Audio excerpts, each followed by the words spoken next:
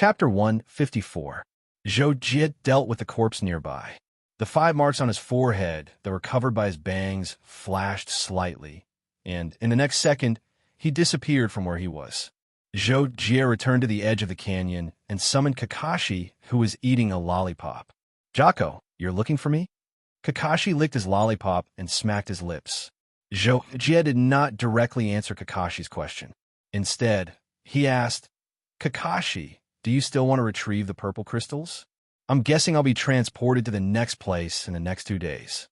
The reason why Zhou Jie chose to ask Kakashi to retrieve the purple crystals in the last few days was mainly because he was afraid that they would encounter other people in the process of retrieving the purple crystals in the first few months. If that happened, it would be inevitable that there would be some trouble. It would be fine if they met someone alone, but if they were discovered by Harry and the others, then he and Kakashi would be in danger.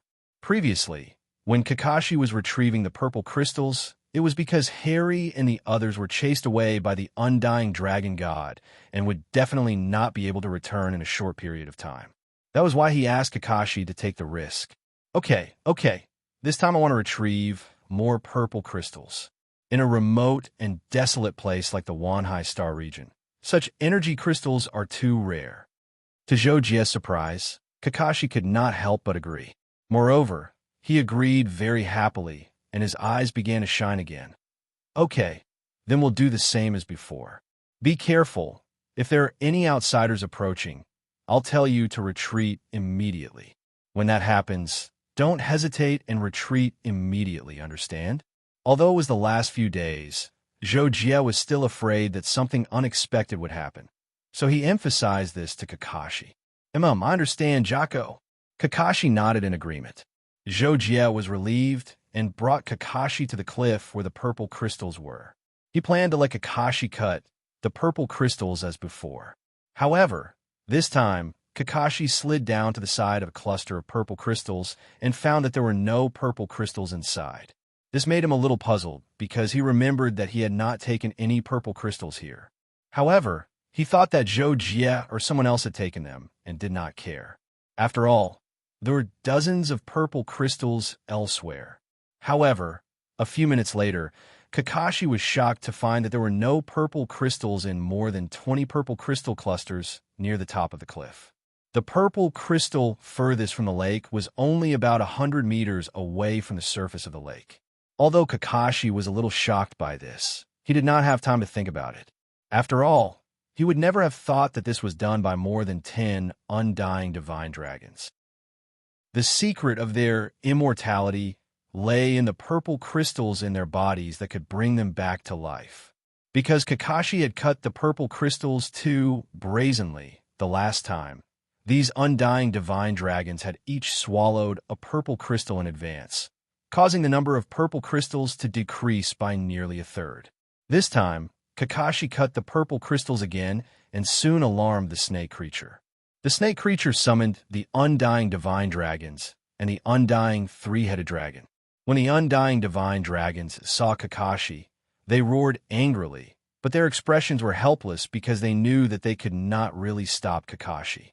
At most, they could slow down the speed at which he cut the purple crystals. Then, Zhou Jie heard a series of collisions and Kakashi's faint screams on the sub-peak. This situation lasted for a few hours. Zhou Jie was shocked by Kakashi's perseverance. How many purple crystals was he going to cut?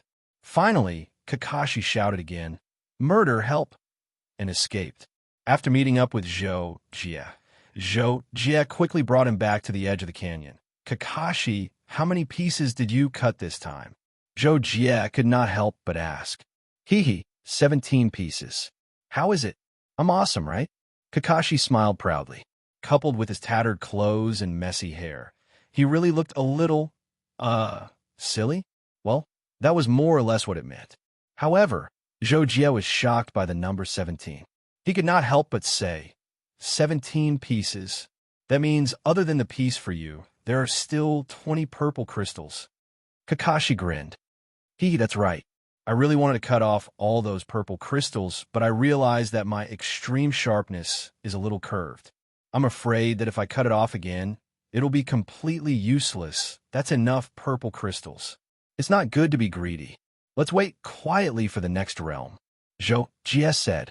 He did not want Kakashi to take any more risks. Dozens of hours later, Zhou Jie was sitting cross-legged on the peak of a mountain that was tens of thousands of meters high, quietly watching the overall situation of the purple crystal mine. Suddenly, he realized that a white fog had appeared around him. It gradually thickened and enveloped him. Zhou Jie knew that this was the sign of teleportation, so he was not nervous. He just stood up and waited for the teleportation to complete. Finally, when the fog was so thick that Zhou Jie could not look at his palm, he sensed a familiar spatial fluctuation. At the same time, his consciousness blurred. When Zhou Jie woke up, he felt that he had only been absent-minded for a moment. His feet did not move at all, and his body also maintained its original position. However, the scene that entered his eyes had changed greatly. Previously, it was the boundless purple crystal mountains, but now it was a barren mountain range. At this moment, Zhou Jie was in the middle of a path between two barren, grayish-black hills that were hundreds of meters tall. Above his head was a thick layer of grayish-black clouds, causing the entire mountain range to appear dark and gloomy. Zhou Jie looked at the path in front of him and saw that it was straight. It was only 100 meters away that he could not see clearly because of the light gray fog. Looking back, he saw the same scenery. There are many treasures in the 10,000 Treasures Ridge, but there are also many dangerous places. Terrifying, ferocious beasts are hidden in the mountains. Even the cultivators of the 6 mystic marks can't avoid them. Zhou Jie recalled the simple description of the 10,000 Treasures Ridge in the information he had received. He could not help but become alert again. There are treasures in 10,000 Treasures Ridge that are several times more precious than the purple crystal. Even an inconspicuous little thing could be a treasure. Zhou Jie began to move. At the same time, he thought to himself, feeling slightly excited. Zhou Jie walked forward for more than 100 meters and gradually entered the thin gray smoke. His vision was obstructed, and he could only see the situation within 20 to 30 meters. If it was 50 meters away, he would even need to distinguish a person to be able to see it. However, for a Star Lord, 50 meters was like a distance of half a meter between ordinary people, which could be crossed in the blink of an eye. Therefore, Zhou Jie had to be very vigilant in case of a sudden attack.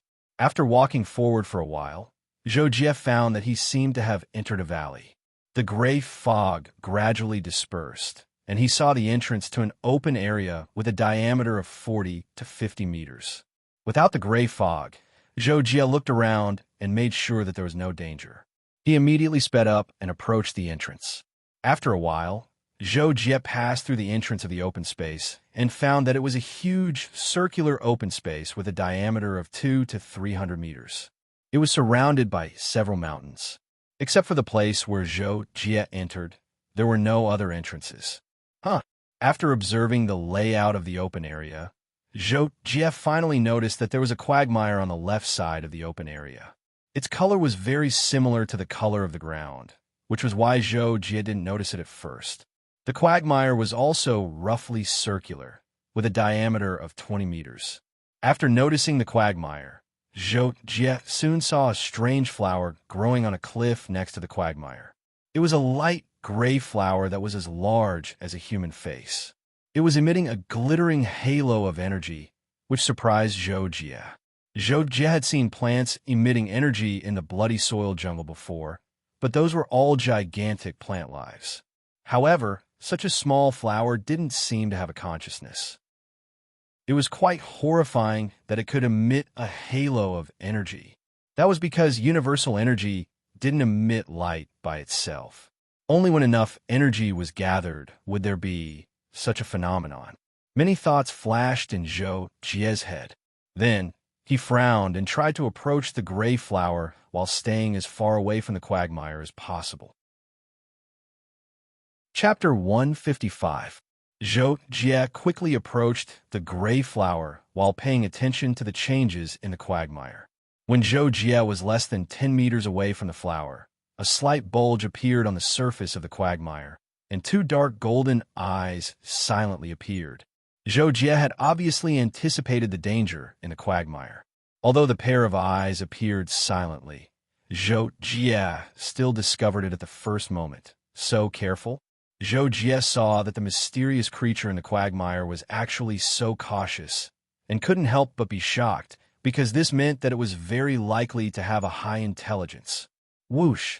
At this moment, Zhou Jie burst out like lightning and pounced to the side of the gray flower. He raised his sword and chopped it down, storing it in the space ring. Huh. The creature in the quagmire obviously didn't expect Zhou Jie to suddenly burst out and cut off the flower so cleanly. It immediately roared angrily and pounced out of the quagmire. Zhou Jie looked back and saw that it was a creature that looked like a crocodile. It was 7 to 8 meters long and 2 meters wide. At this moment, it was rushing toward him with its bloody mouth wide open. Zhou Jie hurriedly borrowed the force of the wall to dodge to the side, intending to escape. Unexpectedly, the crocodile creature changed direction along the way, swung its head to block his path, and turned its head to bite at him. The bloody mouth was 2 meters wide, and its sharp teeth seemed to be cast from steel, flashing with a cold light. It was very frightening. Zhou Jie knew that this kind of creature's bite force was amazing, and didn't want to try to block its mouth, so he hurriedly tried his best to dodge.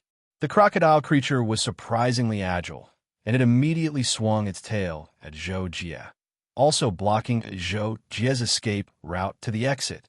Zhou Jie didn't expect the crocodile creature to be so agile, and its attack was so fast and continuous that he couldn't dodge perfectly. He could only use the energy of the mark to block the tail swing with his arms. Pung! Zhou Jie was swept away on the spot and smashed into the side of the cliff. This time, Zhou Jie was completely shocked. This crocodile's combat ability was really strong.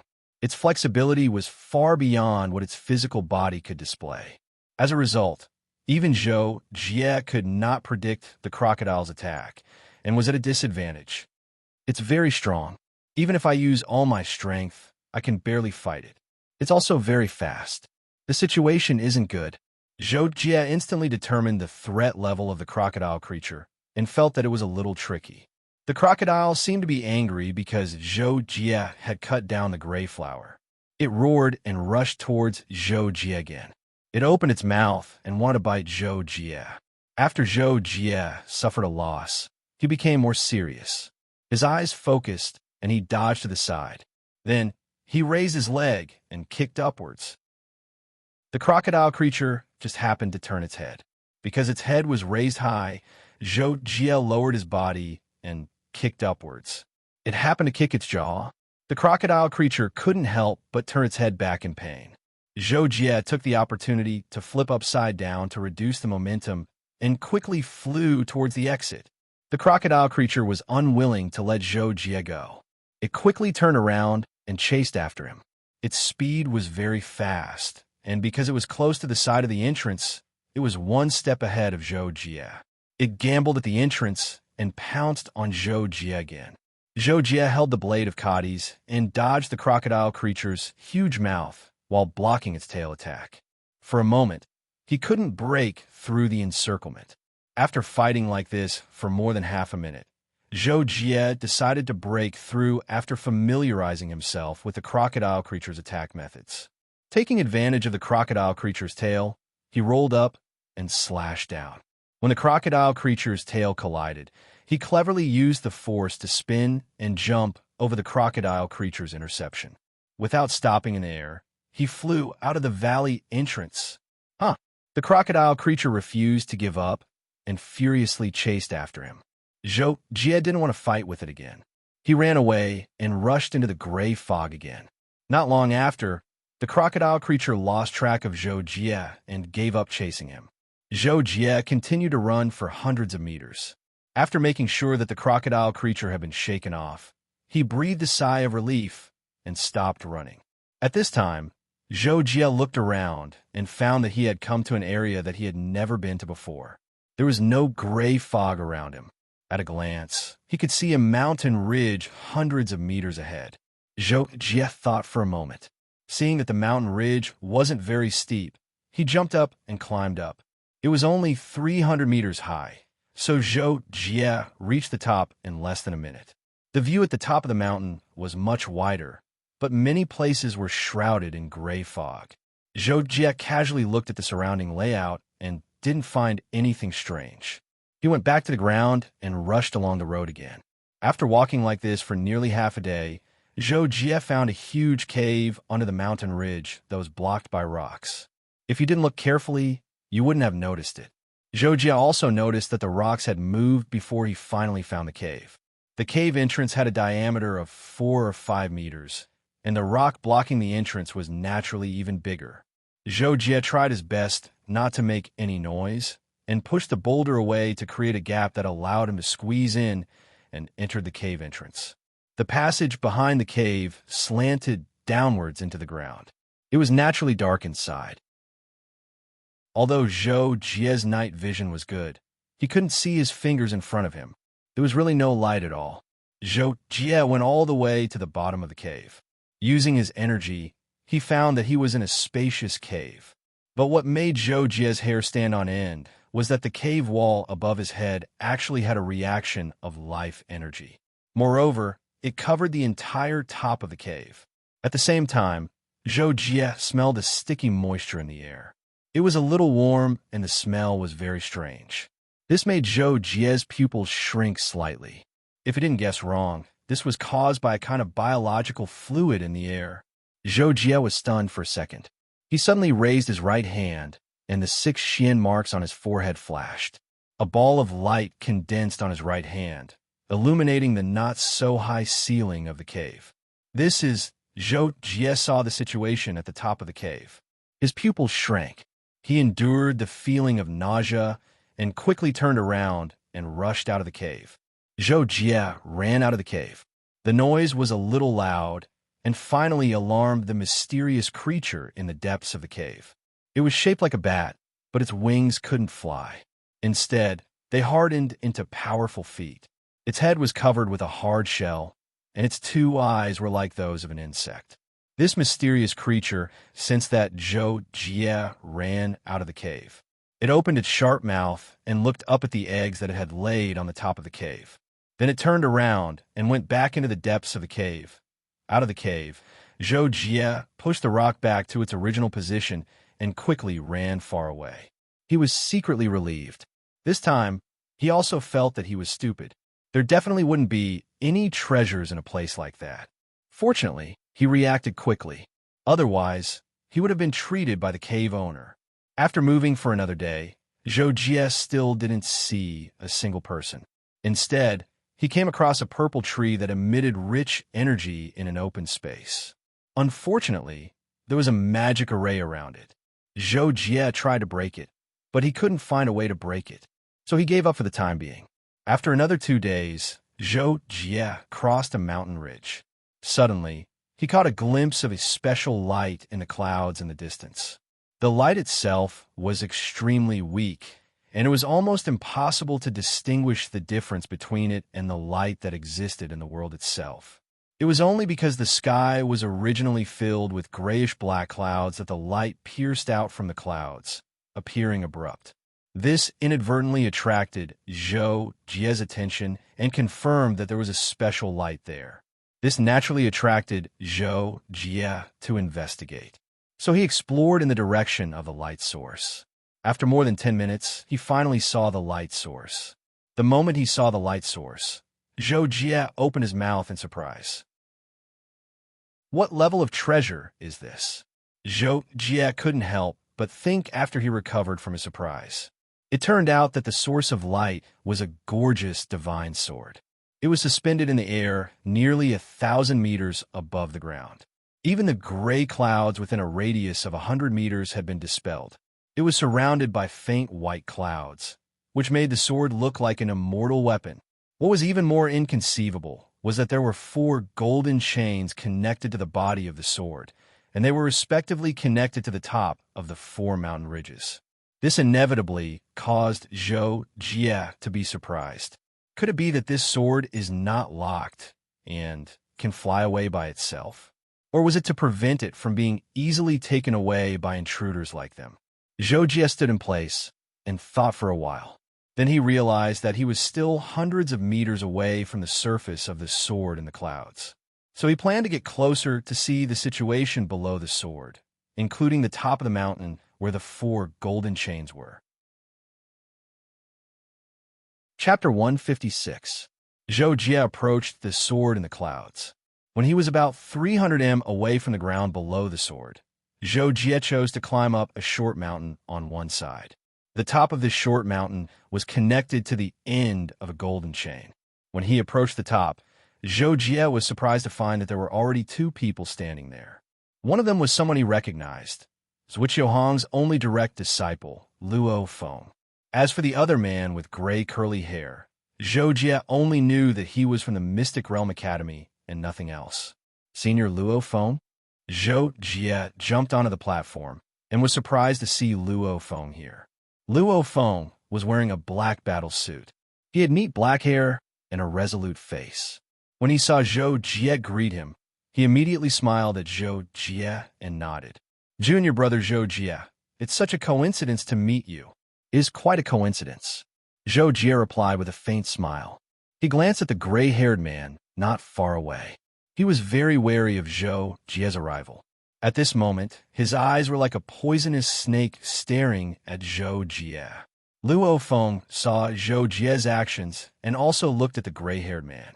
He smiled and said, Razif, you don't need to be nervous. We agreed to work together. It's good that junior brother is here. However, the gray-haired man, Razif, turned his gaze away and coldly said, I don't think so. Luo Feng helplessly shook his head and said, You have such a bad temper. If I want to deal with you, I alone would be enough. Since we've chosen to work together, you don't need to expose your wariness. This is really annoying. Razif looked into the distance.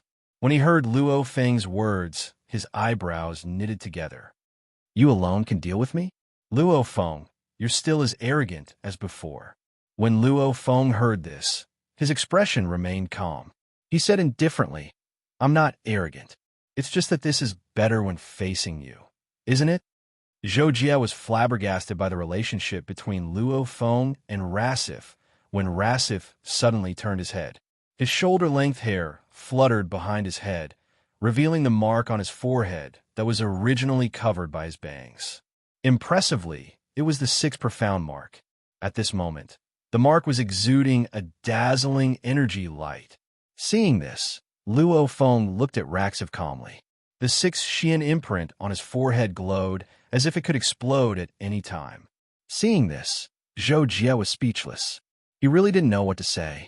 However, Zhou Jie was really afraid that Luo Feng would start fighting just like that. He had no choice but to speak up in time. Senior brother, I've just arrived. I just greeted you guys. It's not very good for you guys to be like this, right? When Luo Feng heard this, the faint aura on his body disappeared. He turned to Zhou Jie and smiled apologetically. Oh, right. Then let's just ignore him. His temper is like that. Luo Feng said as he patted Zhou Jie's shoulder to show that they were close. When Razif saw this, he knew that it was pointless and turned his head to look into the distance. Senior brother, what are you guys doing here? That is. When Zhou Jie saw that Luo Feng and Razif were fine, he casually asked. However, before he finished his first sentence, Zhou Jie caught a glimpse of the empty space behind Luo Feng. He couldn't help but exclaim in shock. When Luo Feng saw this, he followed Zhou Jie's gaze and turned to look. He then smiled and explained to Zhou Jie, Hee, you saw it too. There are 9 treasures in that empty space. Razif and I plan to work together to obtain 2 of them. We're just waiting for the right time here. Waiting for the right time? Zhou Jie couldn't help but be confused. Thus, Luo Feng brought Zhou Jie to a black stone tablet, not far away. Take a look and you'll know. Luo Feng then pointed at the words on the stone tablet and said to Zhou Jie. Zhou Jie then looked at the stone tablet. The top of the stone tablet was connected to a golden chain, which was the source of the golden chain. On the surface, there were some crooked words.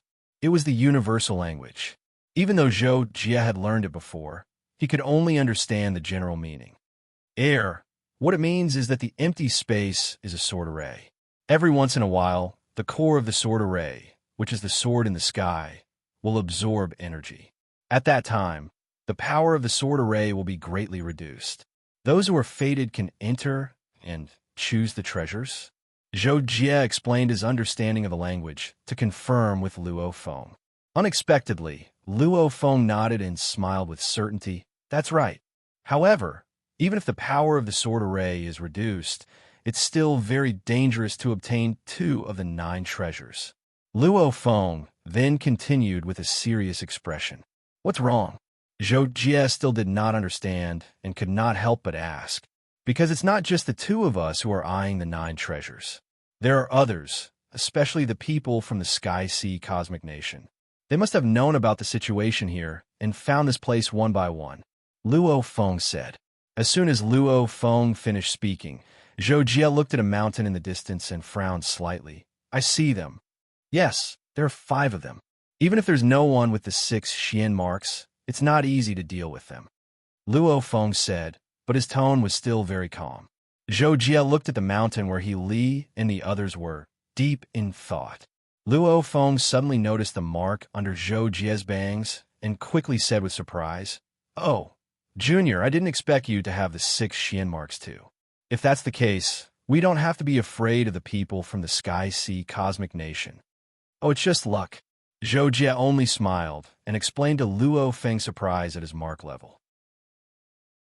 Then Zhou Jie thought of another question. So he asked, Right, Senior, when will the sword array start to weaken? Is there any sign? Or do we just wait here? Oh, Luo Feng heard the question and seemed to remember something. So he said, I forgot to mention, the time on the stone tablet means that it's normal that you don't understand it. It says once every 10 days, but we don't know when the last time is, so we've been waiting here since we arrived. The people from the Sky Sea Cosmic Nation came even earlier and have been waiting. I estimate that the sword array's power will start to weaken in at most a week. Then, Luo Feng told Zhou Jie a few things, such as the power of the sword array that he tested, and some of the people who were present, etc. After that, Luo Feng said, There's no one else for us at the moment, so let's just wait. So Zhou Jie and Luo Feng began to wait patiently. 2 days later, Veronica walked between the mountains, the tip of his spear holding a furry ball-like creature. The creature's blood was still slowly seeping out, and every once in a while, a drop would drip down. Veronica had been attacked by 4 mountain creatures on his way here, and he had killed all 4 of them. The mark on his forehead had also become the 6 Xian mark. However, Veronica felt that it was not enough. As long as there was a chance, he would grab it. The creature he was holding on to his spear had blood that could attract other mountain creatures. Veronica planned to attract as many mountain creatures as possible before the creature's blood ran dry. That way, he could keep accumulating the things he needed to upgrade his mark. Screech! Suddenly, a sharp bird cry came from above Veronica's head. A strange black and red bird broke through the clouds and pounced on Veronica. Veronica immediately put the creature at the tip of his spear into his spatial bracelet. When the strange bird's claws were not far from his head, he thrust his spear forward. The spearhead accurately pierced the strange bird's abdomen, and then Veronica used his strength to shake the spearhead, causing it to continuously damage the strange bird's abdomen. At the same time, the strange bird's claws were cleverly dodged by Veronica. The strange bird cried out in pain and wanted to escape, but Veronica's attack was too fast. The strange bird only flew a few meters before a large hole appeared in its abdomen. Blood and innards spilled all over the ground. After another few dozen meters, the strange bird swayed and fell to the other side of the mountain. Veronica was afraid that the strange bird was not dead, so he quickly chased after it. He saw that the strange bird had crashed into the bottom of a strange mountain and was no longer breathing. After confirming that it was dead, Veronica was attracted by the mountain in front of him. This was a long mountain. It was also very short, not even 200 meters tall. The surface of the mountain had many rough textures, which was the main reason why Veronica was paying attention to this mountain. This mountain is so strange. Why are there so many textures? Could it be that the entire mountain is engraved with a formation? Veronica suddenly had a guess, and he could not help but open his eyes wide. He wanted to find out. Chapter 157. 2 days passed in the blink of an eye, and there were only the three of them on the mountain where Zhou Jie was. During this time, a genius from the World Mercenary Group came to the mountaintop, but when he saw Zhou Jie and the other two, he ran away without a second thought, as if he was afraid that they would team up and kill him. Zhou Jie and Luo Feng sat in a corner of the mountaintop and chatted as usual. They shared their experiences and opinions on certain matters. Razif leaned against a giant rock in another corner of the mountaintop, coldly watching Zhou Jie and Luo Feng as they chatted. From time to time, he would observe the surroundings and was always vigilant. It was really dangerous that time. The Dark Alliance sent out the Sky Assassin. At that time, I had just become a high-ranking Star Lord and was no match for the Sky Assassin. Luckily, Luo Feng was talking to Zhou Jie about a dangerous experience he had. Suddenly, from the corner of his eye, he saw the light emitted by the sword in the clouds suddenly become stronger. He couldn't help but stop talking and look at the sword in the clouds with some surprise. Zhou Jie also sensed the momentary change in the light. So he looked up. The formation is weakening. Zhou Jie saw the sword in the clouds getting brighter and the body of the sword trembling slightly. At the same time, he sensed the energy particles in the sky gathering towards the sword in the clouds. He couldn't help but ask, "Yes, it should be. Let's watch the people from the Sky Sea Cosmic Nation. When they move, we will move." Luo Feng stood up and said with a serious expression. Razif came close to Luo Feng and looked at Harry and the others on the mountaintop in the distance. He said with a slightly hoarse voice, "Looks like it's not time yet." As soon as Razif finished, the sword in the clouds began to tremble violently and hummed. Even from 1,000 meters away, they could faintly hear it. Following the change of the sword in the clouds, there was a roar in the sky. Zhou Jie could tell at a glance that it was a shocking phenomenon caused by the gathering of energy into a tide. Very soon, the brilliance released by the sword in the clouds was transmitted down through space, forming an extremely vague light beam that covered the entire empty ground that was surrounded by a few hills below. Then, dense lines began to appear on the ground, emitting a mysterious brilliance. This was a scene that had never been seen or heard of before. It really shocked Zhou Jie. For a moment, he even suspected that he had traveled to the legendary world of magic. The light screen and the glowing lines on the ground flickered for dozens of seconds. The 9 treasures floating in the open space seemed to have begun to absorb energy, and visible energy strands were converging towards them. After a few more seconds, the 9 treasures suddenly began to dance in the air. From time to time, they would fly hundreds of meters in the air, and from time to time, they would fly close to the ground. Zhou Jie was dumbfounded. He didn't know what was going on. Zhou Jie wanted to ask what was going on and when could they go in, but on second thought, it was pointless.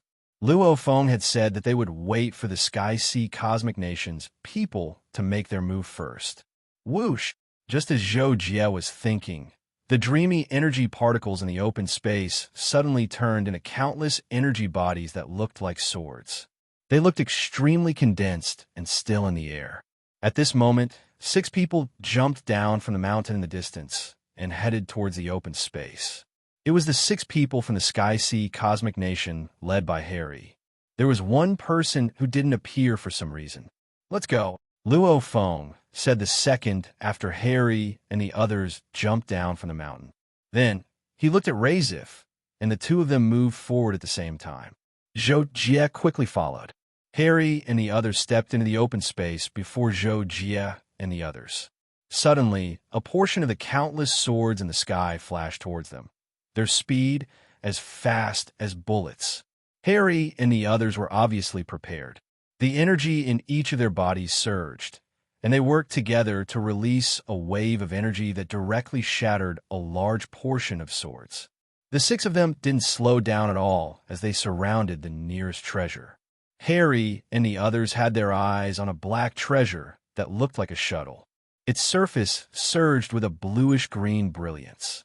It was like a living thing that was moving back and forth less than 3 meters above the ground, as if it was trapped in a certain area.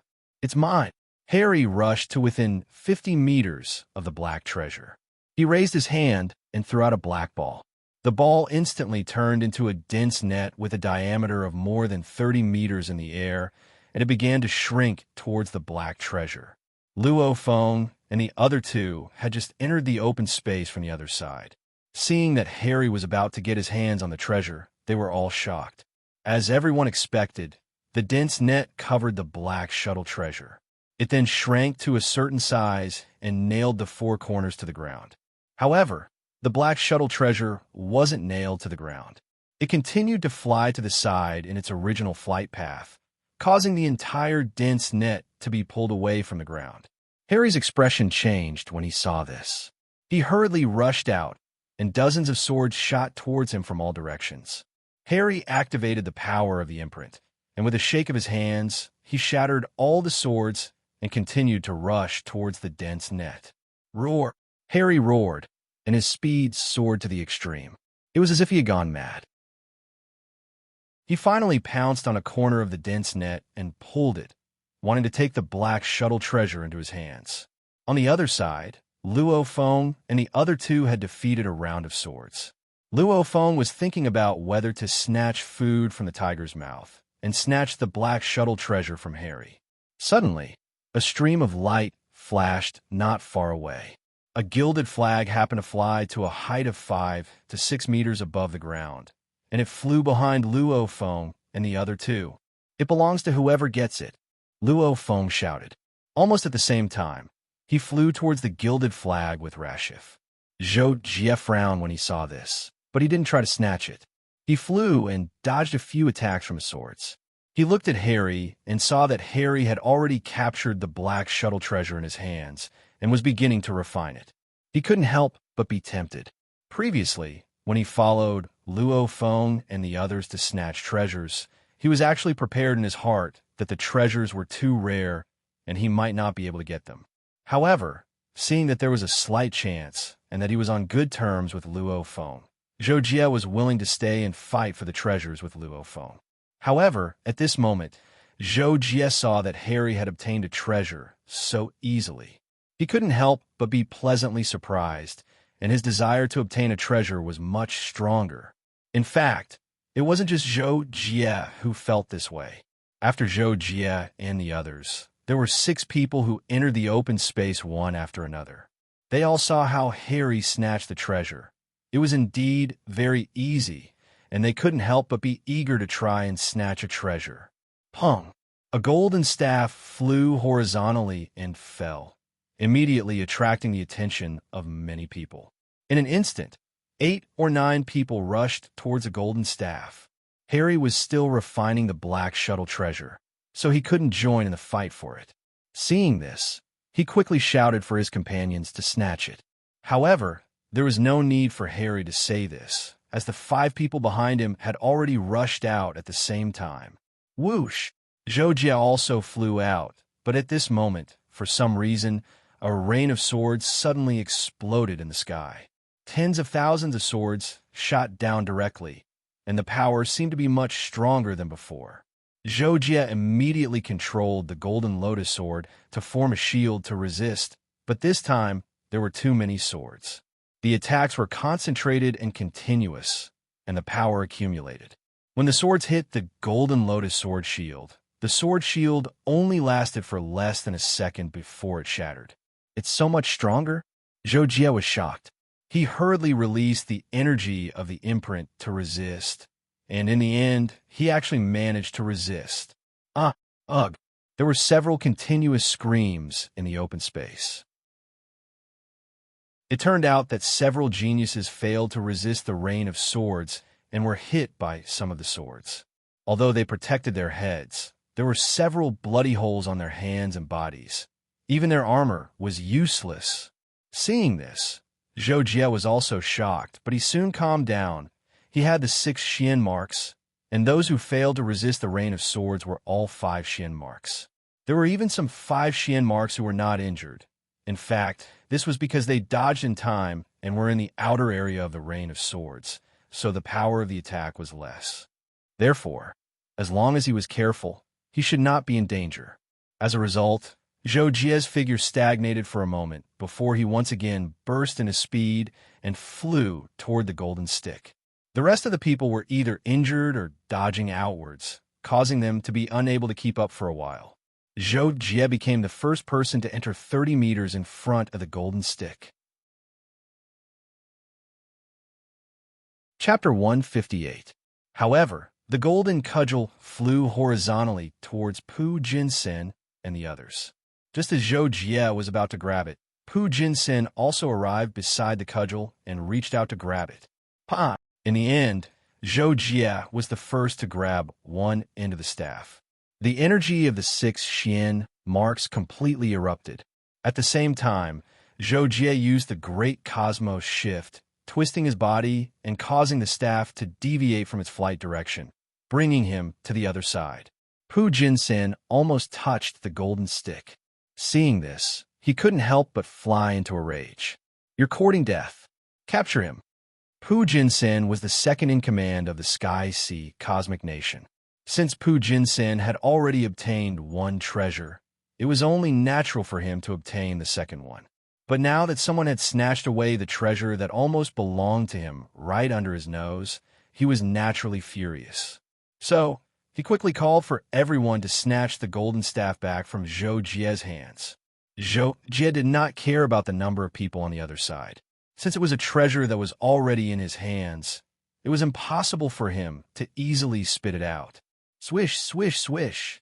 The golden lotus sword flower scattered and blocked the people from the Sky Sea Cosmic Nation who were pouncing on Zhou Jie. Zhou Jie took the opportunity to grab the staff treasure and flew to the edge of the open space. At the same time, Luo Feng had already obtained the golden flag and was refining it.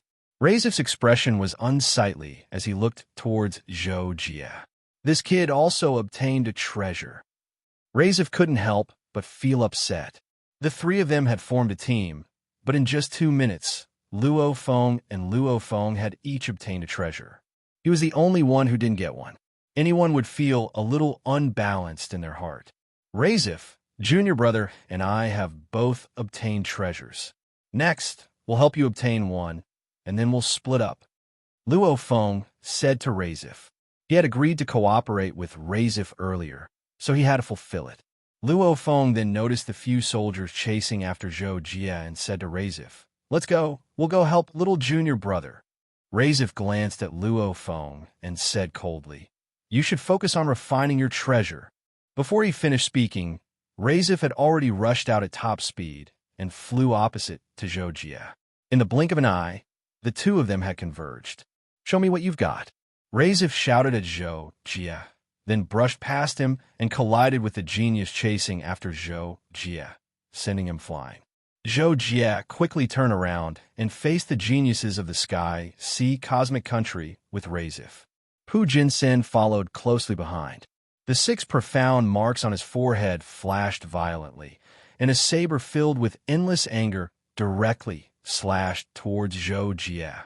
However, just as Zhou Jie was about to make a move, Rashif was one step ahead of him. He threw a black spear at Pu Jinsen. Pung, pung, pung, pung. The two of them attacked 3 times in a second. Each attack was powerful, but the energy released was very condensed. After the collision, there wasn't much of a shockwave. The other 4 from the Sky Sea Cosmic Country went around Rashif and Pu Jinsen and were about to join forces to deal with Zhou Jie. Zhou Jie wasn't afraid at all. Just as he was about to fight with the 4 of them, he suddenly felt a tremor beneath his feet. He couldn't help but be stunned. However, the 4 from the Sky Sea Cosmic Country followed closely behind. For weapons slashed towards Zhou Jie. Zhou Jie had no choice but to dodge and block. At this time, the ground shook even more violently. The 4 who were about to surround Zhou Jie stopped in shock, trying to figure out what was going on. Thump, thump, thump. A rumbling sound came from afar, and the ground shook. As the sound came closer, the ground shook even more violently. At this time, everyone stopped fighting and retreated to look in the direction of the sound. They wanted to know what was going on. However, at this time, the countless sword rays that had stopped attacking after the rain of sword rays started attacking again. Zhou Jie and the others quickly responded and gathered together at the same time. It seems like something is moving towards here. While Zhou Jie and the other two gathered together to block the sword rays, Luo Feng looked towards the source of the sound with a serious expression. It was blocked by a mountain ridge, so they couldn't see what was behind it. However, the source of the sound was behind them. From a moment Zhou Jie felt the ground shaking to the moment Luo Feng finished speaking. Only 10 seconds had passed. Zhou Jie saw a figure flying down from the mountain ridge in the direction of the sound. Following that, a huge white object rose from behind the mountain ridge. When Zhou Jie saw the white object clearly, he was shocked and couldn't help but ask, "What is that?" On the other side, Veronica slid down the mountain ridge and entered the open space. He was immediately attacked by a wave of sword rays. He was shocked, but fortunately, he reacted quickly and broke all the sword rays with a burst of energy. He continued to run towards the center of the open space. "I don't know what that is either," Luo Feng answered Zhou Jie, his face full of shock. At the same time, Harry and the others saw that the white object was about to cross the mountain ridge and enter the open space.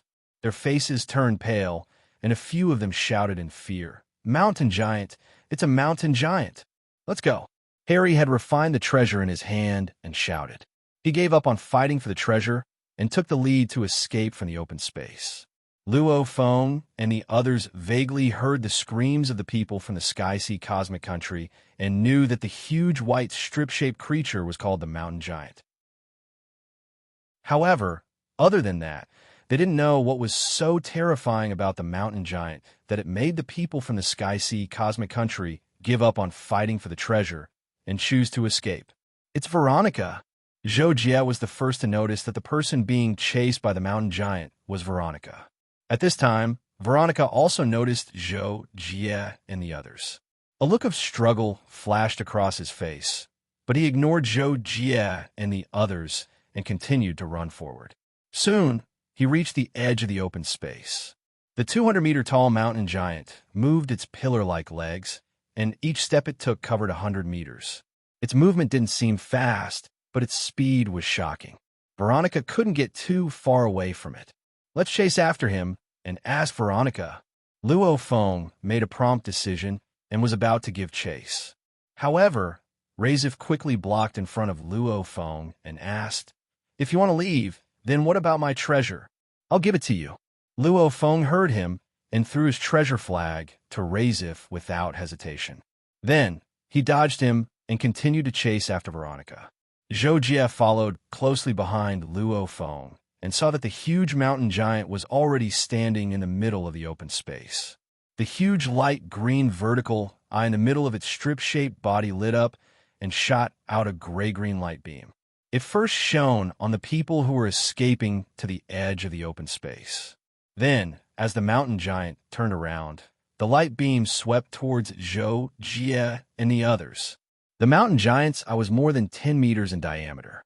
Therefore, the light beam was very thick and its speed was at the speed of light. Zhou Jie and the others could predict the mountain giant's movements and dodge quickly.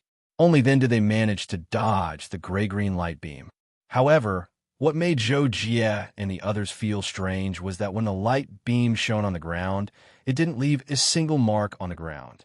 Although this was the case, Zhou Jie and the others weren't stupid enough to think that the light beam wasn't dangerous. After dodging it, they didn't have the heart to fight for the treasure and rushed to the edge of the open space. Luo Feng and Razif chased after Veronica, while Razif fled alone in another direction. The mountain giant's eye was still sweeping the light green light beam. Everyone present was blessed by it and hurriedly dodged. However, in the end, there was still one person who couldn't completely dodge the light beam. His left leg was swept by the light beam. That person was climbing up the mountain at that time. After his left leg was swept by the light beam, he suddenly lost his footing and fell down. When that person fell to the ground and stood up on his left leg, the light green light beam swept over him again. This time it swept over his entire body. When everyone escaped to the top of the mountain, they finally had the time to check on that person's situation. When they saw that the person who was swept by the light beam was standing motionless, everyone was shocked. They turned around and hurriedly continued to run for their lives. When they reached the top of the mountain, there were some rocks for cover. Zhou Jie and the others quickly found a place to hide. Seeing this, the mountain giant finally stopped shooting the gray-green light beam. It let out an extremely dull roar, bent its legs slightly, and leaped forward with all its might. Thinking back, it had been 10 years since he was willing to finish reading Love 5 today. Time really flew by. Inspired by Zhugadali's character, he decided to officially start leveling up after a period of time. The main reason was that the epidemic was very serious now. So many things were inconvenient. Once, he changed for her. Now, he truly changed for himself. However, no matter how much he practiced martial arts, he would only be himself. 2022-12. Chapter 159. The mountain giant jumped up and landed on the top of the mountain where Zhou Jie and the others were standing. Since it was a continuous mountain range, the distance between the peaks was very close. Therefore, the mountain giant's feet landed on two platforms at the top of the mountain. Between its legs was the peak that Zhou Jie and Luo Feng had just jumped off. Boom! When Zhou Jie and Luo Feng reached the bottom of the mountain, they heard an earth-shattering sound behind them. It was as if the mountain behind them had collapsed, and the ground beneath their feet shook violently. However, the more it was like this, the more the two of them didn't dare to look back. They were afraid that the mountain giant would catch up to them if they stopped for even a moment. Therefore, they rushed forward with all their might. Simultaneously, they moved in a zigzag direction, afraid that they would be hit by the mountain giant's laser beam.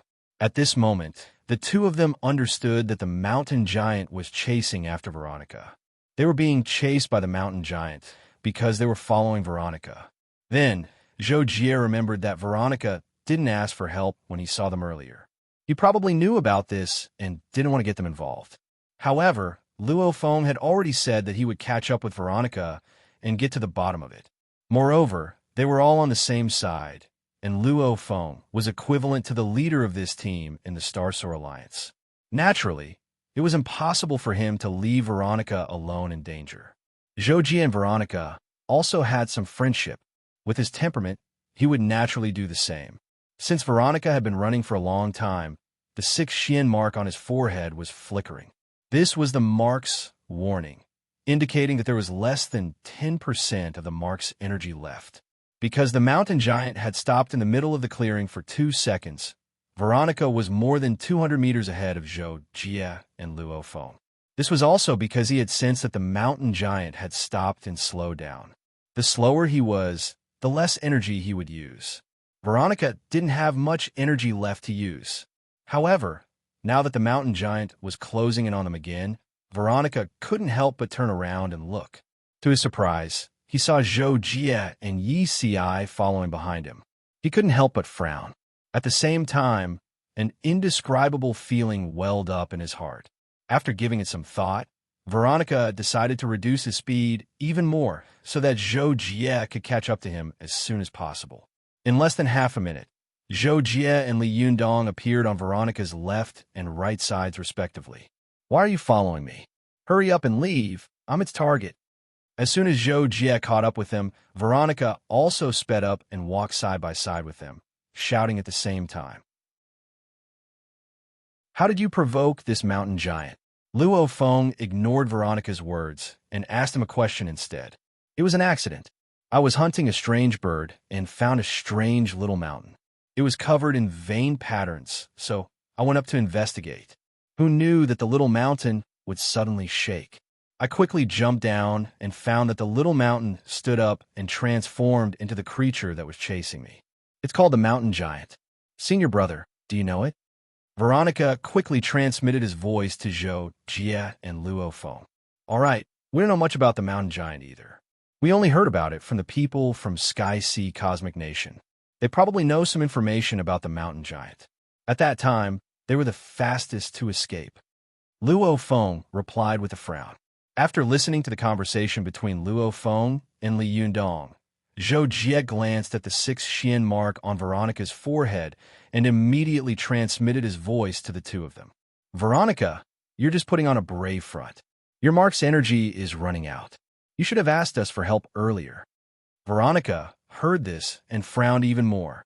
He replied with a voice transmission, I don't want to drag you guys into this. The mountain giant is too scary. It's not something that you and I can fight against. I can't even hurt it. If this continues, we won't be able to escape. Let's try fighting it together, Luo Feng immediately said. He then took the lead to decelerate. A dark red scimitar appeared in his hand as he turned around and took the initiative to pounce on the mountain giant. You don't have much energy left. Go first. Seeing this, Zhou Jie hurriedly transmitted his voice to Veronica. He also decelerated and turned around. Stepping on the golden lotus sword, he flew close to the ground towards the mountain giant. Thump, thump. The mountain giant did not run very fast, but its steps were really big. Therefore, with the speed of Zhou Jie and the others, it was impossible for them to outrun it. At this moment, Zhou Jie and Luo Feng turned around and charged towards the mountain giant. In less than a breath's time, the two of them had arrived near the mountain giant's foot. Hong! Luo Feng's blade, Qi, turned into a rainbow as he slashed at the mountain giant's ankle. However, it only left a white mark. It was not even close to breaking the mountain giant's skin. On the other side, Zhou Jie stabbed the side of the mountain giant's ankle with the golden lotus sword. He even used his hand to increase the power of the golden lotus sword. However, the golden lotus sword only pierced less than 10 centimeters into the mountain giant's foot. With the mountain giant's huge size and the thickness of its skin, Zhou Jie did not even need to think to know that the golden lotus sword could not even pierce through its skin. The mountain giant basically ignored Luo Feng and Luo Feng's attacks. It paused and tried to kick Zhou Jie and Luo Feng. After failing to kick them, the mountain giant ignored them and continued to chase after Veronica. Veronica originally wanted to slow down to check the situation. However, when he sensed the movement behind him, he immediately sped up and ran for his life. He had already fought with the mountain giant before, and the conclusion he reached was that doing anything other than running away was futile. When Luo Feng saw that the mountain giant had ignored him and chased after Veronica, he was shocked and angry. He immediately chased after the mountain giant and used his martial arts technique.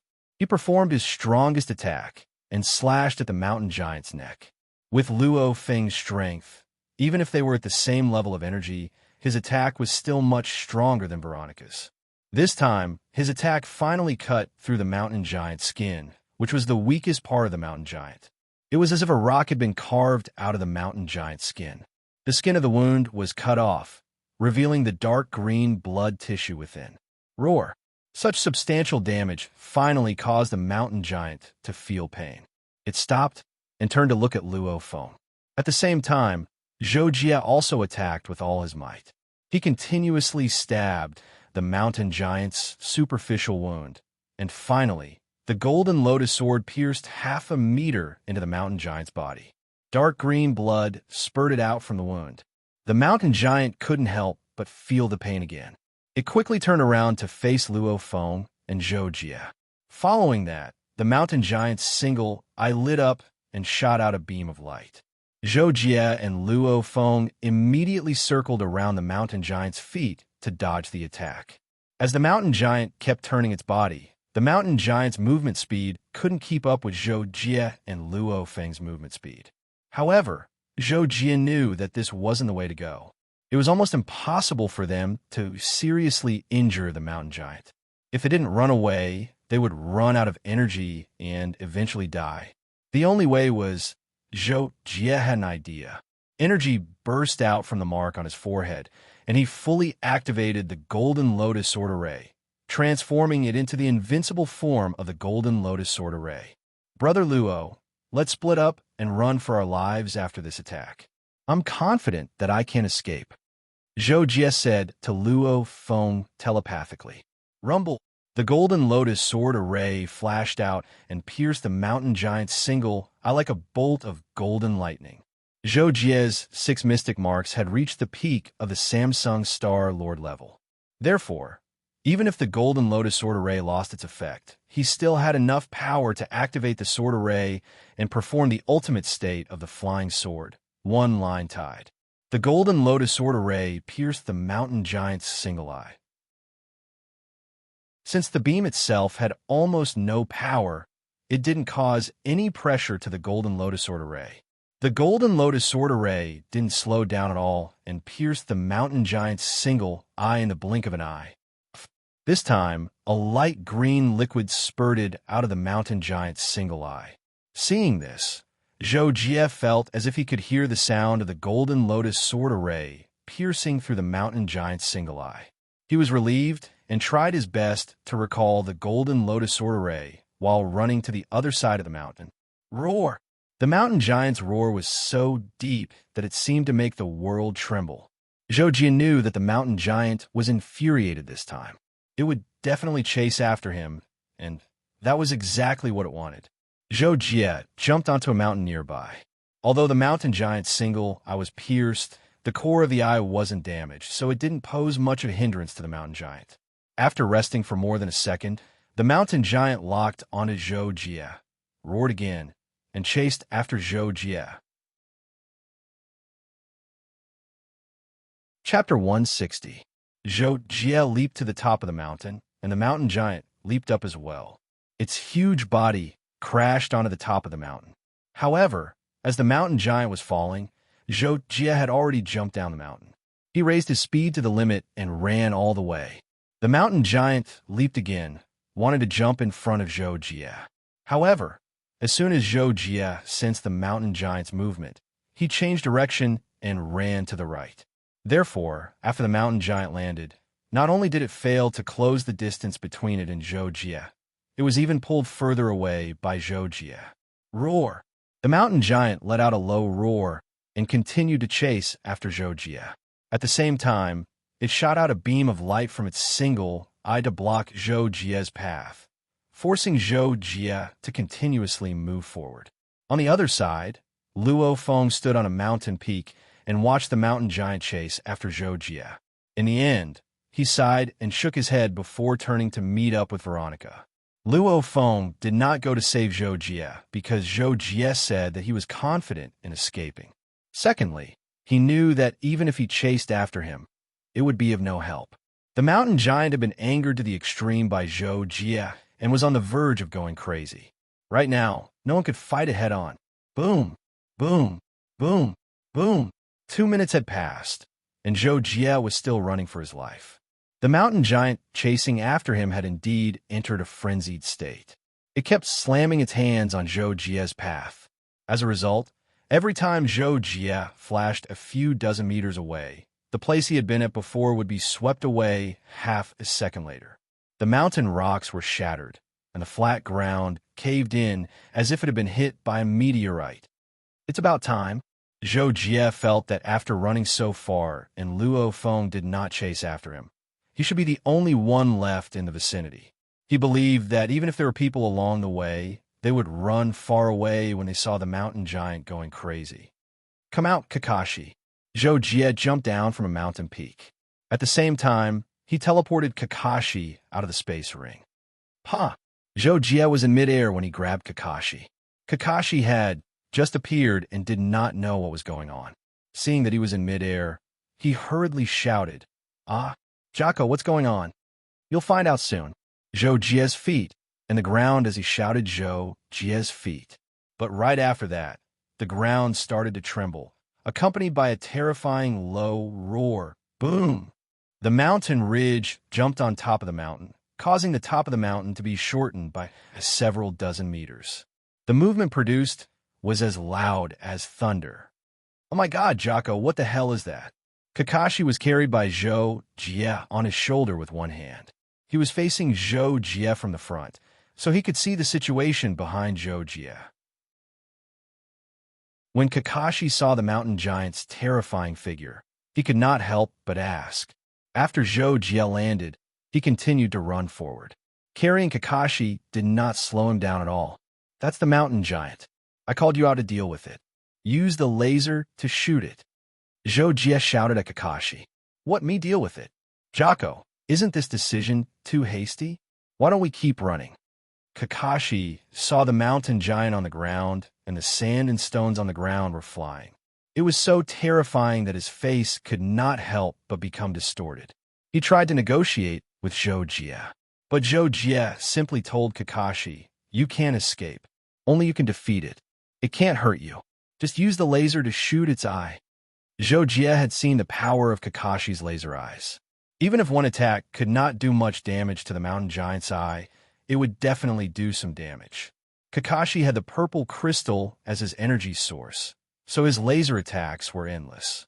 No matter how powerful the mountain giant was, it could not outlast Kakashi. Kakashi still wanted to say something, but Zhou did not give him the chance. He threw him forward and shouted, "It's up to you." Why is my life so hard? Kakashi screamed and somersaulted on the ground. As soon as he got up, Zhou flew past him. The mountain giant chased after him and stomped on him with its huge foot. Seeing this, Kakashi was so scared that he quickly shot out laser beams from his eyes, aiming at the mountain giant's single eye. The mountain giant did not care about Kakashi at all. At this moment, the laser flashed, and it felt a burning pain in its eye. It could not help but roar again. It stopped and looked down. Oh my God! Kakashi saw the mountain giant looking down at him. It seemed to be completely fine after being shot in the eye. He could not help but scream again and turn around to run. When a mountain giant saw that it was a mini person who had injured its eye, it could not help but roar angrily. It sped up and stomped forward. Kakashi's running speed was much slower than Zhou. The distance between them was shortened in the blink of an eye. It looked like he would be trampled by the mountain giant in 2 more steps. Zhou had already slowed down. He turned around and looked at Kakashi. Seeing that he was still running, he suddenly had the urge to turn around and kick him. Although the mountain giant's attack was at the level of a 5-star lord, it was obviously impossible for it to hurt Kakashi. Even so, Kakashi was scared to death. Zhou was really speechless. Boom! The mountain giant stomped on the ground less than 50 meters behind Kakashi. Kakashi felt the ground shake violently as if it was going to bounce him off the ground. He couldn't help but let out another scream. Then he had no choice but to turn around and shout, I'll kill you. Kakashi's eyes kept shooting out laser beams, all of which hit the mountain giant's single eye. The mountain giant only felt a small burning pain in its eye after the first attack, and its footsteps slowed down slightly. The second attack hit near the landing point of the first attack and completely penetrated the thick membrane on the surface of the mountain giant's single eye, causing a small amount of eye fluid to splatter out. The mountain giant's optic membrane was also damaged, and it lost a small part of its vision. The third attack hit near the landing point of the second attack, causing more damage than the second attack. The mountain giant instantly leaned back and turned around. Naturally, it also stopped moving forward. I'll shoot, I'll shoot, I'll shoot, I'll shoot. Kakashi's eyes seemed to have turned into laser guns in an instant, shooting out laser beams one after another. The mountain giant was in so much pain that it turned sideways and began to retreat. Pew, pew, pew. The laser beams hit the mountain giant's hard and thick body, leaving bloody holes, in fact, only the surface of the skin. The mountain giant continued to feel pain and gradually felt a trace of fear. However, at this time, the mountain giant's anger surpassed its fear. After taking 3 small steps back, the mountain giant suddenly roared and shot out another thick laser beam from its single eye. This time, it was different from the one Zhou saw before. This time, the color of the laser beam was different. It was crimson. Boom! Unlike the light green laser beam from the mountain giant's single eye, the crimson laser beam exploded with terrifying power. Wherever it passed, even the void rumbled and the air was distorted. Boom! The crimson laser beam plowed through the ground, leaving a long and deep hole in the ground. It also seemed to have a great suction force that prevented the broken rocks from flying away. Instead, they were sucked into the beam, including Kakashi. As soon as he turned around and tried to run, he was sucked back by the crimson laser beam. Seeing how terrifying the crimson laser beam was, Zhou Jie could not help but feel a chill in his heart. Even when the mountain giant was enraged by him and chased him for so long, it did not use the red laser beam even once. This showed that he had underestimated the mountain giant's strength. If the mountain giant had used the red laser beam when it went berserk, Zhou Jie did not know if he would have been able to dodge it. Whoosh! Zhou Jie dodged to the side and quickly outflanked the mountain giant from the side. On the other side, the crimson laser beam from the mountain giant's single eye disappeared, and Kakashi was thrown to the ground. Ouch, it hurts so much. Kakashi patted his butt and stood up. He was naked, but his skin was intact. At his tailbone, a dark purple law imprint was glowing faintly. Hey, my clothes and pants. Ugh, I've changed 2 sets of clothes this month. Kakashi let out a miserable cry. Then he looked at the mountain giant, and his eyes lit up once more. I'm angry. The consequences are serious. Chapter 161. As soon as Kakashi's voice trailed off, blue lasers shot out from his eyes and hit the mountain giant 200 meters away. The mountain giant seemed to have weakened a lot after releasing the crimson light beam. Even the surface of its body had decreased a lot. Under the continuous attack of Kakashi's lasers, its body was bleeding profusely. It was a ghastly sight. Zhou Jie was overjoyed when he saw this. At the same time, he confirmed his guess. The mountain giant must have paid a high price to release the crimson light beam. Otherwise, it would not have used it in such a situation. And now, it seemed that the price was much higher than Zhou Jie had expected.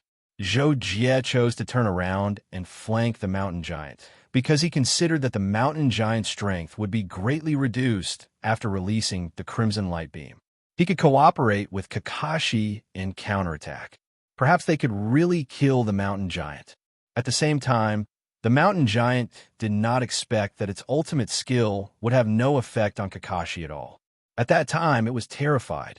It regarded Kakashi as an existence that it could not afford to provoke, so it immediately turned around and tried to escape. Roar! The mountain giant turned around and took a big step forward. At the same time, it let out a low roar of pain. Because Kakashi was still shooting lasers, its back began to become full of holes. Soon, it was dyed red with blood. At this moment, Zhou Jie had already circled around to the mountain giant. Without caring about the energy consumption, he once again controlled the golden lotus sword to pierce the mountain giant's eye with the invincible sword formation. The mountain giant's eye was badly damaged and had lost most of its vision. Its movements were completely dependent on its eyesight, so its perception was very poor. Therefore, when Zhou Jie controlled the golden lotus sword to attack its eye, the mountain giant did not see it until the golden lotus sword appeared in front of its eye. Since the golden lotus sword was already in front of its eyes, there was no reason for it to miss. It immediately pierced the mountain giant's eye. This time, it pierced through the wound, so the resistance was much lower. The golden lotus sword sank into the eye, and a large amount of light green, unknown liquid splashed out of the eye. Roar! The mountain giant seemed to have suffered a fatal blow. It immediately let out a painful roar, and its huge body fell forward. Boom! The 200-meter tall mountain giant crashed to the ground with a loud bang, as if the mountain had collapsed. The instant it landed, a terrifying explosion erupted, causing the ground within a kilometer to crack open. A huge depression was left in the center of the impact. Zhou Jie retreated 100 meters. He was still dizzy from the terrifying sound of the fall and the shock wave. He couldn't help but crouch down to stabilize himself. It seemed like a few seconds had passed before the terrifying sound of falling to the ground completely dissipated. Only some dust was still floating in the air. After the mountain giant fell to the ground, it stopped moving. Zhou Jie waited nervously for more than 10 seconds. Seeing that the mountain giant still didn't move, he couldn't help but frown slightly. Just as he was about to go over to take a look, Kakashi had already run over with his hands covering his private part. Jocko, is this big guy dead? Kakashi came to Zhou Jie's side and asked, his little face red. I'm not sure. I'm going to confirm it. Zhou Jie shook his head. Then he glanced at Kakashi's private part covered with both hands and curled his lips slightly. He took out a set of his own clothes from the space ring and threw it to Kakashi. Or mine. You only bought 2 sets of clothes. Back on Dragon Pulse Planet, Zhou Jie went to a clothing store with Kakashi to commemorate his departure from the assassin career. He thought that he would be able to wear a few sets of casual clothes in the future. Who would have thought that Zhou Jie basically didn't wear many of them now? He was already used to wearing the nether armor. Oh, Kakashi responded and hurriedly put on Zhou Jie's clothes. However, they were much too big. After putting on a long-sleeved top, Kakashi didn't even need to wear pants. Zhou Jie didn't have time to pay attention to Kakashi putting on his clothes. He had already moved to the mountain giant's side and climbed onto its back. After taking a few steps on the mountain giant's back, Zhou Jie was thinking about how to deal the finishing blow. He was afraid that the mountain giant wouldn't die, when suddenly, the mark on his forehead lit up automatically and began to change form. It released an incomparably pure energy that poured into his limbs and bones. The mark has leveled up. Zhou Jie could not help but exclaim in surprise. Then he was overjoyed. It seemed that the secret plane had determined that he had killed the mountain giant, causing his mark to level up. 7 kill mark. Zhou Jie excitedly jumped down from the mountain giant's back. Kakashi, who was only wearing a shirt and holding a pair of pants, ran over. When he saw the glowing mark on Zhou Jie's forehead, he could not help but exclaim, "Wow, Jocko, where did the mark on your forehead come from? It's so beautiful." Zhou Jie heard this and thought for a moment before replying, "This is a symbol of strength in the secret plane." Then Zhou Jie looked at Kakashi and said, "It's all thanks to you again, Kakashi." When Kakashi heard Zhou Jie praise him, he was so happy that his eyes narrowed. However, he waved his hand and said, Jocko, don't praise me anymore. I'll get proud." Zhou Jie was stunned for a moment before nodding slightly. "All right, then I won't praise you in the future." Kakashi. A few minutes later, Zhou Jie was running alone to the empty space below the sword in the clouds. He guessed that after the mountain giant chased them away, there would definitely be people who would return there to snatch the remaining treasures. Although Zhou Jie had obtained 1 treasure, it was not suitable for him. Naturally, he wanted to obtain more treasures. Therefore, he chose to return to the empty space to take a look. Who knows, there might still be a few treasures left.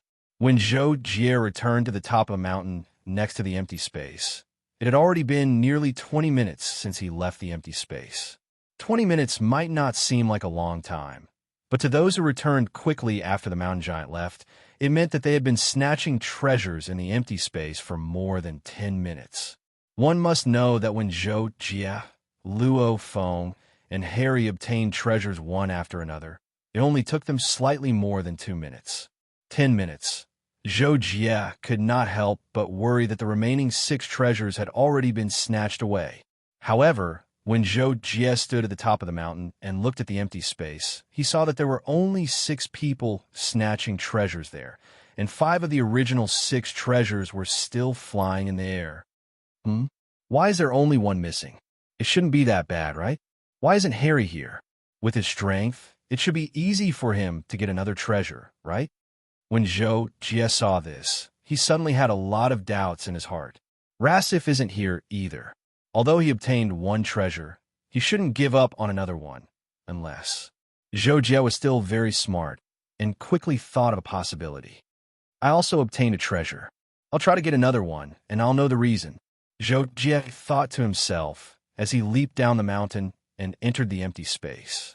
Unexpectedly, when he saw Zhou Jie enter, someone quickly recognized him. That person actually laughed and said to Zhou Jie, "You've already obtained a treasure, right? Then don't waste your time.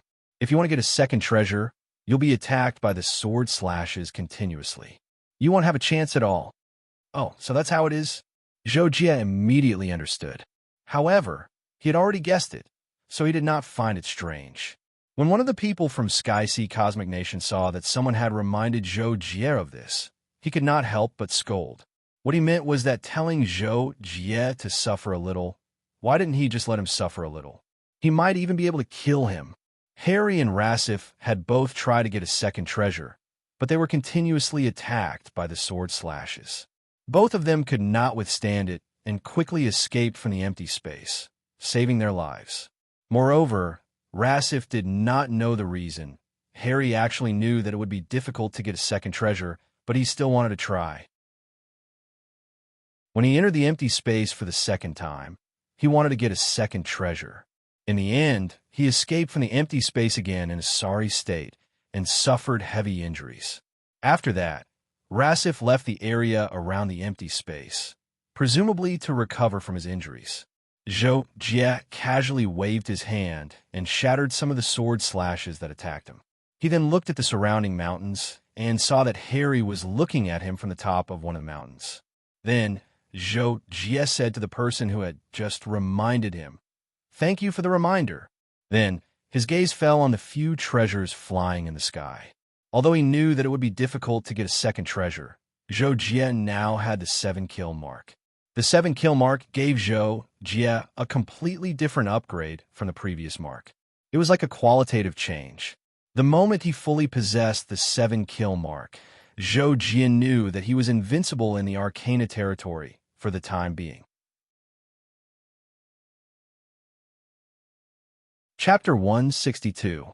Seeing that Zhou Jie didn't intend to withdraw, the person who reminded Zhou Jie shook his head and expressed helplessness towards Zhou Jie's behavior. The treasures in the sky flew for a long time, and finally a long sword flew down and flew towards the ground. Zhou Jie thought that everyone would swarm up at the first moment, but the result was beyond his expectations. Everyone flew obliquely towards the location where the long sword fell, and even two people who were closer to the landing point of the long sword flew back dozens of meters. This situation made Zhou Jie stunned, and he didn't rush towards the long sword at the first moment. Then, Zhou Jie knew why everyone did this. Swish, swish, swish. A rain of sword light followed the long sword and fell, covering a radius of 100 meters with it as the center. When it approached the ground, it flew up again. And Zhou Jie was a little surprised by this, but he quickly reacted. Perhaps it was because after the number of treasures decreased, the difficulty of seizing treasures also increased. Therefore, at this time, every treasure that flew down would cause a rain of sword lights. Moreover, looking at the power of this rain of sword lights, it was even more powerful than the golden rod. But after understanding this, Zhou Jie was not afraid and immediately flashed out, his speed reaching the extreme. What?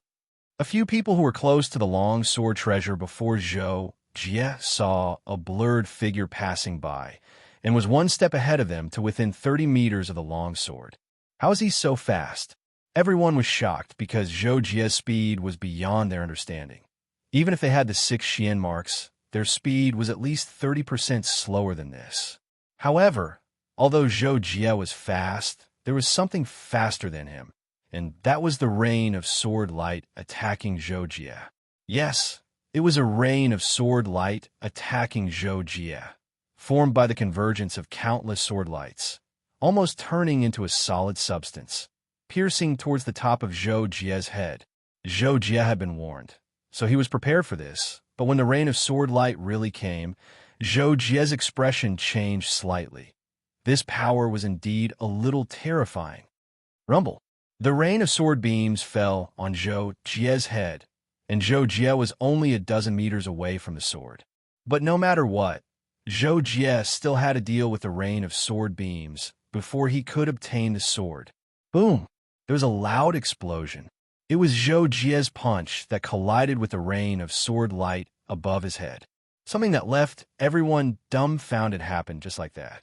The terrifying rain of sword beams that should have forced Zhou Jie to retreat was actually broken by Zhou Jie's punch. That's right, break it with a single punch. It meant that it was like a rain curtain.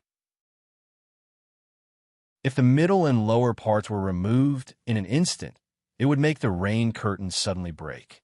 Zhou Jie had blasted the part of the sword light rain that was close to him into pieces, which caused the sword light rain to seem to break in an instant. What? How is this possible? Oh my God! Everyone present exclaimed because this scene was too shocking. They were all aware of the power of the rain of sword beams. Previously, Harry and Razif had tried to resist it. In the end, they managed to block it at first, but they could not withstand the continuous attack of the rain of sword beams and could only flee in defeat. They were chased out of the open space by the rain of sword beams. For Zhou Jie to break a part of the rain of sword beams with a punch was completely beyond common sense. But this was not the end. The second half of the rain of sword beams followed closely, but it was also shattered by Zhou Jie's punch and turned into fragments that filled the sky. Whoosh! After finishing the first wave of sword light rain, Zhou Jie flew towards the long sword again, grabbed it in his hand, and began to refine it. The second wave of sword beams was only about a second apart, and it was already attacking Zhou Jie's head. Under everyone's shocked gazes, Zhou Jie broke a part of the rain of sword beams with a punch, then another part with a punch, then another part with a flying kick. Just like that, Zhou Jie fought and retreated. In less than half a minute, he successfully left the open space and jumped to a mountaintop. Only then did the crowd react, but none of them dared to believe that this was true. He got the second treasure? Oh my God, why is he so strong? He even got the second treasure. His strength is too terrifying. Could it be? Could it be the 7 kill mark? Someone already has the 7 kill mark so quickly? Everyone present guessed in their hearts. They were all shocked by Zhou Jie's terrifying strength. At the same time, they were also glad that Zhou Jie did not intend to attack them just now. Otherwise, it would really be. After Zhou Jie refined the long sword treasure on a mountaintop, he tried to activate it, but found that the long sword treasure was also restricted by the arcane territory's rules and could not unleash its original power. He gave up and put it away in his space ring. Then, Zhou Jie looked at the few treasures in the air above the open space and wondered if he could still obtain one more. If the difficulty of getting the third treasure is increased, even if I have the 7 kill mark, I might not succeed. But no matter what, I still have to try. If I succeed, it'll be a great reward. This treasure is definitely not an ordinary rune soldier. Zhou Jie thought to himself. He decided to recover the energy he had just consumed and adjust his condition before entering the open space to get the third treasure. After a few minutes, the sword in the clouds and the sky suddenly stopped absorbing energy and went into a silent state. Even the countless sword beams floating in the open space disappeared instantly. Oh no, time's up. Let's go. The people from the Sky Sea Cosmic Nation were the first to react. They did not care about how unhappy they were for not getting any treasures after such a long time. They turned around and ran out of the open space. When the others saw this, they realized that something was wrong and immediately turned around to leave the open space. Zhou Jie was slightly shocked when he saw this. He immediately sighed. He knew that the sword in the clouds was about to return to its previous state. The power of the sword array on the open space would increase. Although Zhou Jie had the 7 kill mark, he was not arrogant enough to think that he could enter the open space to get the third treasure after the sword array's power was restored. That would be a joke. There were still 10 days before the sword array's power weakened again. Therefore, Zhou Jie planned to leave and search for treasures elsewhere in 10,000 Treasures Ridge. After 9 days, he would come back and try to get the third treasure. Zhou Jie first found his way back to the place where he found the purple tree. See Chapter 28 of this volume, Sword in the Clouds, for details. This time, Zhou Jie's strength had increased greatly, and he planned to try to break the array again. Of course, breaking the array depended on one's understanding of the array.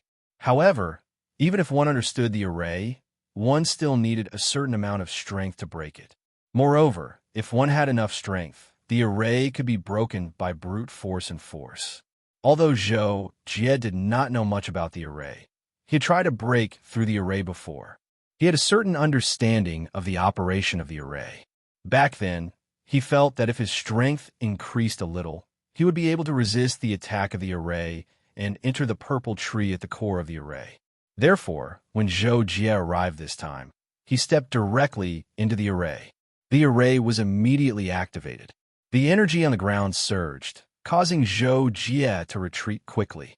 At the same time, waves of energy intertwined and strangled him. Zhou Jie burst out the energy of the mark and dodged to the side. He tried his best to avoid the attack of the array's energy, but at the same time, he moved forward faster than he moved backward. When Zhou Jie approached the center of the array's power completely erupted and turned into a wave of energy that was about to sweep him away. Zhou Jie's expression changed slightly.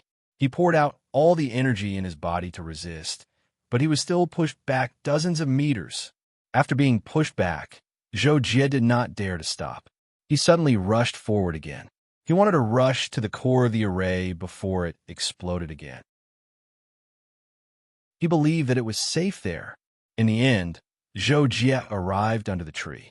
The array around him calmed down and soon returned to its original state. Zhou Jie looked carefully at the purple tree and found that there were 4 dark purple fruits growing on it. Without saying anything, Zhou Jie took out a special jar and put the 4 fruits in it. After that, Zhou Jie left and began to explore new places. 10 days later, Zhou Jie came to the open space where the sword in the clouds was. He tried to seize the 3rd treasure, but it ended in failure. The difficulty of seizing the 3rd treasure was twice as high as the 2nd. Zhou Jie tried his best, but he could only run away pathetically. In the blink of an eye, more than 2 months passed. During this time, Zhou Jie searched for treasures all around and made some gains. On this day, Zhou Jie was walking through a red mountain range. Suddenly, white fog filled Zhou Jie. Soon, Zhou Jie's consciousness blurred. Holy Road. When Zhou Jie regained consciousness and saw that the scene in front of him had become a wide, dark green road, he could not help but think. Chapter 163. Zhou Jie looked at the seemingly endless greenish-gray road and couldn't help but turn his head to look behind him. What surprised Zhou Jie was that there was a cliff less than 3 meters behind him. It was foggy, and he couldn't see what was below the cliff. It was the same on Zhou Jie's left and right. There were cliffs 3 meters away, and white fog floated everywhere. Faced with such an environment, no one would choose to jump off the cliff. Naturally, they could only walk on the greenish-gray road ahead. Zhou Jie didn't think too much about it and started walking forward. However, he still maintained his vigilance. According to the information, the tests on the Holy Road were unpredictable and were different for everyone. Some had to fight against metamorphosed beasts, some had to resist pressure, and some had to break through barriers. Of course, this wasn't everything, but Zui Qiuhong only knew these. His test back then was to fight against metamorphosed beasts, and it was extremely dangerous. However, when Zhou Jie stepped onto the Holy Road, he didn't realize that the 7-kill mark on his forehead flashed slightly. Then, the white fog on both sides of the Holy Road began to thicken. Zhou Jie took 5 or 6 steps forward before he noticed the change in the white fog on both sides. He couldn't help but look around as he walked forward. The Holy Road wasn't wide. Zhou Jie was walking near the center. There were only 3 meters of greenish-gray road on both sides, and further away was a bottomless abyss. The white fog floating above was gradually getting thicker as it approached Zhou Jie. Zhou Jie was wondering if the metamorphosed beast was transformed from the fog and couldn't help but raise his vigilance. The white fog had already spread around him and quickly swallowed him. Zhou Jie's body tensed up, but he continued walking forward and even quickened his pace. The white fog obstructed Zhou Jie's vision to the point where he couldn't see anything more than 3 meters away. Only then did it stop becoming thicker. At the same time, Zhou Jie suddenly widened his eyes in shock. He was shocked by the sudden change in his surroundings. The changes that Zhou Jie felt in the environment did not come from the environment itself, but from the fact that Zhou Jie's perception had increased by 1,000 times in an instant. It was as if a short-sighted person suddenly had the terrifying eyesight of an eagle. Originally, he couldn't see the words on a book from half a meter away, but now he could see the hair of a person from 1,000 meters away. How could this be? Zhou Jie was puzzled by this seemingly inexplicable change. He couldn't help but stop in his tracks, using his suddenly skyrocketing perception to carefully scout out the area within a radius of several hundred meters. Originally, this was a subconscious action of Zhou Jie, but in the end, it made Zhou Jie stunned again. While Zhou Jie was trying to perceive, the clouds on both sides of him began to emit glamorous halos, which were perceived by Zhou Jie. That was also why Zhou Jie was stunned. It wasn't until a long time later that Zhou Jie finally came back to himself. He had a better understanding of the halos. Is this the law of elements? The halos in the white fog were in fact specific substances and energies. Those substances and energies were so tiny that they could barely be sensed even with the mental power of a beginner Star-Lord. However, at this moment, Zhou Jie's mental senses had been significantly improved, and he sensed those substances and energies clearly. Those substances and energies were needed to produce fire, water, wood, earth, metal, and so on. Those substances existed in nature in the first place, and the corresponding energies were the combination of those basic substance units into specific forces such as fire, water, and steam. That was the essence of the so-called law of elements. Generally speaking, when the high-level Star-Lords had enough mental power, they could control the laws of elements freely and carry out the unbelievable power of nature by gathering sand into towers and trees into forests. Even the best of the low-level Star-Lords could perform a domain with the paramount state and demonstrate the power of the law of elements. For example, Veronica's paramount state was able to affect the temperature and humidity of the environment, which was essentially the manipulation of the law of elements of water. For Zhou Jie, it was the first time that he had sensed the wonders of the law of elements. It was as amazing as a modern man who suddenly grasped a divine technique. He found it hard to believe. This feeling is truly amazing. Zhou Jie sensed the halos on both sides carefully, only to discover that the changes were quite complicated. Although they were only a part of the halos, Zhou Jie, who had never touched the law of elements before, couldn't stop thinking about it. After standing where he was for a minute, Zhou Jie finally came back to himself and sensed that there were more halos further ahead. He couldn't help but continue walking forward, trying to sense those halos. Just like that, Zhou Jie forgot the time and lowered his vigilance as he walked. He was almost entirely immersed in the perception of the halos. To Zhou Jie, the elemental laws were simply too fresh and mysterious. Zhou Jie was like a person who had been thirsty for a whole day and was faced with an ocean of delicacies. He greedily craved and sensed the elemental laws and couldn't stop at all. However, during this period, Zhou Jie involuntarily wanted to control the law elements several times.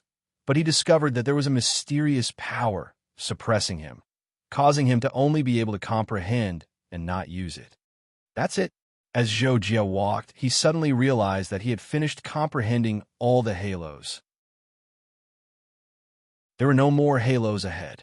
At this moment, Zhou Jie collected his thoughts and looked straight ahead at the same time. The greenish-gray road extended forward for about 100 or 200 meters before it widened. However, due to the lack of light, Zhou Jie couldn't see the specific environment clearly from where he was. However, Zhou Jie saw the changes in the road ahead and had a guess. He immediately leaped forward and arrived at the widening part of the Holy Road in less than 2 breaths. The widening part of the Holy Road was actually a circular platform with a diameter of about 100 meters. It was quite wide. Zhou Jie sized up the platform and found that it was empty. Just as he was puzzled, a black stream of air descended from the gray sky and landed right in front of him. Zhou Jie immediately took out the blade of Cadiz to be on guard. However, his pupils suddenly shrank as he discovered something that surprised him. The sealed power in his body had been completely unsealed in an instant. Silently, the black stream of air that landed 10 meters away from Zhou Jie transformed into a slender man wearing black combat clothes. This man's appearance was strange. He wore a mask and helmet that resembled a black cat, which made him look terrifying. His hands were equipped with three-bladed wolf fangs and claws, which gave off a murderous vibe. The power of the mark has been sealed. At the same time, Zhou Jie tried to use the power of the 7-kill mark, but he discovered that he could no longer use the mark's power. At the same time, his perception was reduced to the normal level of his original strength. He couldn't help but be shocked. Immediately after, the masked man in front of Zhou Jie raised his head and looked directly at Zhou Jie. Zhou Jie thought that they were going to fight, but a thought directly rang in his mind like a voice. First of all, you are the successor of the first generation. First of all, congratulations on being selected as an inheritor. Since Master created this place, you are the second person to be selected as an inheritor. I admire your talent and ability, but Master's requirements for inheritors are also very harsh. The first person to be selected as an inheritor has failed, but you don't have to worry. This place is different from other tests. Failure will not result in death, but your memories will be altered. You will enter the Inheritance Temple, where you can choose a secret technique or treasure to leave. As for the benefits of success, there is no need to talk about them. All the inheritances left behind by Master will be yours, including us. Next, if you are ready, come and defeat me. Then, you can continue to move forward. But there are rules for the battle here. When you are attacked and can't resist, the mark on your forehead will release energy to help you offset the excess damage. Once the energy of your mark is depleted, you will fail the challenge. Just like before, you have a total of 1 epoch to continue the challenge. You will only be considered to have succeeded if you collect 6 sealing stones within the specified time. Zhou Jie knew that this was the Black Cat masked man in front of him transmitting his thoughts to him. When he roughly understood what the other party was saying, Zhou Jie also knew what his test on the Holy Road was. The only question was, what the hell was 1 epoch? Zhou Jie guessed that it was probably the 3+ months he had experienced in other places before. I am Mountain Cat. Are you ready to challenge me? At this time, the masked man in front of Zhou Jie transmitted his thoughts again.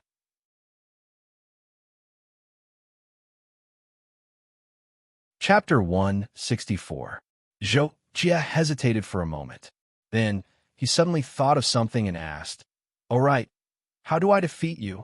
Link seemed to smile when he heard that. His mouth, that was not covered by the mask, moved slightly.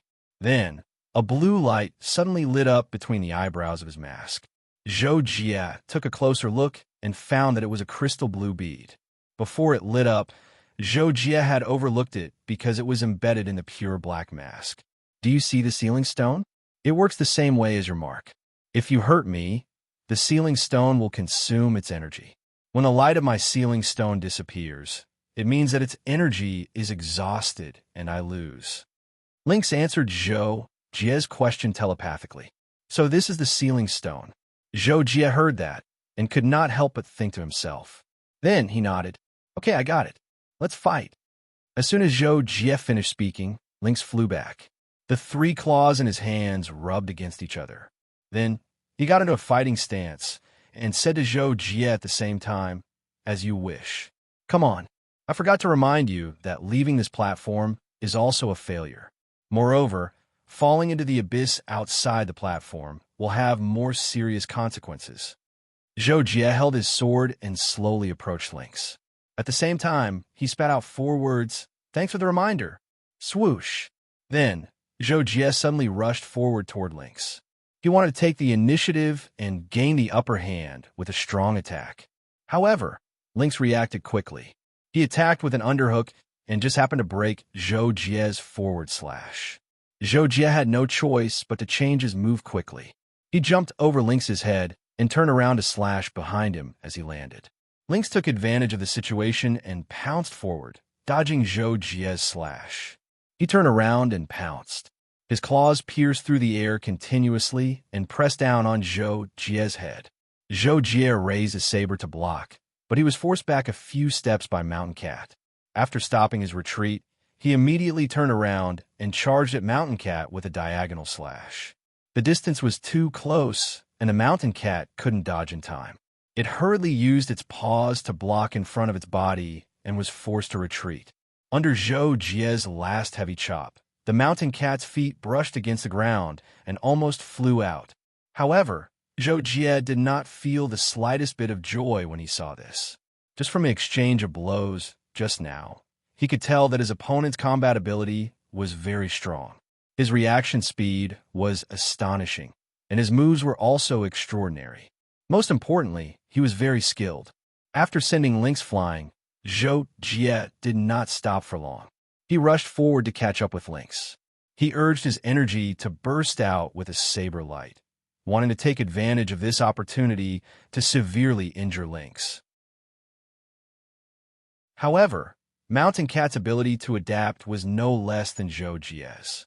He flipped backward 2 times in a row to reduce the momentum and suddenly jumped up, just in time to avoid Zhou Jie's strongest attack.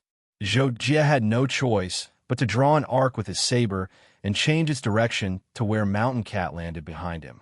In the end, although the saber hit the ground, it was still blocked by Mountain Cat's paws.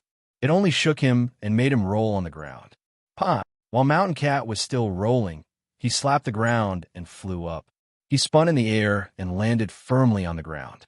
At this time, Zhou Jie had already attacked again. However, Mountain Cat flashed his hand and threw out a black light. Like a sharp arrow, it instantly hit Zhou Jie's raised elbow in front of his chest. Pooh! With a muffled sound, Zhou Jie only felt a huge force coming from his elbow. However, his whole body involuntarily fell backward. At the same time, the 7-kill mark on Zhou Jie's forehead flashed. The moment Zhou Jie fell to the ground, he clearly felt that the mark's energy had lost a portion. It was about 1/10 of the mark's energy. Oh no! Zhou Jie fell to the ground and felt that something was wrong. He quickly rolled and got up. However, he was not attacked by the black light again, as he expected. However, Mountain Cat had already pounced on Zhou Jie again. His claws split the air in an exquisite arc, and the light of his claws appeared along the way. At this time, Zhou Jie had just recovered from the attack of the black light. He did not dare to take it head-on. He quickly tried his best to dodge, narrowly avoiding the attack. Mountain Cat was not going to let him go. He stabbed his claws again. Zhou Jie stabilized himself and immediately waved his saber to meet the attack. The two of them fought for dozens of rounds and were on par with each other. It was the first time that Zhou Jie had encountered such a terrifying opponent in a real battle in recent years. After the pure clash of weapons, Zhou Jie interrupted the opponent's stickiness and stepped back. Then his energy burst out, and he slashed out his saber, causing thunder to rumble. It was the ultimate level of saber techniques, lightning destruction.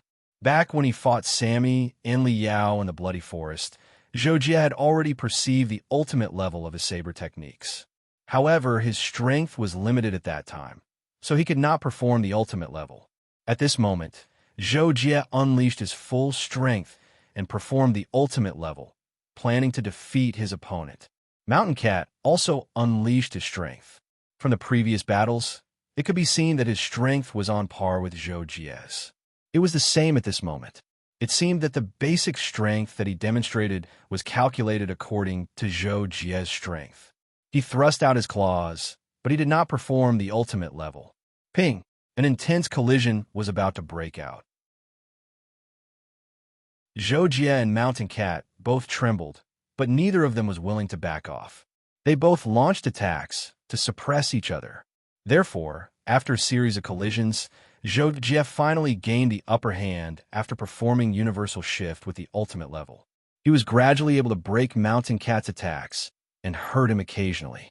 The sealing stone on Mountain Cat's forehead quickly faded from the original blue color.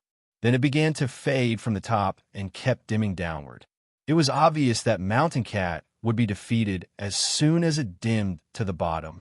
Seeing that he couldn't resist Zhou Jie's attacks anymore, when the sealing stone was half dimmed, Mountain Cat launched an attack after a few rounds of preparation, blowing away Zhou Jie and retreating. Naturally, Zhou Jie would not give Mountain Cat a chance to catch his breath. He immediately pursued him, trying to exhaust the energy of Mountain Cat's sealing stone. But what happened next made Zhou Jie almost dumbfounded. Mountain Cat placed his paw in front of his chest. Gray energy flowed on his paw. Then, he waved his paw downwards. The gray energy instantly surged throughout his body. Then, Mountain Cat disappeared. Yes, he suddenly disappeared, as if he had evaporated into thin air. Zhou Jie was wondering what was going on. Suddenly, he heard the sound of something breaking through the air in front of him. He immediately blocked it with the blade of Cadi's. However, he suffered a heavy blow. His whole body was almost sent flying. He couldn't help but take a dozen steps back. After a moment, Zhou Jie realized that Mountain Cat didn't disappear into thin air. He was invisible. The attack just now was launched by Mountain Cat after he was invisible. Damn it, how could this be? Even someone as calm as Zhou Jie couldn't help but curse.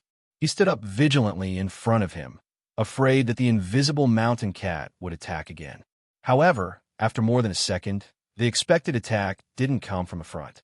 Instead, there was the sound of something breaking through the air from behind Zhou Jie. The attack came from behind Zhou Jie. Zhou Jie quickly turned around to block. He chose the best way to block, completely based on his body's reaction. In the end, he was still broken through by Mountain Cat's combo. An invisible paw attacked Zhou Jie's shoulder. Zhou Jie took the opportunity to retreat far away to avoid being hit by the combo. However, what surprised Zhou Jie even more was that Mountain Cat's attack on him this time was accompanied by a dark gray law energy. When Zhou Jie noticed the law energy wrapped around his body, he was wondering what it was. Suddenly, the law energy exploded bang. In an instant, Zhou Jie only felt his body shake violently. His whole body actually floated a few meters into the air, accompanied by a wave of dizziness. Bang! Then, Zhou Jie fell hard to the ground. The energy of the 7-kill mark on his forehead had dropped to the bottom. Oh no! Zhou Jie had just recovered from the shock. His reaction was also very fast, and he quickly rolled on the ground. Sure enough, the invisible Mountain Cat's paw hit the ground where Zhou Jie had just been lying, splashing sparks. Then, it attacked Zhou Jie again. Zhou Jie got up with all his might, but it was too late to dodge. He could only hastily block. However, Mountain Cat used a powerful combo this time. Zhou Jie couldn't completely block it. In the end, his defense was broken. The paw hit his head, and he fell to the ground. At the same time, the 7-kill mark on his forehead flashed and disappeared. Then, it completely turned gray, indicating that the mark's energy had been exhausted. Zhou Jie recovered and realized that he had already lost. He couldn't help but be stunned. He actually lost just like that. It was obvious that he had gained the upper hand after using his ultimate state and was about to win. However, Mountain Cat suddenly went invisible. Moreover, his attack was accompanied by such an overpowered effect, causing him to lose in an instant. It was indeed difficult for anyone to accept this. You've lost, challenger. As if mocking Zhou Jie, Mountain Cat undid its invisibility and appeared in front of Zhou Jie, speaking indifferently. I wonder if anyone has played Shadow Combat before. I'm just waiting to be ridiculed. Chapter 165. Zhou Jie was silent for a moment. Then he stood up and asked the Mountain Cat, "What was that move you used just now? Why was it able to blow me away?" For some reason, the Mountain Cat could understand Zhou Jie's words, but he still replied to Zhou Jie telepathically, "That's the magic attached to my weapon." Magic? Zhou Jie could not help but be shocked. Why did this sound like a fantasy novel? There was even magic? The Mountain Cat saw that Zhou Jie was shocked, so he continued to answer Zhou Jie's question. Magic is a term from Master's hometown. In essence, it's still law. Oh, Zhou Jie was deep in thought when he heard that. He had doubts in his heart again, but he did not delve into it and quickly put it aside. At this moment, the Mountain Cat looked at Zhou Jie and suddenly said telepathically, "Your actual combat ability is very strong. This is what Master admires the most. Therefore, you will also discover that in the following tests, the requirements for your actual combat ability will become higher and higher. Just now, I only won against you because of the magic that Master bestowed upon me. I believe that if you fight again, I will definitely not be your match. However, the opponents you will face in the future will be even stronger. Feel the mystery of the elemental law well. It will make you stronger. Elemental law. Zhou Jie murmured after hearing that. He thought about the halo he had felt along the way and suddenly had a thought. When your imprint's energy is automatically replenished, you can challenge again. Let me know when the time comes. The mountain cat said one last sentence, then turned around and went to the center of the platform, sitting there with his legs crossed. Zhou Jie glanced at the mountain cat and did not pay any more attention to him. Instead, he began to recall the various realizations he had while walking the holy road. The imprint's energy is recovering so slowly. At this rate, I'm afraid it will take a few days to fully replenish. In other words, every time I fail a challenge, I have to wait a few days before I can challenge again.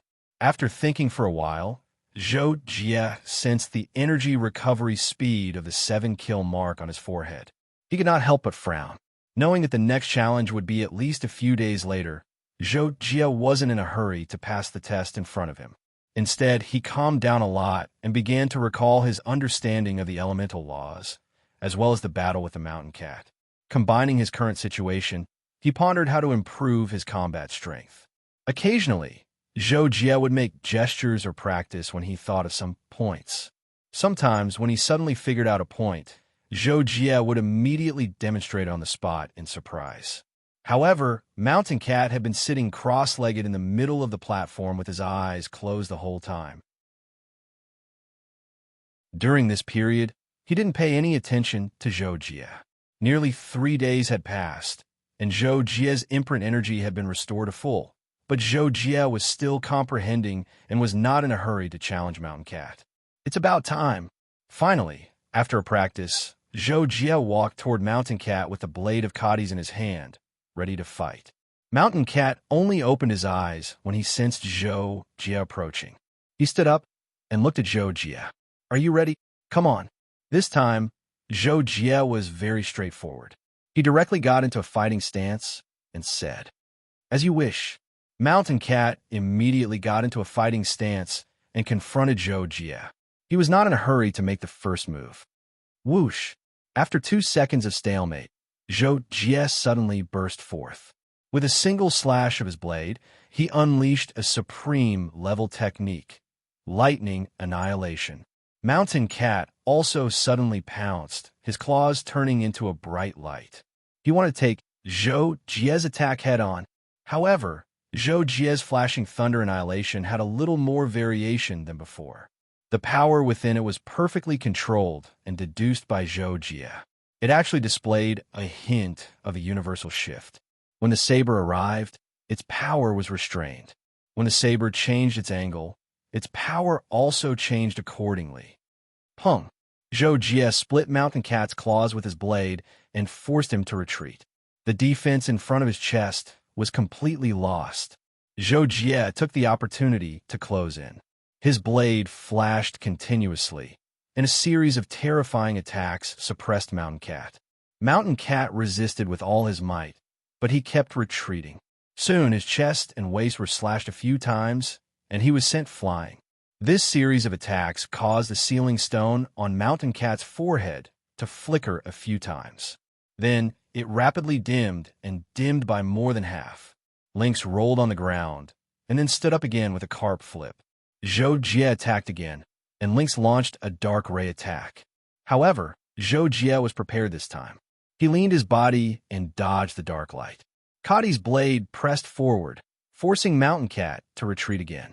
After retreating to a certain distance, Mountain Cat raised his claws again and was about to swing downwards. However, Zhou Jie seemed to have expected it. The golden lotus sword flew out directly, and the sword turned into a rainbow on the way. Pung! Mountain Cat had no time to hide and hurriedly defended against the golden lotus sword. However, he was directly pierced by the golden lotus sword and fell heavily to the ground. Then, Zhou Jie descended from the sky, and the Cadi's blade slashed at Mountain Cat. Mountain Cat got up and dodged, but it was no different from a dying struggle. Soon, he was hit by Zhou Jie's blade, and the sealing stone completely dimmed. As the sealing stone lost its energy, Mountain Cat turned into a black stream of air and disappeared in the blink of an eye, leaving only the sealing stone on his forehead. Ta! Mountain Cat's sealing stone fell to the ground and made a crisp sound. Zhou Jie was about to pick it up, but the sealing stone suddenly emitted a blue light and floated up automatically, and floated to Zhou Jie's palm. Zhou Jie stretched out his left hand and waited for the sealing stone to land steadily in his left palm. After the light disappeared, he could not help but frown in confusion. Then he tried to sense the sealing stone. After sensing nothing, Zhou Jie put it into the space ring. After staying in the same place for a few seconds, Zhou Jie saw that nothing had happened. So he left the platform and continued to walk on the gray road ahead. However, when Zhou Jie entered the road, the power that belonged to him was instantly sealed and could no longer be used. The energy of the 7-kill mark began to flow into his body again, and at the same time, his perception increased by 1,000 times. Zhou Jie anticipated the changes in the environment, so he began to walk forward calmly. As expected, soon, clusters of halos appeared in the white fog on both sides of the road. Zhou Jie hurriedly sensed with joy and was soon immersed in it. Just like the previous time when he sensed the halos, Zhou Jie forgot about time and kept walking forward slowly until the halos disappeared and a platform appeared in front of him a few hundred meters away. Well, it probably took less than 2 days, Zhou Jie said after he finished his comprehension. Although he did not deliberately calculate the time during the comprehension process, Zhou Jie could still feel that it took less than an hour to comprehend each halo, and the total number of halos did not exceed 30. Therefore, Zhou Jie calculated that the time spent should not exceed 2 days. The reason why Zhou Jie began to care about time was naturally because the test he was facing now was only slightly more than 3 months. Previously, it took him about 5 days to obtain the Mountain Cat sealing stone, and he still needed to collect 5 more sealing stones. After that, it would take more time to obtain the sealing stones. Zhou Jie did not dare to delay too much. For example, even if he was trying to comprehend the halos this time, he tried his best to speed up and reduce unnecessary thinking. He thought that he could think about it during the cool-down period after he failed the challenge. Not long after, Zhou Jie walked to the edge of the platform. The platform was empty, so Zhou Jie took a few steps forward.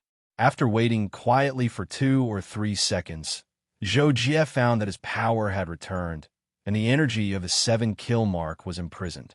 At the same time, a gray stream of air descended from the sky and landed about 10 meters in front of Zhou Jie. It quickly transformed into an old man wearing a bamboo hat. This old man's face was full of wrinkles, and his gray face was somewhat frightening. His face was very ordinary, and his eyes seemed to be a little dull. He had an inch-long white beard on his chin, and he wore a gray battle suit. He held a pair of pale, white swords in his hands, and he looked inexplicably like an immortal. Successor, first of all, congratulations on coming here. I'm Hermit. Next, I might be able to teach you a lesson. This voice rang in Zhou Jie's mind. Zhou Jie knew that the old man in the bamboo hat was talking to him, and his eyes turned slightly cold. Might be able to teach him a lesson? Then he would wait and see. Do you want to start a challenge? Hermit asked Zhou Jie. His expression was very calm, and he gave off an unfathomable feeling. Zhou Jie took a small breath and adjusted his inexplicable nervousness. Then, he opened his mouth and said calmly, "Come."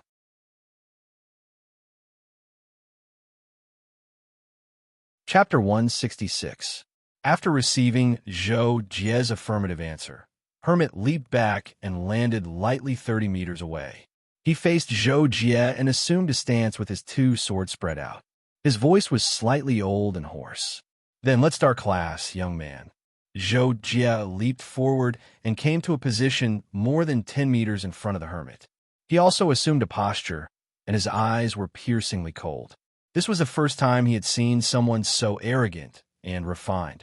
Next, He wanted to see if the other party really had the strength to teach him a lesson. However, just as this thought flashed through Zhou Jie's mind, Hermit attacked him without any warning, stabbing his sword straight at his left knee. Hermit's sword was very fast and without any warning. Even with Zhou Jie's reaction speed, he almost didn't have time to block with his saber. In the end, he relied completely on his instinctive reaction. Zhou Jie slashed down with his saber and retracted his left foot at the same time, barely blocking Hermit's sword. This caused the sword in his right hand to stab less than half a meter to the left of his left knee. Zhou Jie immediately focused 120% of his attention to deal with the attack. As for Hermit, he stabbed out with his right sword from bottom to top. His target was Zhou Jie's chin.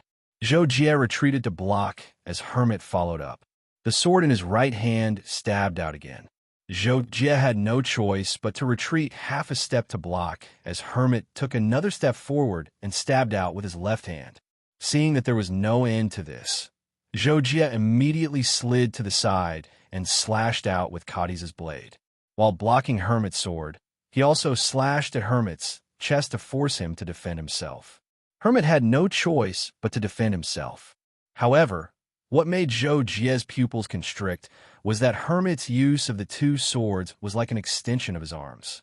He defended himself with his right hand, and it was completely natural. It was as if he was doing the most simple action, giving off the illusion that he was neither fast nor slow. However, his speed was just right to block Zhou Jie's strike and easily push it to the side. Zhou Jie's saber was provoked, but he did not dare to attack again. Instead, he forced himself to retreat, wanting to increase the distance between them and readjust his combat state. However, Hermit took a step forward. His footsteps were light and steady, as though he was taking a stroll in the park. However, he closed in on Zhou Jie and attacked with his two swords. His attack was more than twice as powerful as the sword thrust at the beginning. Zhou Jie was taken aback. At this moment, he really felt a lot of pressure. Just from these few seconds of attack and defense, he could tell that Hermit was very strong. His combat skills were clearly stronger than anyone he had fought before. However, Zhou Jie could not pinpoint what made Hermit so strong. Why was his swordsmanship so casual, and yet so oppressive and powerful? This was something that really left Zhou Jie puzzled and shocked. However, the stronger the opponent, the more fighting spirit Zhou Jie had. He had always been used to meeting strong opponents and becoming stronger. Only a high-pressure battle could bring him greater improvement. Boom! Therefore, in the face of Hermit's two swords, Zhou Jie erupted. He slashed out with the blade of Cadi's as his saber aura turned into a rainbow. At the same time, he used cosmic transference. Seeing Zhou Jie erupt, Hermit's two swords condensed a sword beam at the last moment. He clashed fiercely with Zhou Jie, causing a terrifying force to sweep out. At the same time, saber beams and sword shadows constantly intersected. Clanging sounds could be heard incessantly. Ping, ping, ping, ping. With Zhou Jie's strength, slashing out more than 10 times a second wasn't a problem. It was the same for Hermit. Furthermore, Hermit was using two swords. Therefore, their battle formed a dense net of light in front of them.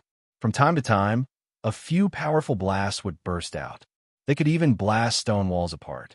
It was obvious how fierce their battle was. It had to be said that Hermit's attainments in the use of two swords were unimaginably high. His ability to wield his swords with energy was almost at the pinnacle. Zhou Jie was initially at a disadvantage by relying on his more powerful explosive attacks. However, after more than 100 exchanges, cosmic transference gradually revealed its exquisite effects.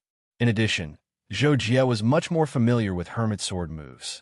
He began to gradually suppress Hermit and gain the upper hand. Hermit also sensed that Zhou Jie's attacks were becoming more and more intense. However, he didn't neglect his offense or defense. It made it difficult for him to find a breakthrough point to unleash a decisive strike. If this continued, he would almost certainly lose. Zhou Jie relied on cosmic transference to launch an even more suicidal attack on Hermit. Soon, Hermit showed signs of being unable to withstand it. He began to converge his sword momentum and leaned toward defense. Zhou Jie continued to strengthen his attacks. He seemed to be going all out with his saber, but in fact he was still holding back for a reversal. "You're not bad." Hermit suddenly sent a voice transmission to Zhou Jie as he began to retreat. When Zhou Jie saw this, he wanted to press forward and launch a killing blow with the golden lotus sword flower.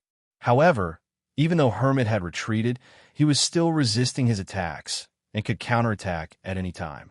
This made Zhou Jie not dare unleash his killing blow.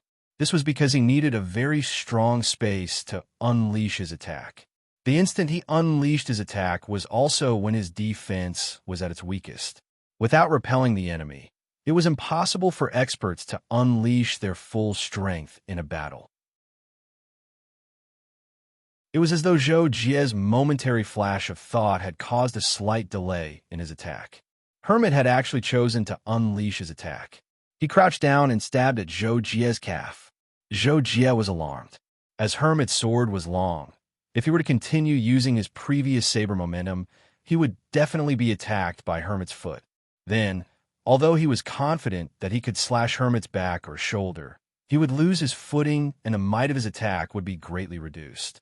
At the same time, he would lose his follow-up advantage and would definitely be attacked by Hermit. Therefore, Zhou Jie instinctively defended his advance and changed his saber momentum to slash downwards, blocking Hermit's attack. Hermit's attack was blocked, so he retracted his strength midway and retreated.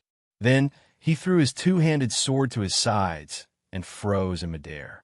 When Zhou Jie saw this, he was puzzled as to what Hermit was doing. Hermit immediately clasped his hands and retracted them to his right waist. His hands lit up with white lightning before he pushed them forward towards Zhou Jie. Rip! The lightning tore through the air. It was so fast that there was no way to dodge it. Even though Zhou Jie hurriedly dodged to the side when he saw it, Hermit's final attack was at an angle that happened to be aimed at Zhou Jie's right abdomen. Oh! When the lightning struck his abdomen, the damage that should have been caused had been absorbed by the mark's energy. However, there was no impact. It still made Zhou Jie involuntarily take 2 steps back. As for the 2 swords beside Hermit, they emitted a faint white glow after the lightning struck Zhou Jie. At this moment, they were gently guided by his fingers as they circled around Hermit. At the same time, the faint white glow on the swords intensified, turning into a circular barrier that encircled Hermit, who was sitting cross-legged.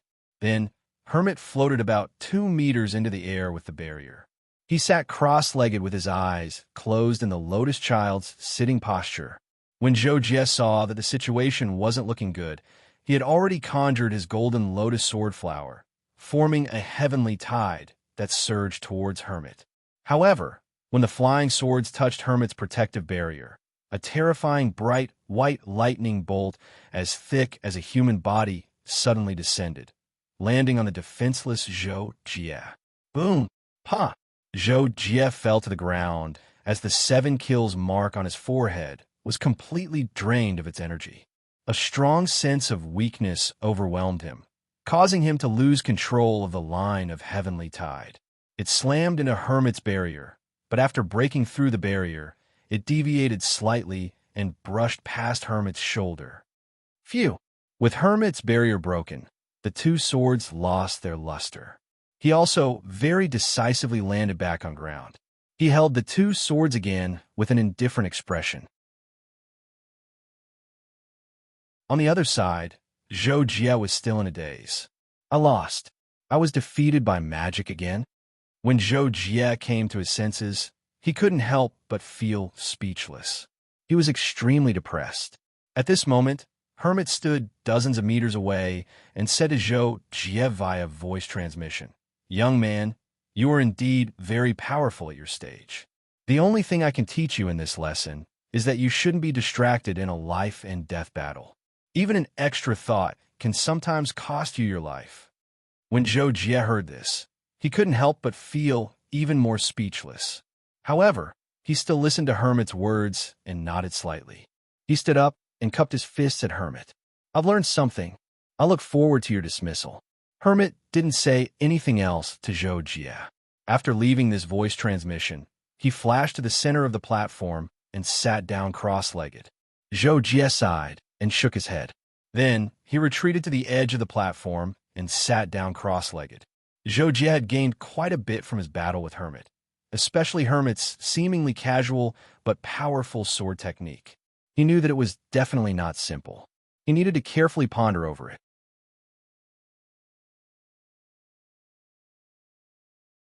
Chapter 167. Zhou Jie thought for a long time and finally had some feeling, so he took out the Kadi's blade and began practicing. But in less than half a minute, Zhou Jie frowned and put away the Kadi's blade. Instead, he took out the golden lotus sword and practiced the sword technique in the form of a golden sword. He tried his best to imitate the hermit's swordsmanship. Zhou Jie did not want to imitate the hermit's swordsmanship, but wanted to experience the feeling of the hermit's swordsmanship.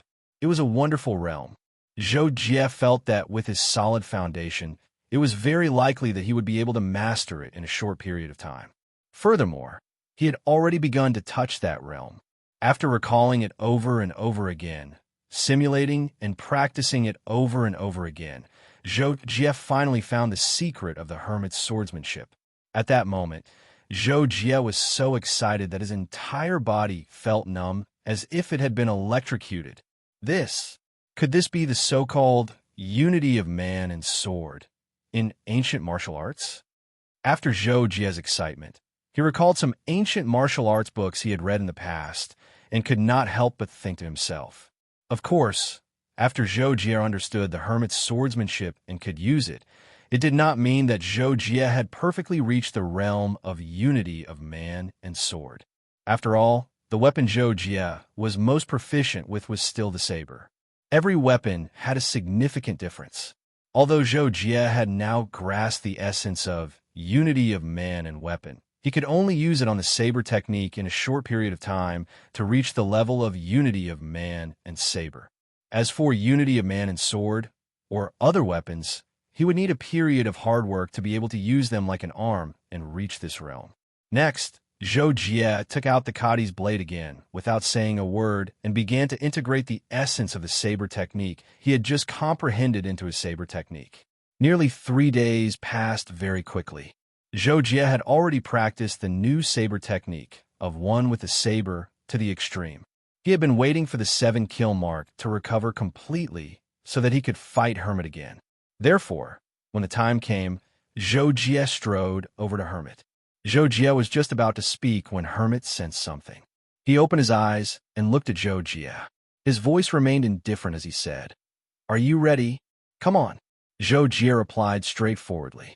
Kadi's blade was already glowing. Hermit nodded, stood up, and took up a stance again, preparing to receive Zhou Jie's attack. As for Zhou Jie, considering that Hermit had taken him by surprise the last time, he was already prepared to make the first move.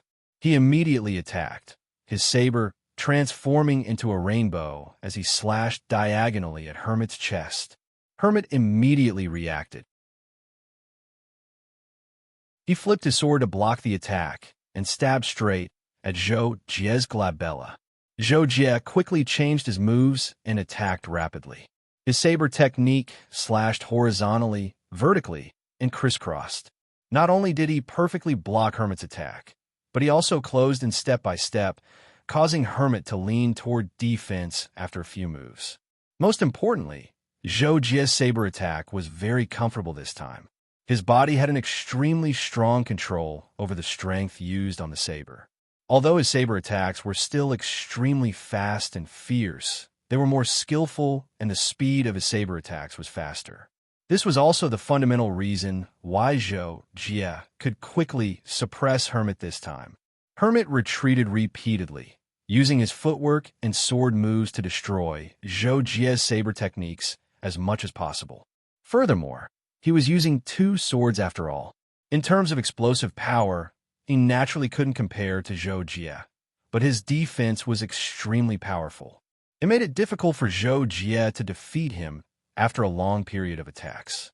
However, as the saying goes, one is bound to lose if one keeps defending. Zhou Jie had to admit that Hermit's swordsmanship was outstanding. Even if he had also reached the realm of man and weapon unity, it would be difficult for him to defeat Hermit in a short period of time. If he were to use a suicidal attack, although he could win the battle faster, there was also a high chance that he would be defeated by Hermit. After weighing the pros and cons, Zhou Jie chose to be conservative and constantly attack in order to ultimately obtain victory. Finally, after nearly 2 minutes of attacks, Hermit was forced to the edge of the platform for the second time. His position was restricted, and he could only move horizontally. With his previous experience, Zhou Jie immediately unleashed a slash, catching Hermit off guard. His sword technique was lost, and he was hit by Zhou Jie's slash. He accelerated and retreated horizontally. Furthermore, Hermit retreated far away. Following that, he let go of his sword and attempted to cast lightning magic again. However, Zhou Jie had experienced it once, so he naturally paid attention and was on guard. As soon as Hermit tried his best to retreat, he cast the Golden Lotus Sword Array and charged over with Heavenly Tide Streak. It seemed impossible to interrupt Hermit's casting of magic. Zhou Jie's Heavenly Tide Streak was right in front of him, but he didn't stop. He had already sat cross-legged and was about to be lifted up by the halo. But in the next instant, the one-line Heavenly Tide bombarded the Hermit's protective light barrier, sending him flying far away and interrupting his spellcasting. Zhou Jie chased after him and mercilessly dealt the finishing blow. Finally, he defeated Hermit, who had lost his 2 swords. Class dismissed. The second Zhou Jie defeated Hermit, he spat out these 2 words. His surging fighting spirit instantly vanished. Hermit turned into a gray stream of light and dissipated. His 2 swords also vanished without a trace, leaving only a dim sealing stone on the ground. Zhou Jie took a few steps forward, and the dim sealing stone immediately lit up with a faint green light and floated towards Zhou Jie. Zhou Jie reached out to take Hermit's sealing stone and stored it in his interspatial ring. He took one last look at the path he had taken before continuing on his path. This time, it was the same as before. Zhou Jie sensed the halos that appeared on both sides and slowly advanced. After more than 2 days, he finally arrived at the 3rd platform. As usual, the moment he stepped onto the platform, Zhou Jie's imprint energy was imprisoned, and his own energy returned. Zhou Jie immediately took out the Kadi's blade and prepared for battle. At the same time, a red stream of light descended from the sky and turned into a fatty wearing a red. His semicircular beer belly was exposed, and the red dew was actually the breastplate of the armor he was wearing. It meant that the armor was separated into different parts and only had the main knee pads, elbow pads, belt skirt, and breastplate. Although this fatty looked bloated and fat, he didn't look greasy at all. His eyes were extremely fierce and terrifying. The corners of his mouth were slightly raised, and his smile was treacherous and very creepy. However, the most terrifying thing was not the fatty's eyes and creepy smile, but the weapons in his hands. They were actually 2 butcher knives. They were the kind of broad-back short knives that ordinary people use to butcher cows and sheep, or the kind of knives used by butchers who sold meat. Just as Zhou Jie felt a chill in his heart due to his opponent's image, a voice rang out in his mind. It sounded rather ferocious. "Inheritor, I'm the butcher. Are you ready to be slaughtered by me?" Hearing this, Zhou Jie couldn't help but tighten his grip on the Kadi's blade in his hand. If it wasn't for the fact that he knew that he wouldn't die if he lost the battle, and that the imprint's energy would reduce the damage during the battle, Zhou Jie felt that he might really be killed by the opponent. "Fight!" Taking a deep breath, Zhou Jie only spat out this one word. His whole body's fighting spirit burst forth and pressed down on the butcher as if it was solid. Because of this, Zhou Jie no longer had a trace of fear. "Kikik!" The butcher let out a terrifying laugh that sounded directly in Zhou Jie's mind. Zhou Jie couldn't help but narrow his eyes. Bang! In the next second, Zhou Jie took the initiative to attack. He stretched out his body and attacked the opponent. Sword technique, extreme realm, lightning destruction. Seeing this, the butcher didn't back down and slashed his sword over, colliding with Zhou Jie's sword. Ping! In an instant, Zhou Jie only felt an irresistible force coming from the sword. He couldn't help but use both his hands to block it, but he still couldn't completely offset in time. His whole body fell backward. The butcher's sword pressed down on the Kadi's blade's body and moved forward. In the end, the Kadi's blade directly pressed down on Zhou Jie's shoulder. In the nick of time, Zhou Jie moved his feet horizontally and forcefully pulled himself away. However, the butcher's sword still slashed across his chest. The imprint's energy on his forehead was reduced by more than 1/10. After this first move, Zhou Jie was simply dumbfounded. The opponent's sword's power was too terrifying. It seemed to be on a different level from the previous two opponents. How was he going to win? Kikik! The butcher's strange laughter rang in his mind again. Because the butcher's strength had shocked Zhou Jie, the fear in Zhou Jie's heart rose again when he heard this terrifying laughter. At this moment, the butcher moved and brandished his two swords to kill Zhou Jie. Moreover, the two swords lit up with a blood-red glow.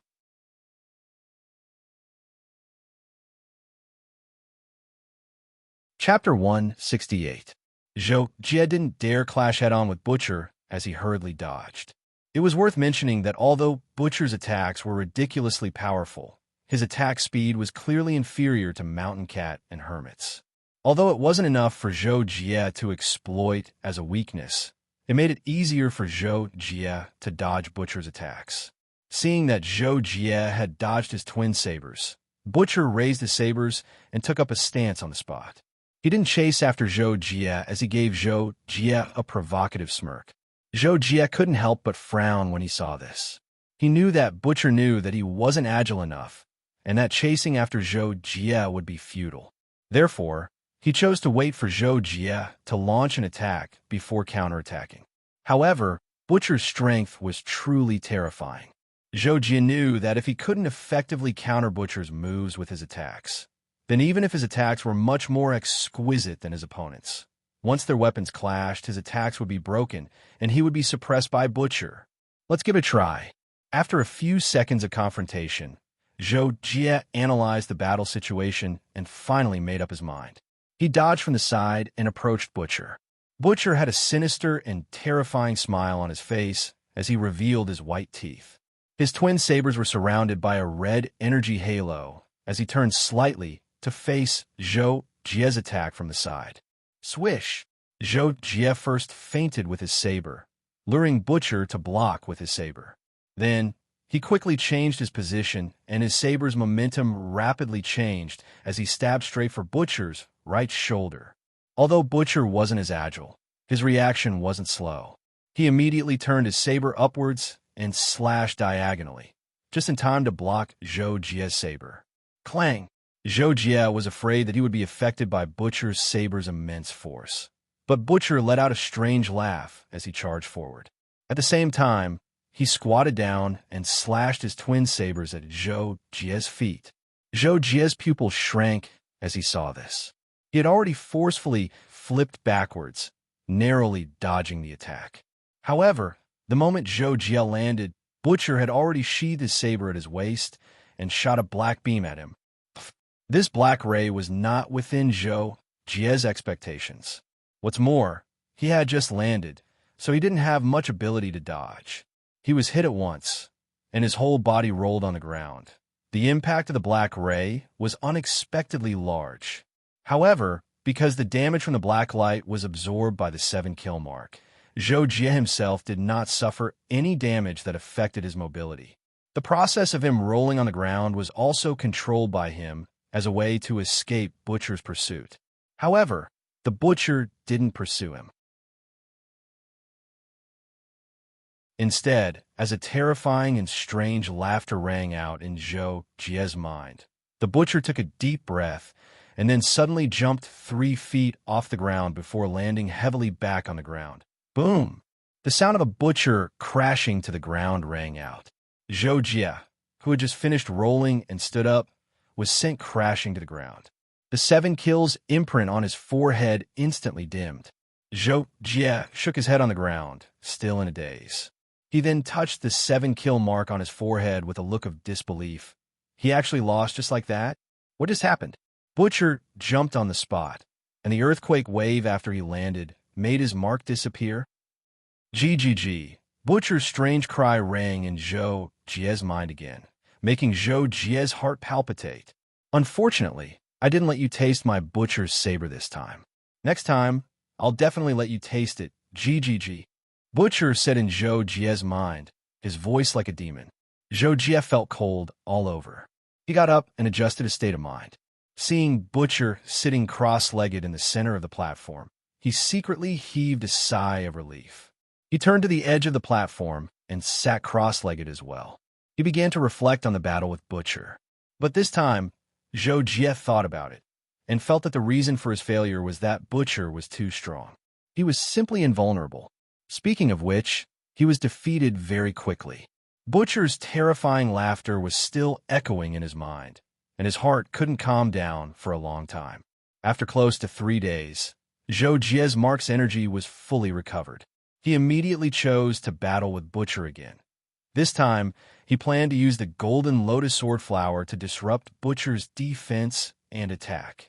Again, Zhou Jie flew in front of Butcher and attacked with the Golden Lotus Sword Flower, using the sword formation Tai Chi Annihilation to surround Butcher.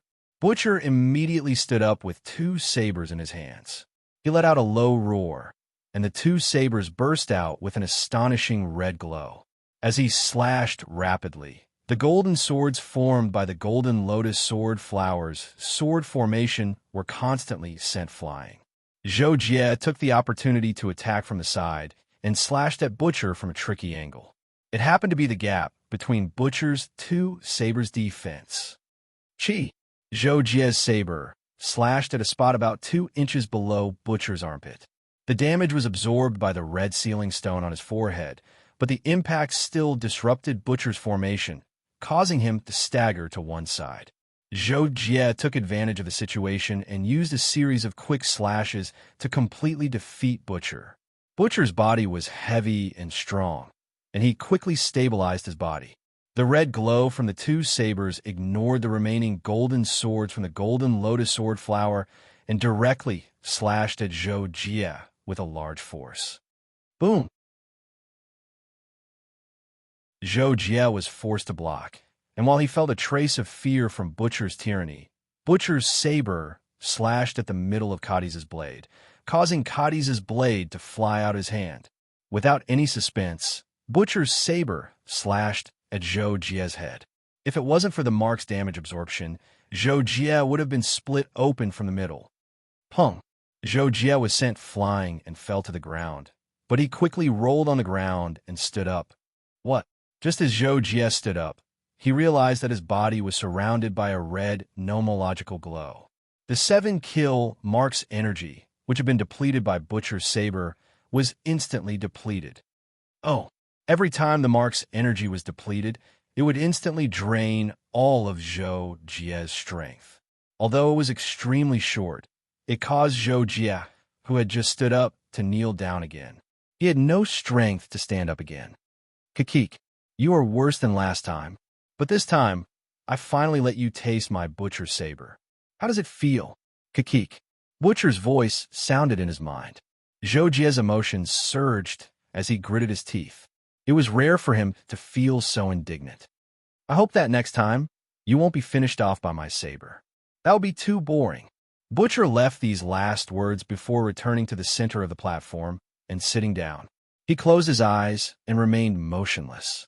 After a while, Zhou Jie stood up from the ground. He walked over to pick up Cadiz' blade and kept it in his interspatial ring. Suddenly, he realized something. I'm scared. I'm really scared. It turns out that Butcher's laughter has always terrified me. Coupled with his terrifying strength, I'm so weak. But in fact, I might still be able to put up a fight. More than half an hour had passed since his second defeat. Zhou Jie sat cross-legged on one side of the platform and suddenly muttered to himself. However, he isolated his voice so that Butcher wouldn't hear him. After understanding this, Zhou Jie began to adjust his state of mind. He entered a state of meditation and completely emptied himself.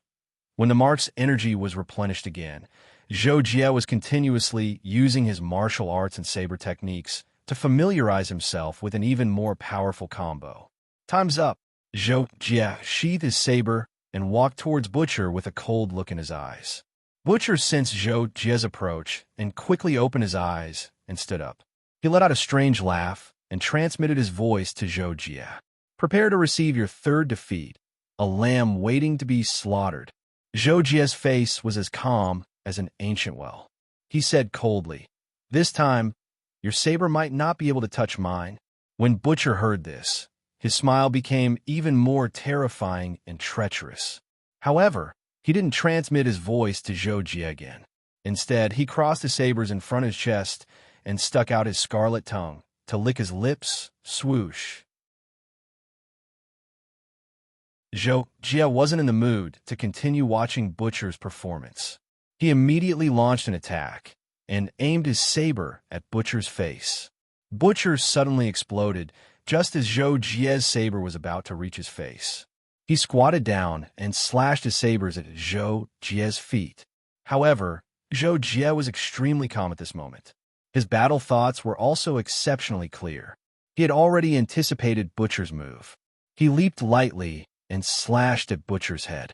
The Butcher hurriedly reversed his double sabers to block, but Zhou Jie pointed his saber at the Butcher's double sabers and jumped behind the Butcher. He followed up with a sweeping kick, causing the Butcher to stagger. Following that, Zhou Jie took advantage of the situation. He wasn't afraid of Butcher's sabers at all. He lowered his body and supported himself with one hand on the ground. He flew up and kicked Butcher's face as he turned around. Pung! The notebook arrived. The first day of punching in 2022-21.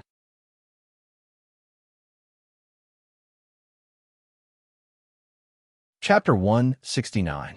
Butcher's head suffered an attack, causing him to lose his balance and stumble backward.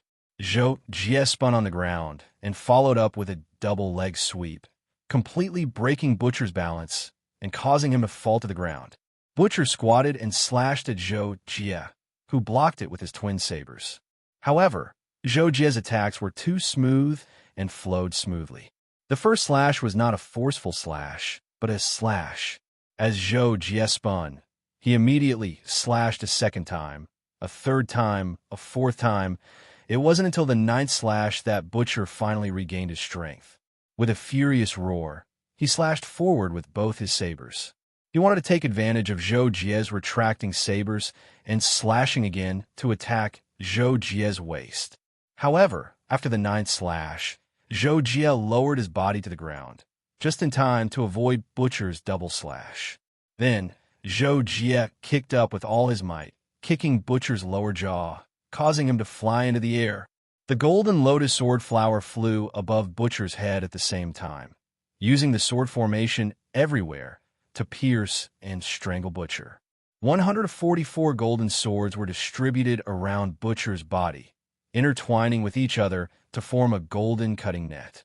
They crazily pierced Butcher's body back and forth, but due to the damage of the sealing stone, the golden swords actually brushed Butcher's body and changed their angles to the other side. Roar! Butcher let out an indignant roar, but being in the air and constantly attacked by the golden swords, he could not effectively dodge or defend. The sealing stone on his forehead was rapidly dimming, and in the blink of an eye, it was less than a third. Bang! Butcher finally landed on the ground forcefully. Zhou Jie was afraid that he would be shocked to death by the seismic wave again, so he immediately flew towards Butcher. Upon seeing this, Butcher grinned fiercely. At the same time, he raised his twin sabers and slashed, landing in Zhou Jie's path. Zhou Jie did not stop flying forward or change his moves. Instead, he exploded with all his strength and chose to clash with Butcher's twin sabers. Pump! Zhou Jie was sent flying backwards. The powerful recoil caused the 7-kill mark on his forehead to dim slightly. The Butcher grinned ferociously and wanted to take advantage of this opportunity to catch up with Zhou Jie and slash him. But in the next moment, the back of his head was attacked by the golden lotus sword formation, and he fell forward like a dog eating mud. The Golden Lotus sword formation split up and regrouped. It was the Tai Chi destruction of the Golden Lotus sword formation. Due to the haste, Zhou Jie's attack with the Golden Lotus sword flower was only the power of the sword formation. He did not unleash the extreme state, one-line sky tide. Therefore, this attack was not able to completely defeat Butcher. However, everything was under Zhou Jie's control. Now that Butcher had fallen to the ground, he was bound to suffer another round of the Tai Chi annihilation. With the last bit of energy he had left from the sealing stone, he was bound to lose. Everything was just as Zhou Jie had expected. Under the attack of the Tai Chi annihilation, Butcher did not even have time to stand up. With a roar, he knelt on the ground and instantly turned into a red stream of light and disappeared. Only a dull sealing stone was left on the ground. At the same time, Zhou Jie turned over and stood up unhurriedly. He controlled the Golden Lotus sword flower to return to the base behind him and walked towards the dull sealing stone. Just like the previous two times, the dim sealing stone lit up with red light again and automatically flew into Zhou Jie's palm. Zhou Jie kept it and turned to continue on his path. However, this time, when Zhou Jie stepped onto the greenish-gray path, the 7-kill mark on his forehead changed. The 7-kill mark shone brilliantly and began to change shape. At the same time, a large amount of energy surged into Zhou Jie's body. Moreover, the amount of energy the mark poured into Zhou Jie this time was almost double the amount from before. The 8 Desolates mark. Zhou Jie couldn't help but say in surprise. He had originally thought that defeating Lynx and the others wouldn't help with the advancement of the mark. Only now did he realize that it had helped. However, this time, the advancement of the mark didn't bring much joy to Zhou Jie, because he knew that the following battle would be even more difficult. Moreover, he had fought with the strength of a 1-star lord. The advancement of the mark would probably only allow him to take a few more hits. Zhou Jie felt that it was better than nothing. He was still comprehending the elemental laws within the halo. This time, Zhou Jie gained a deeper level of comprehension. It could even be said that he had made a breakthrough. However, Zhou Jie knew that this was because his perception had increased by several hundred times. If he really wanted to use this level of comprehension, he would need to reach the level of a 5-star lord at the very least. As for now, comprehending the elemental laws would only help him strengthen his Lamita realm. It wasn't particularly useful. A few days later, Zhou Jie arrived at the 4th platform. Very soon, a green stream of light descended not far from him and turned into the appearance of a slender woman. The woman was about 165 meters tall. She was thin and somewhat petite. She wore a green armor and a silver mask that looked like a wire mesh on her helmet. A light purple sealing stone was embedded in the mask. In addition, the woman held a dark green spear in her hand, which made her look even more heroic.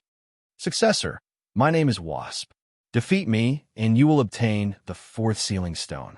Now, do you wish to begin the challenge? The woman's voice rang out in Zhou Jie's mind. Zhou Jie immediately took out the Kadi's blade and got into a fighting stance. He calmly replied, "Let's begin." Huh. Wasp didn't say anything else. She softly shouted in Zhou Jie's mind. She lunged forward and pointed her spear at Zhou Jie. She was ready to fight. Zhou Jie's eyes narrowed. He felt a bit of pressure because Wasp's weapon was a spear. With his rich combat experience, he naturally knew the advantages and disadvantages of weapons, as well as their strengths and weaknesses. As the saying went, an inch longer is an inch stronger. For a true expert who could use a weapon as nimbly as one's own limbs, there would be obvious restraints between weapons. Zhou Jie used a saber, while Wasp used a spear. In terms of weapons, Zhou Jie was at a disadvantage. In addition, Wasp definitely had magic, and her combat ability was definitely top-notch. Naturally, Zhou Jie felt a bit of pressure. However, pressure was also a motivation to improve. After experiencing the previous few battles, Zhou Jie had returned to his peak state. Not only had his combat skills improved, but his mentality was also perfect. Therefore, even though he felt the pressure, Zhou Jie was still extremely calm. He planned to test out his opponent's moves and fighting style first. The battle was about to begin. Zhou Jie swung his saber, and Wasp thrust her spear at the same time.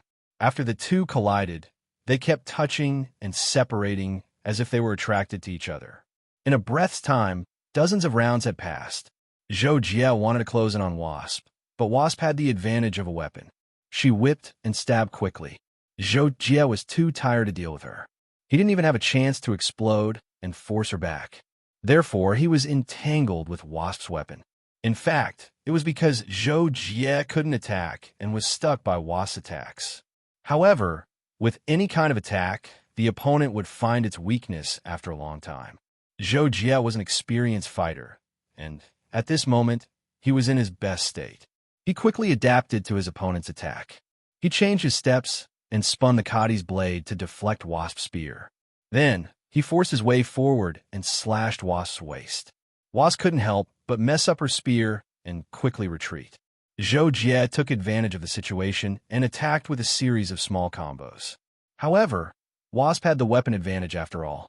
Zhou Jie's combo was received by her spear, so it didn't affect her. It only caused her to be shaken back a few steps. Zhou Jie was not satisfied. He quickly pressed forward and attacked with another round of combos. He wanted to catch Wasp off guard and make her lose her composure. However, at the end of the day, Hornet was still a top-tier expert in actual combat. Immediately, he steadied himself and lowered his center of gravity. Relying on his spear, he unleashed one aura after another, forcefully interrupting Zhou Jie's chain attacks and forcing him to retreat. Zhou Jie had no choice. He took out the golden lotus sword and held it in his left hand. He wanted to use a two-handed weapon to fight his opponent. This way, he could make up for his disadvantage in weapons.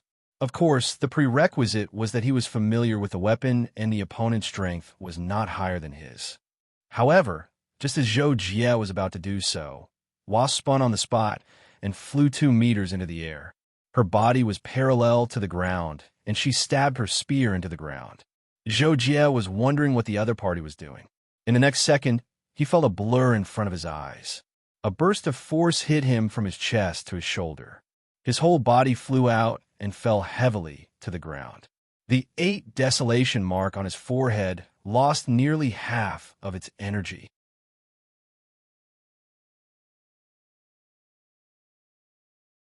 Chapter 170. Although Zhou Jie didn't know how he was attacked, he quickly rolled on the ground and got up. He found that Wasp was already a few dozen meters behind him. What's going on? Zhou Jie couldn't help but be bewildered. Then, he saw Wasp doing the same thing as before. Wasp's entire body spun into the air, and its body was parallel to the ground, with a long spear pointed at the ground. Not good. Zhou Jie saw this and rolled to the side without thinking. While Zhou Jie was rolling, he felt an extremely weak fluctuation in the air behind him. This time, Zhou Jie got up and looked at the spot opposite Wasp's position. Sure enough, Wasp had appeared there. Instantly, Zhou Jie understood. The inexplicable attack just now was actually caused by Wasp charging at him at an unbelievable speed. The long spear in Wasp's hand slammed into his chest, causing him to be hit by a huge force and fly backward. The mark's energy had also decreased by half. This showed how terrifying Wasp's attack was. Zhou Jie's mark's energy had now doubled. Only Butcher's heavy slash could cause similar damage, right? After Zhou Jie dodged the second flying attack, Wasp seemed to know that such an attack wouldn't have any continuous effect on Zhou Jie. It stopped flying and raised its long spear to stab at Zhou Jie. Zhou Jie had no choice but to fight. He fought with Wasp for a few hundred rounds. Using his sword and saber, Zhou Jie injured Wasp a few times. However, because he controlled half of the power with his left and right hands and didn't explode, the damage was average. The 4 attacks had only depleted about 1/8 of Wasp's mark's energy.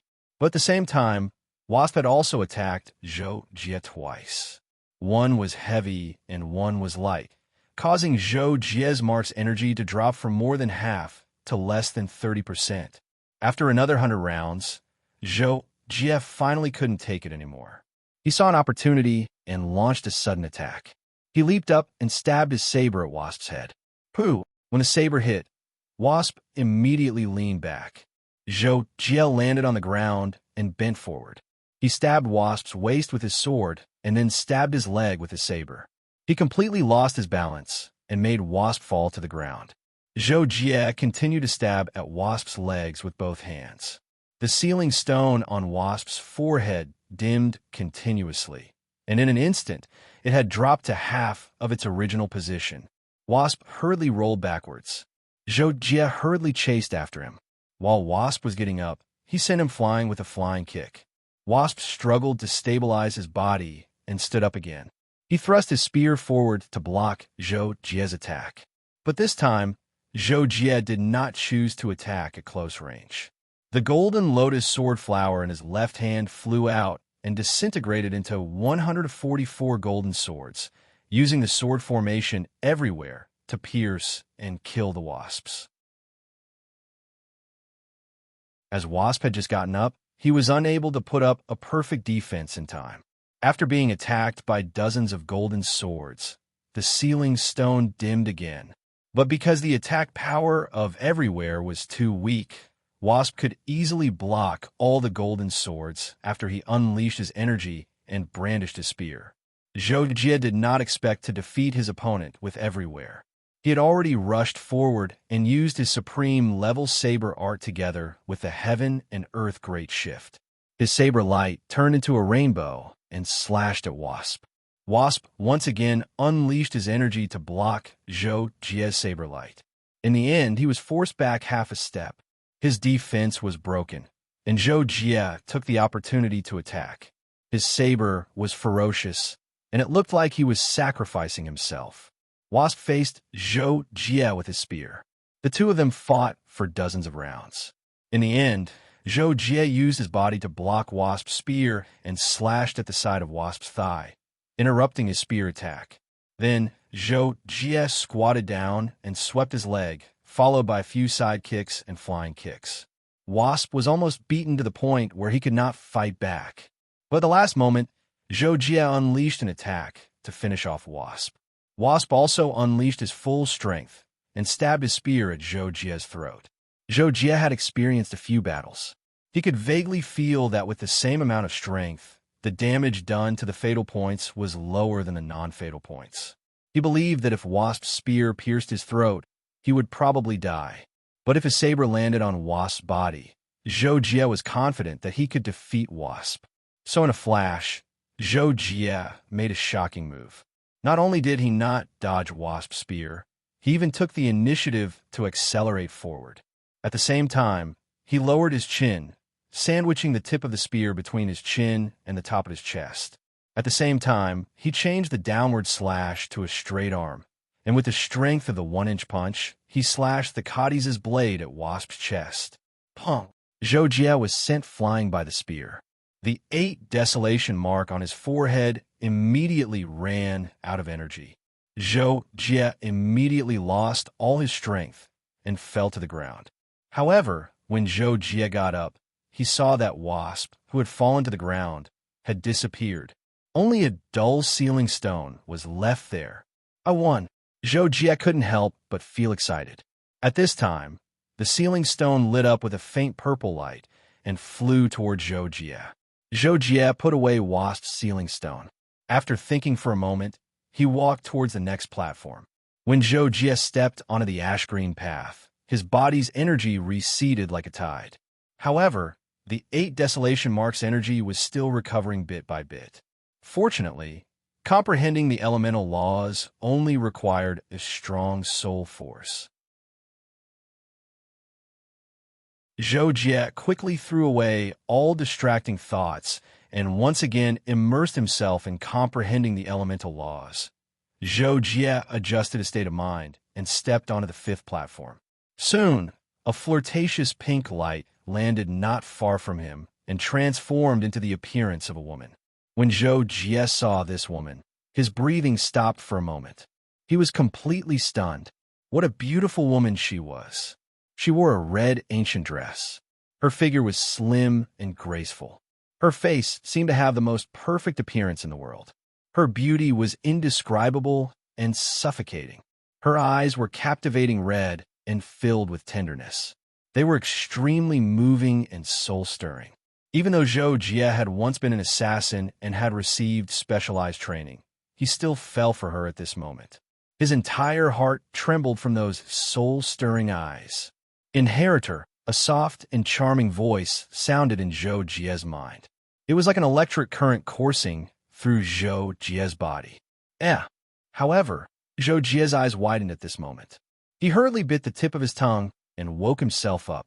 However, that numbing voice continued in Zhou Jie's mind. I am a widow. To be able to walk in front of me means that you are very outstanding. I admire outstanding men and also desire to conquer them, or be conquered by them. However, in my life, I have only been conquered by the general. The rest, including the inheritor before you, have all been conquered by me. The widow continued. Her voice was like a maggot in one's bones. It was unbearable and made it difficult for one to calm down. Zhou Jie looked at the widow. His breathing was a little rapid. His expression was very ugly. His brows were tightly knitted, and even his forehead began to sweat. Is this a mental attack? Zhou Jie stared at the widow's deadly face. On one hand, he wanted to look away. On the other hand, he thought that this would allow him to adapt to immunity. He refused to look away no matter what. However, when Zhou Jie realized that the adapt to immunity he thought of was just a psychological comfort to look at the widow's face, his heart trembled. He tried his best to look away, but he found it difficult to do so. Scary, scary. Zhou Jie thought to himself. His body tensed up, but he inexplicably felt his body heat up. The widow in front of him became even more beautiful. His mind began to be affected. At this moment, the widow smiled. Her smile was very faint, but it seemed to be the most beautiful smile in the world. It could disintegrate all calmness and arouse the infinite desire for beautiful things in the bottom of one's heart. It could even make one crazy. Inheritor, do you want to start a battle with me? The widow asked with a smile. In an instant, Zhou Jie felt that his eyes were in a trance. However, the widow was still so beautiful that he could not look away. He even began to lose the ability to think. His thoughts became somewhat slow and sluggish. However, the word battle stimulated Zhou Jie. Zhou Jie began to try hard to recall his purpose of coming here. In the end, he struggled to remember.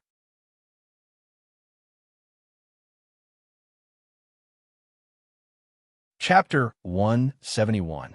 No, no. Zhou Jie suddenly shouted, as if he had lost control. Zhou Jie tried his best to recall. Not only did he remember why he had come here, but he also remembered some other people, Yuqi Hongze and Yuan Rong. At that moment, the obsession in the deepest part of Zhou Jie's heart was stimulated, which allowed him to break free from the widow's mental control and refuse to fight her. I can't resist her mental influence. I'll definitely lose if I fight her in this situation. Zhou Jie told himself quickly in his mind, trying his best to stay clear-headed.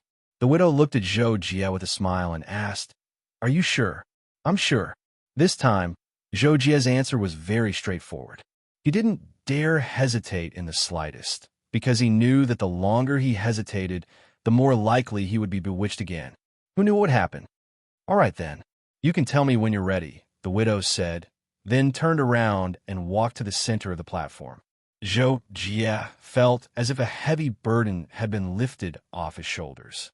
He felt that his feverish state had completely calmed down. At the same time, he felt much more relaxed. Zhou Jie glanced at the widow's back. At that moment, he realized that the widow wasn't as enchanting as he thought. He had only been so unbearable because he had been affected by her mental influence. But how can I ignore her mental influence and unleash my full strength? Zhou Jie thought about it from another perspective, but he became worried again. It seemed impossible because mental power couldn't be increased overnight. Even if Zhou Jie spent the next 2 months meditating to increase his mental power, he wouldn't be able to achieve much. It was impossible for him to completely resist the widow's terrifying mental influence. What do I do? Even if I break through to become a two-star lord, it's impossible for me to increase my mental power to the point where I can resist her mental influence. Zhou Jie racked his brains, but he couldn't come up with a solution. He knew that the fastest way to increase his spiritual power was to increase his cultivation level. This was because the increase in cultivation level was accompanied by the cosmic baptism. It would improve the structure of the body and strengthen the body.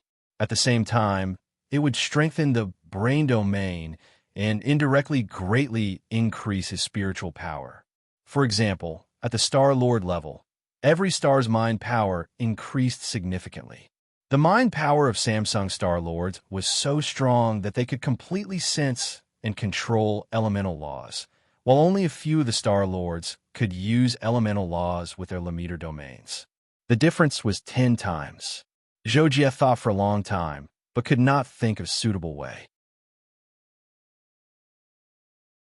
He thought that the only reliable way was to try to resist the spiritual infection of the widow. Just like when a person was sick, most of the body would produce the corresponding antibodies, gradually resisting the disease and eventually recovering. It was also like training the muscles of the human body. Let the muscles withstand various forces and destroy them. Then, the muscles would absorb the corresponding materials and energy to reconstruct them. After the reconstruction, the muscles would be stronger than before. The same principle applied to the tempering of one's spiritual power. Under the condition that one's spiritual origin was not damaged, one's spiritual power would automatically recover and improve to a certain extent. However, if Zhou Jie wanted to do this, he couldn't just run over and let the widow invade his mind instead of choosing to fight her. Could he? How different was that from letting someone perform acrobatics? It was simply a joke. Do I really have to fight her like this? Zhou Jie was helpless. He knew that in his current situation, if he went up and fought the widow, he would be mesmerized from the start and would definitely be easily KO'd. However, if he didn't fight, what else could he do? In the end, Zhou Jie still had no choice but to choose to fight. This first failure was inevitable, but he had to learn as much as possible from it to improve his ability to fight the widow. Zhou Jie flew towards the widow, trying to make himself as cold and ruthless as he had been during the darkest period, eliminating all distracting thoughts in his mind. "Widow, come and fight," Zhou Jie said coldly. "Come on, interesting little man," the widow said, standing up and twisting her slender waist. The charm that could easily make a man go crazy was emitted from her body again. "Oh no, I still can't take it." Zhou Jie looked at the widow and felt that her face was like a goddess descending to the mortal world in an instant. She was so beautiful that it was intoxicating. He couldn't help but gulp, and his whole body tensed up again. At the same time, 2 pink folding fans appeared in the widow's hands. She gently opened them and crossed them in front of her. Zhou Jie felt that the charm that made his heart tremble was even stronger, like a whirlpool that wanted to make him fall into it. "Die!" Zhou Jie bit the tip of his tongue and slashed out with all his strength. However, he had completely abandoned the subtlety of his moves at this moment. He simply didn't have the heart to perform these moves. Facing Zhou Jie's simple and ordinary attack, the widow smiled sweetly and quickly turned around. Her 2 folding fans danced elegantly like a dance, but her speed was not slow. The 2 folding fans rotated with the widow's body and collided with Zhou Jie's blade of Kadi's twice. In an instant, Zhou Jie was pushed back. Then, the widow's whole body lit up with a faint pink light, quickly dodging Zhou Jie's random slash forward. She went to the side and rotated her body, and the next second, bang! The speed of the widow's body skyrocketed, and she attacked Zhou Jie like a ghost. Many widows appeared around Zhou Jie. When Zhou Jie saw the widow's shadow, his mind was also trembling. It was difficult for him to resist the spiritual invasion that was strengthened through vision. What was more fatal was that in an instant, there were countless extremely soft and charming voices of the widow echoing in his mind, causing his mind, which was already difficult to maintain, to collapse at once. An extreme desire to possess the widow filled Zhou Jie's mind. It was as if his brain was going to explode. At this moment, Zhou Jie completely lost himself. He waved Cadi's blade around wildly, as if he had gone crazy. Zung, zung, zung, zung. Then, Zhou Jie was attacked by the widow's body from all directions. Zhou Jie, who was in a confused state, could not resist at all. Although the widow's attack was weaker than the lynx's, in less than 10 seconds, Zhou Jie was hit by the widow's fan more than 50 times. Finally, the power of the 8 desolation mark was exhausted. Zhou Jie suddenly collapsed on the ground, and the widow's attack stopped. Zhou Jie lay on the ground, and soon felt the heat in his body recede like a tide. His head gradually cooled down, and his consciousness became clear again. He felt a lot more relaxed and comfortable. "You can't do it, Stinky brother. I'm looking forward to your next performance." The widow's voice sounded in Zhou Jie's mind again, but this time, the widow only teased him. Then, she walked back to the center of the platform and sat down. Zhou Jie was not in the mood to pay attention to the widow's teasing. He shook his head, afraid that he was not clear-headed enough. Then, he lay on the ground and thought for a long time. About half an hour later, Zhou Jie crawled up from the ground. With a cold face, he walked to the edge of the platform and sat down cross-legged. He began to summarize the experience of the battle just now. Almost 3 days passed quickly. Zhou Jie stood up and walked towards the widow, preparing to start the second challenge. "Widow, let's fight again." Zhou Jie walked in front of the widow. He lowered his head and did not look at her. He only said this. "Okay, then come at me. I hope you can last a little longer this time," the widow said with a charming smile. The moment I took out the 2 fans, the invisible mind corruption began again. Zhou Jie lowered his head and did not look at the widow. Instead, he paid attention to the changes in his body. When the widow activated mind corruption, he suddenly felt a faint desire ignite in his mind, causing his head to heat up. However, if he did not pay attention, he would not have noticed it for the time being. Then, Zhou Jie suddenly raised his head and looked at the widow. When he saw the widow's beautiful face, he suddenly felt his mind go blank. An indescribable visual impact hit him, causing the desire in his mind to rise crazily. So that's how it is, Zhou Jie thought in an instant. At the same time, he tried his best to close his eyes. However, the mind corruption's effect had already reached a certain level. He was still greatly affected. Then, the widow attacked. Zhou Jie closed his eyes and tried to rely on his perception to capture the widow's movements and movements. However, because he was still affected by the mind corruption and closed his eyes, Zhou Jie's reaction speed and thinking ability were greatly reduced. He was unable to properly defend against the widow's attacks and instantly fell into a passive situation.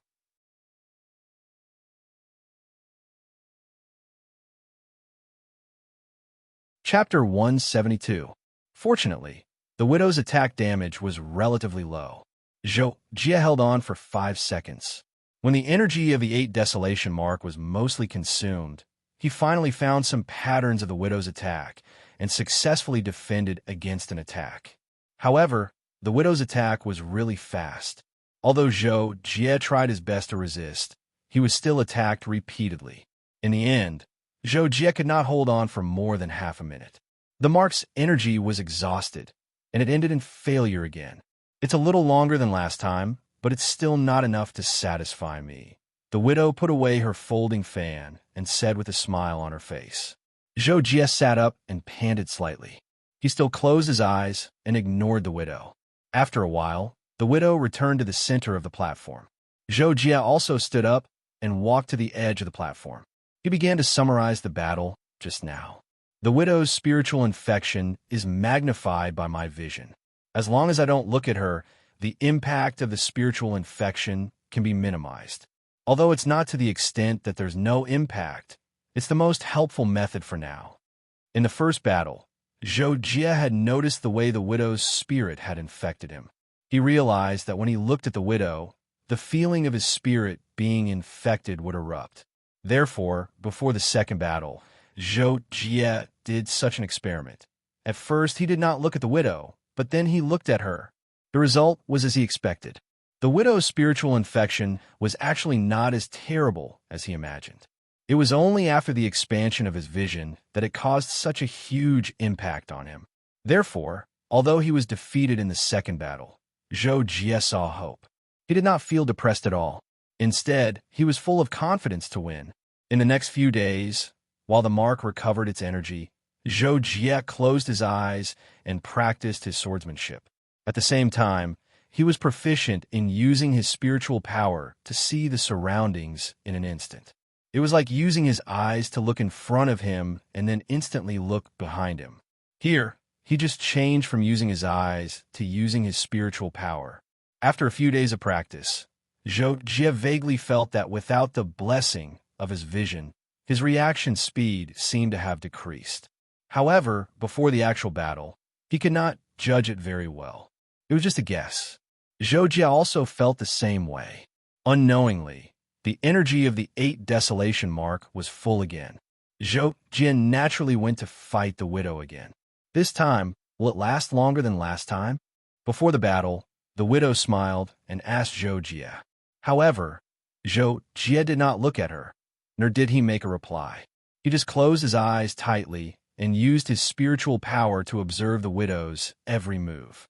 When the widow released her spiritual infection, Zhou Jie's spiritual force was the first to detect it. He immediately resisted it and easily resisted it. This time, he was almost no longer affected by the widow's spiritual infection. This made Zhou Jie very happy, but at the same time, he forced himself to be calmer and more focused. His spiritual force was clearly trying to understand the surroundings, but there was an extremely ethereal feeling, heart like still water. On the other hand, because his spiritual power was diverted to resist the widow's spiritual infection, Zhou Jie could feel that the difficulty of using it to understand Zhou Jie's environment had increased. This would definitely affect his reaction speed, and it also meant that his strength would be reduced. Swoosh! The widow attacked first. The 2 folding fans were like sharp blades. Not to mention the tricky angle. The gap between the 2 folding fans made her attacks coherent and changeable. It was very difficult to block. However, Zhou Jie's actual combat ability was needless to say. At the moment, he still countered the moves. He held the saber in his hand and slashed out from bottom to top, blocking the attack of a folding fan from bottom to top. Then he retracted his hand and went up, blocking another folding fan that attacked from top to bottom. Following that, Zhou Jie also counterattacked. Energy burst and rushed forward, aiming for the widow's midline. For people who use two-handed weapons, it was the most difficult to defend when they attacked. Although the widow's reaction was fast enough, she was still unable to completely block Zhou Jie's violent slash.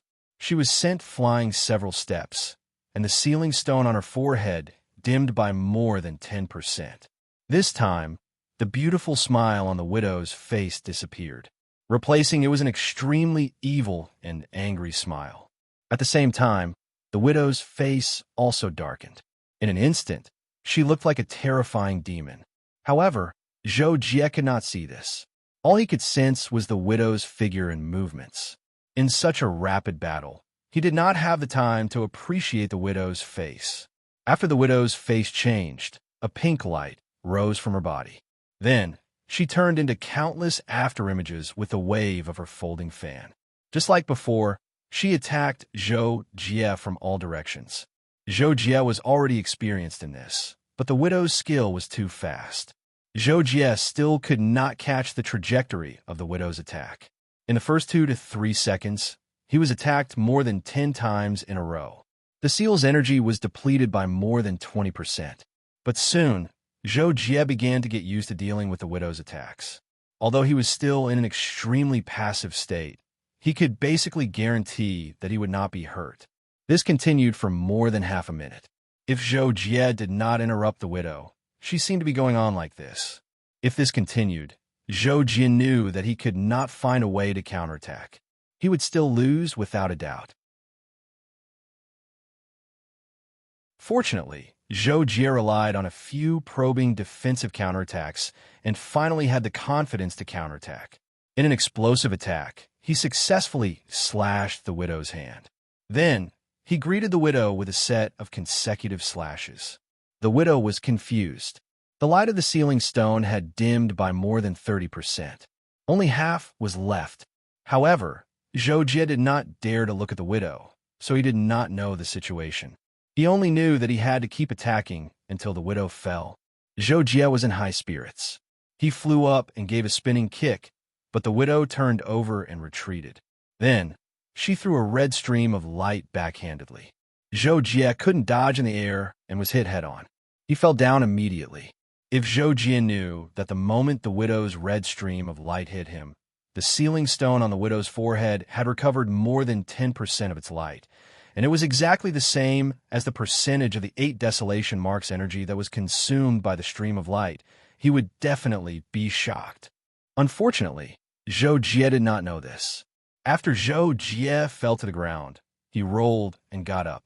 The golden lotus sword flower turned into 144 golden swords and flew out, stabbing at the widow with the sword formation everywhere. However, the widow waved her 2 fans forward. When she was hit by dozens of golden swords, the 2 fans flew out of her hands. It was as if they had traveled through time and space, flying in front of Zhou Jie and then passing through him. Oh! Zhou Jie took a step back, but before he could react, the 2 folding fans pierced through his back and came back. In an instant, Zhou Jie felt a chill in his chest where he had been pierced twice. Although the damage was absorbed by the 8 desolation marks energy, there was no injury on his body. However, the 8 desolation marks energy had been completely exhausted. Zhou Jie suddenly knelt on the ground. I still lost. Zhou Jie was helpless. He opened his eyes and looked at the widow. Seeing that the sealing stone on the widow's forehead still had more than 40% of its light left, he frowned but did not say anything. After he recovered, he got up and returned to the edge of the platform to prepare for the next battle. A few days later, the 8 desolation marks energy had been fully replenished. Zhou Jie went to fight the widow again. This time, Zhou Jie used all his strength in a combo and beat the widow until only 30% of the sealing stone's light was left. However, when the widow was able to catch her breath, she once again activated the double fan magic, instantly destroying nearly 50% of Zhou Jie's 8 desolation marks energy. After that, the widow also used a combo. Although Zhou Jie was only hit by 1 fan, he lost nearly 20% of his 8 desolation marks energy. On the other hand, the widow's sealing stone's light was restored by nearly 20%. In the end, Zhou Jie was also defeated in the 4th battle. When Zhou Jie opened his eyes and looked at the sealing stone on the widow's forehead, he discovered that it still had about 20% of its light. He could not help but frown and feel a trace of doubt. However, Zhou Jie did not know that the damage caused by the widow's dual fan had a chance of recovering the sealing stone's light, so he did not think too much about it. In the 5th battle, Zhou Jie made significant progress again. The widow was almost unable to fight back. However, later on, the widow hit Zhou Jie with a stream of light, destroying more than 20% of Zhou Jie's 8 desolation marks energy. At the same time, the widow also recovered more than 20% of the sealing stone's light. Then the widow used the double fan magic again, but this time it was interrupted by Zhou Jie's golden lotus sword. Then the 2 fought again. After dozens of rounds, Zhou Jie's 8 desolation marks energy was decreasing. What surprised Zhou Jie was that the widow, whose sealing stone should have dimmed, had not disappeared.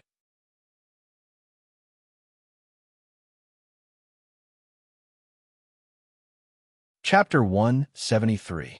In the end, Zhou Jie was defeated in the 5th battle. When Zhou Jie opened his eyes to look at Widow, the light of the sealing stone on her forehead was so dim that it was almost invisible. Zhou Jie couldn't help but feel pity, but he couldn't help but wonder.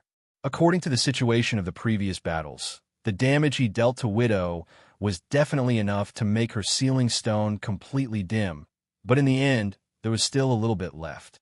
This was completely illogical, and Zhou Jie couldn't figure out the reason for it. Widow, why have I attacked you so many times? Logically speaking, I should have defeated you long ago, but you still haven't disappeared? Could it be that the more I fight, the higher your health points will be? Zhou Jie finally couldn't help but ask, wanting to know the answer directly from Widow. Widow smiled slightly when she heard the question, and answered Zhou Jie truthfully, because the damage I deal to you has a probability of recovering my sealing stone's energy. If you want to win against me, you'll have to take less damage from me. Zhou Jie suddenly understood when he heard this. At the same time, he nodded, full of confidence. Thank you for telling me. Leaving this sentence, Zhou Jie stood up and walked back to the edge of the platform. Interesting, man. Don't tell me. You're going to become my new master? Widow looked at Zhou Jie's back as he left, her red lips moving slightly, but her words were very soft, and Zhou Jie couldn't understand them. However, when Zhou Jie heard Widow speak behind him, he was stunned for a moment.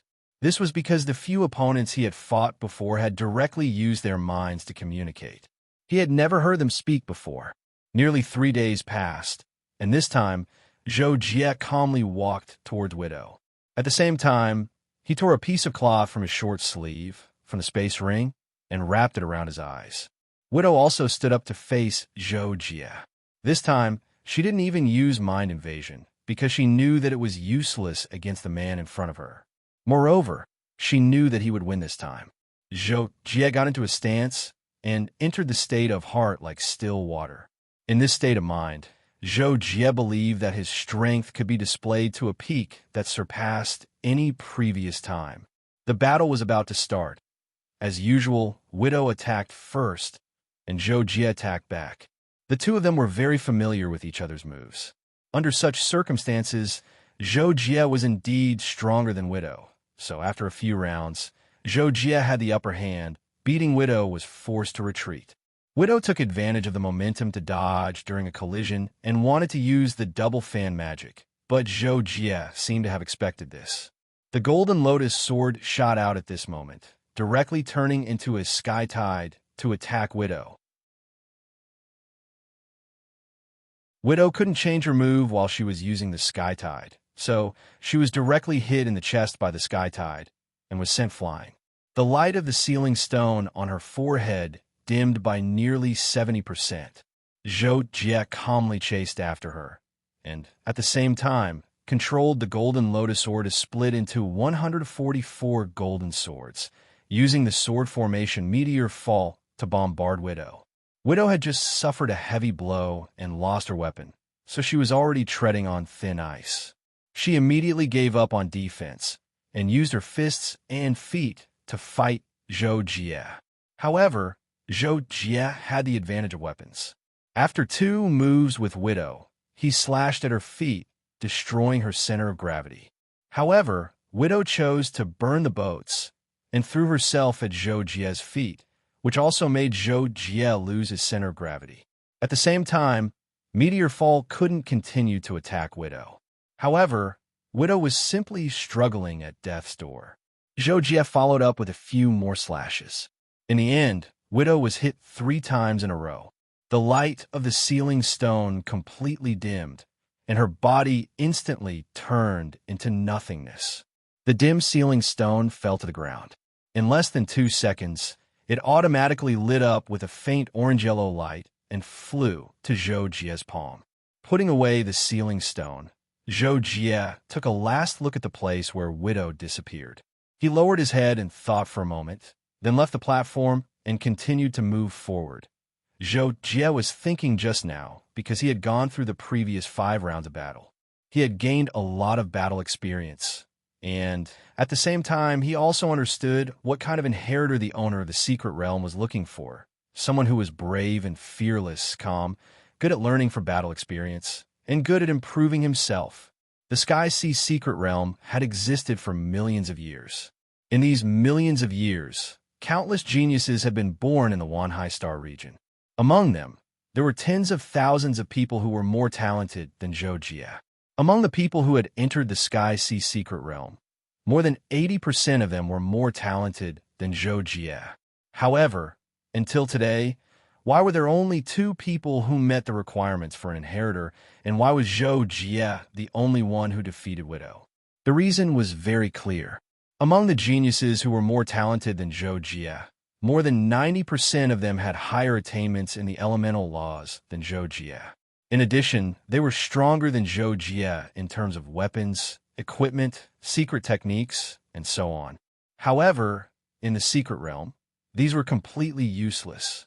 Moreover, to be qualified as an inheritor, one actually needed to obtain the 7 kill mark during the 10,000 Treasures Ridge test. This was extremely difficult, and it required extraordinary strength and luck, as well as unimaginable effort to achieve it.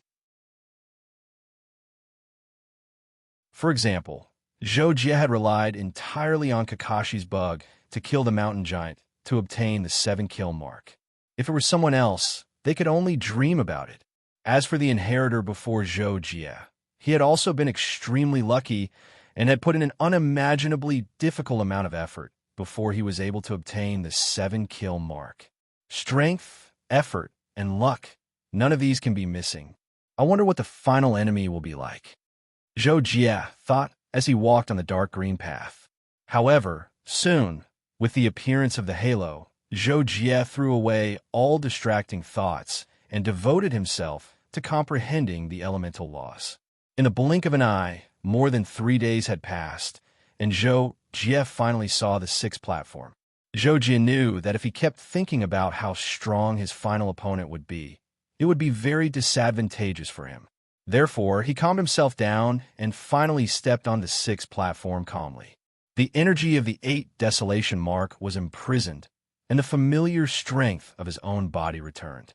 Zhou Jie looked ahead, knowing that his final opponent would appear there in the next second. As expected, a black stream of light descended from the sky and turned into a tall man about 10 meters in front of Zhou Jie. This man was nearly 9 meters tall and had a strong body. He wore a black armor, a black mask, and a helmet. In between the eyebrows of the mask, there was a sealing stone that emitted a dark green light. The man had a samurai sword at his waist, and his entire person gave Zhou Jie a sense of majesty. He had a very strong sense of oppression. How many years has it been? You are the first inheritor to come to me. The man spoke, and his voice was directly transmitted to Zhou Jie's mind. Zhou Jie did not move and waited for the man to finish speaking. You were able to defeat the widow, which actually proves that you have the qualifications to obtain the inheritance. However, Master wishes for me to train you once again. He wishes for you to become an ultimate warrior and go to his hometown to fulfill his long-cherished wish. Come, inheritor, I am a general. Defeat me, and you will be able to gather all 6 sealing stones, open the door to the seal, and obtain everything that Master left behind. The black-armored man, the general, said. At the same time, he pulled out the sword at his waist. It was obvious that he wanted to fight Zhou Jie directly. When Zhou Jie heard the general's words, he was both puzzled and surprised. He was puzzled about some things related to the Arcana Realm's owner, and he was surprised because the widow had once said that there was only one man who had conquered her. Zhou Jie felt that he had only defeated the widow. He did not dare to use the word conquered. Moreover, he did not mean it that way. That man was called General. Zhou Jie had a deep understanding of the widow's strength.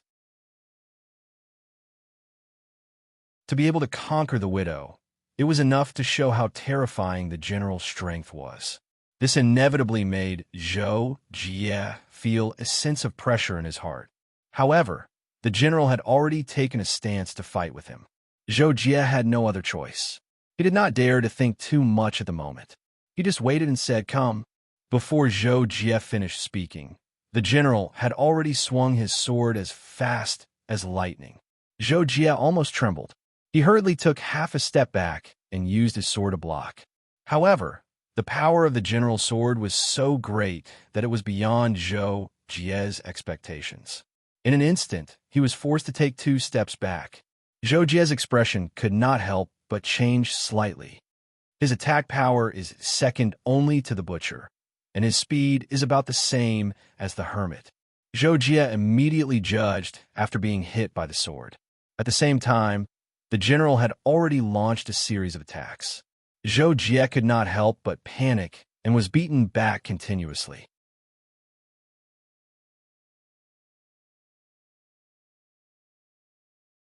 Chapter 174. However, Zhou Jie quickly stabilized his footing and began to exchange blows with General. Their two blades flashed as if they were entangled with each other and could not be separated for a long time. Zhou Jie felt a lot of pressure because the general's combat skills were really strong, even surpassing the hermit. His strength was second only to the butcher. Needless to say, it could be seen how terrifying the general's basic strength was. At this moment, Zhou Jie was using all his strength to be in a deadlock with the general. On the other hand, although Zhou Jie didn't know what the general's expression was under the mask, from the indomitable momentum of his moves, it was definitely not enough to make him feel overwhelmed. It meant that the general was at ease at this moment. Whoosh!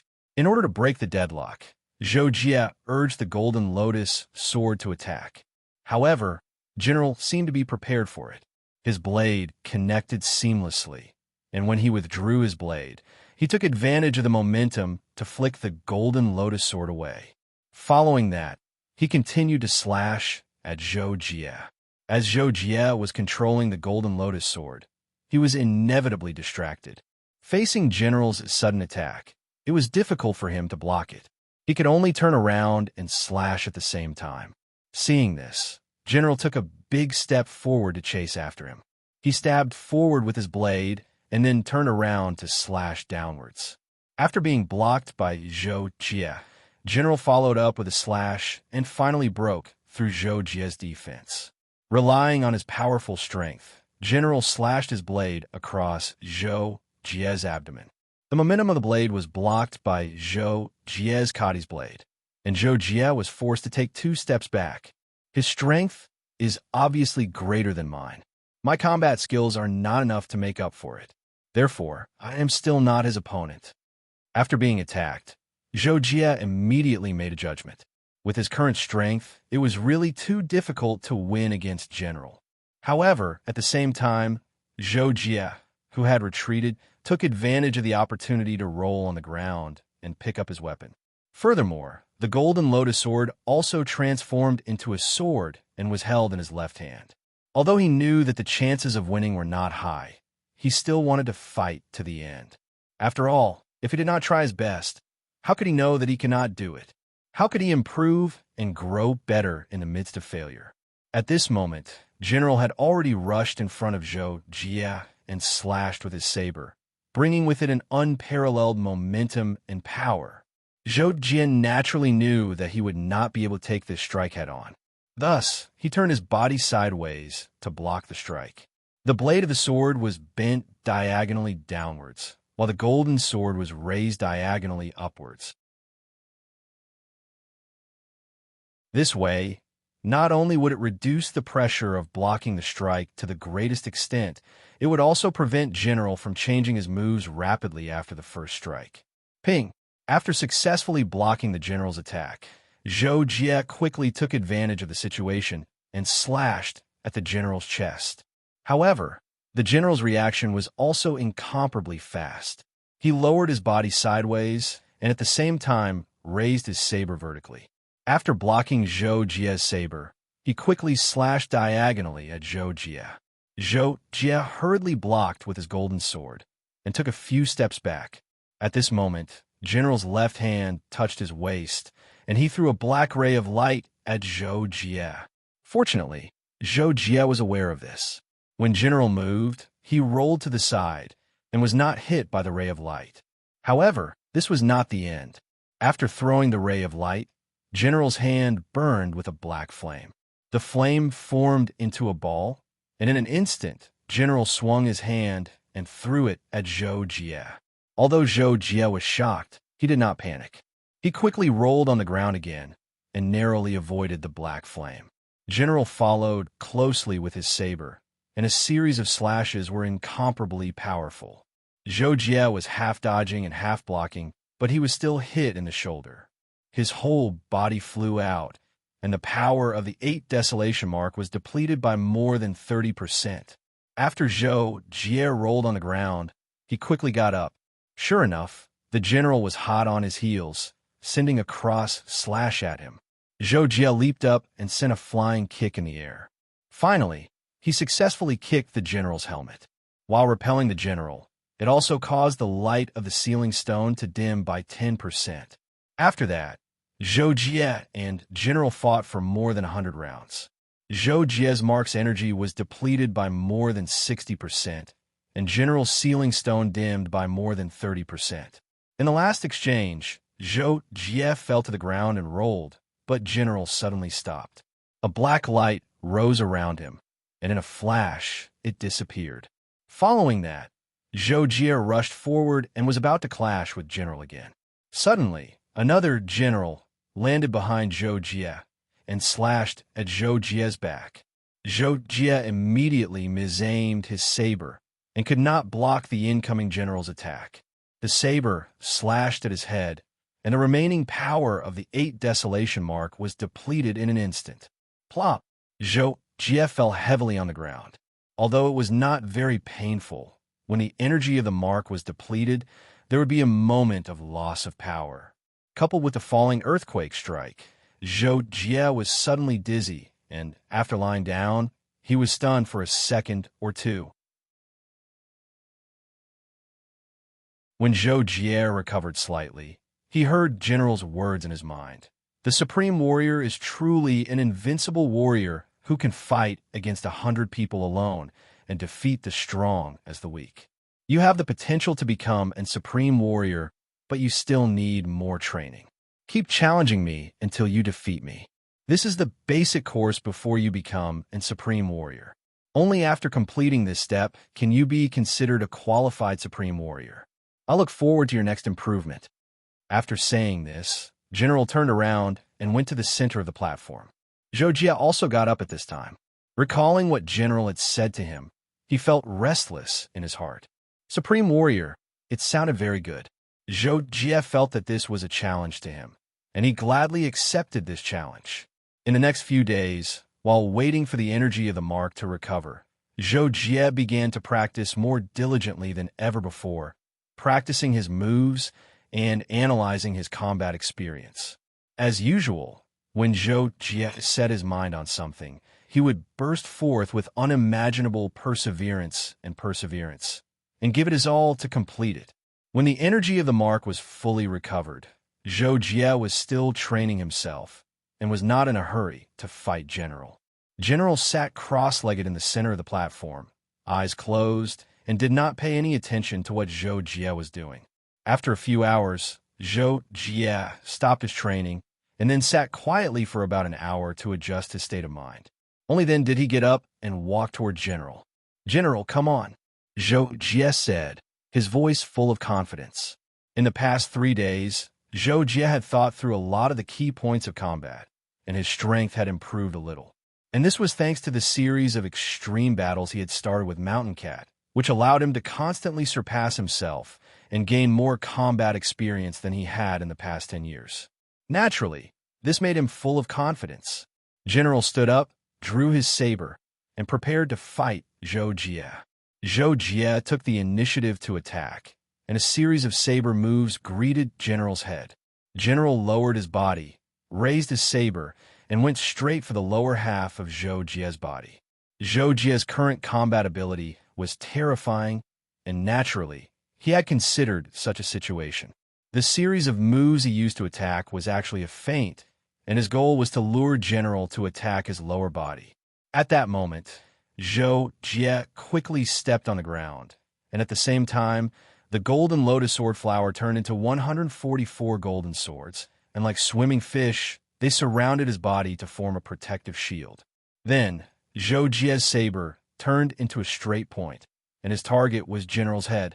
Seeing Zhou Jie change his moves and rise into the air, General naturally quickly changed his moves and blocked Zhou Jie's stab with his saber. However, he used too much force and was unable to completely offset the explosive force of Zhou Jie's rotation in the air. He could not help but shake his body backward, and his feet opened up wide.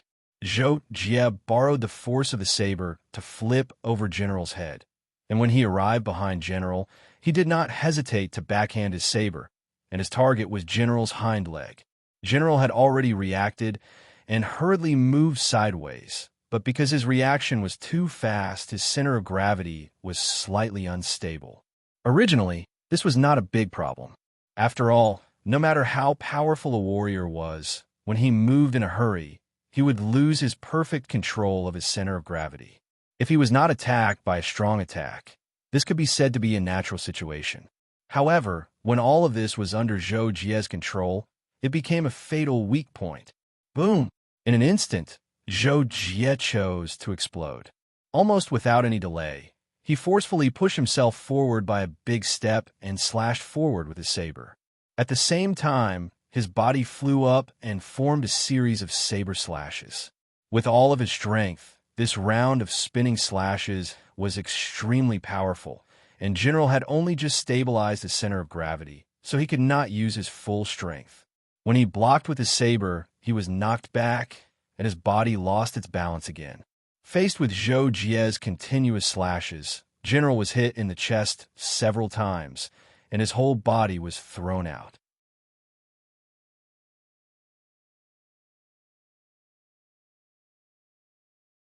Chapter 175.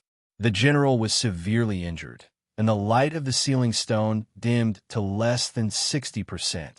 Zhou Jie and the general landed at the same time. The general fell to the ground.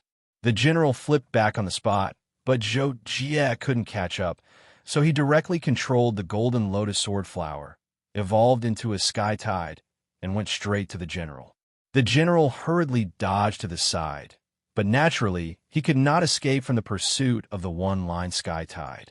He had no choice but to unleash a burst of saber radiance to meet the attack head-on. The golden lotus sword formation was smashed into pieces, and 144 golden swords scattered in all directions. At this moment, Zhou Jie rushed forward and slashed at the general's lower body. The general jumped up and slashed at the top of Zhou Jie's head. Zhou Jie slid under the general and went directly behind the general. He slashed the general's back with a backhand knife, causing the general to fall forward to the ground at the same time. However, the general rolled forward as soon as he landed. When he got up again, he turned around and shot a black flame at Zhou Jie. Fortunately, Zhou Jie also rolled to the side and dodged the general's magic. At the same time, he approached the general from the side and pounced at him again. Seeing this, the general's body soared with a black light. He also flashed past and took a step forward to fight with Zhou Jie. However, Zhou Jie saw the black light flashing on the general's body. He immediately realized that something was wrong. He quickly bent down and used 2 consecutive leg sweeps. At the same time, another general appeared on top of Zhou Jie's head.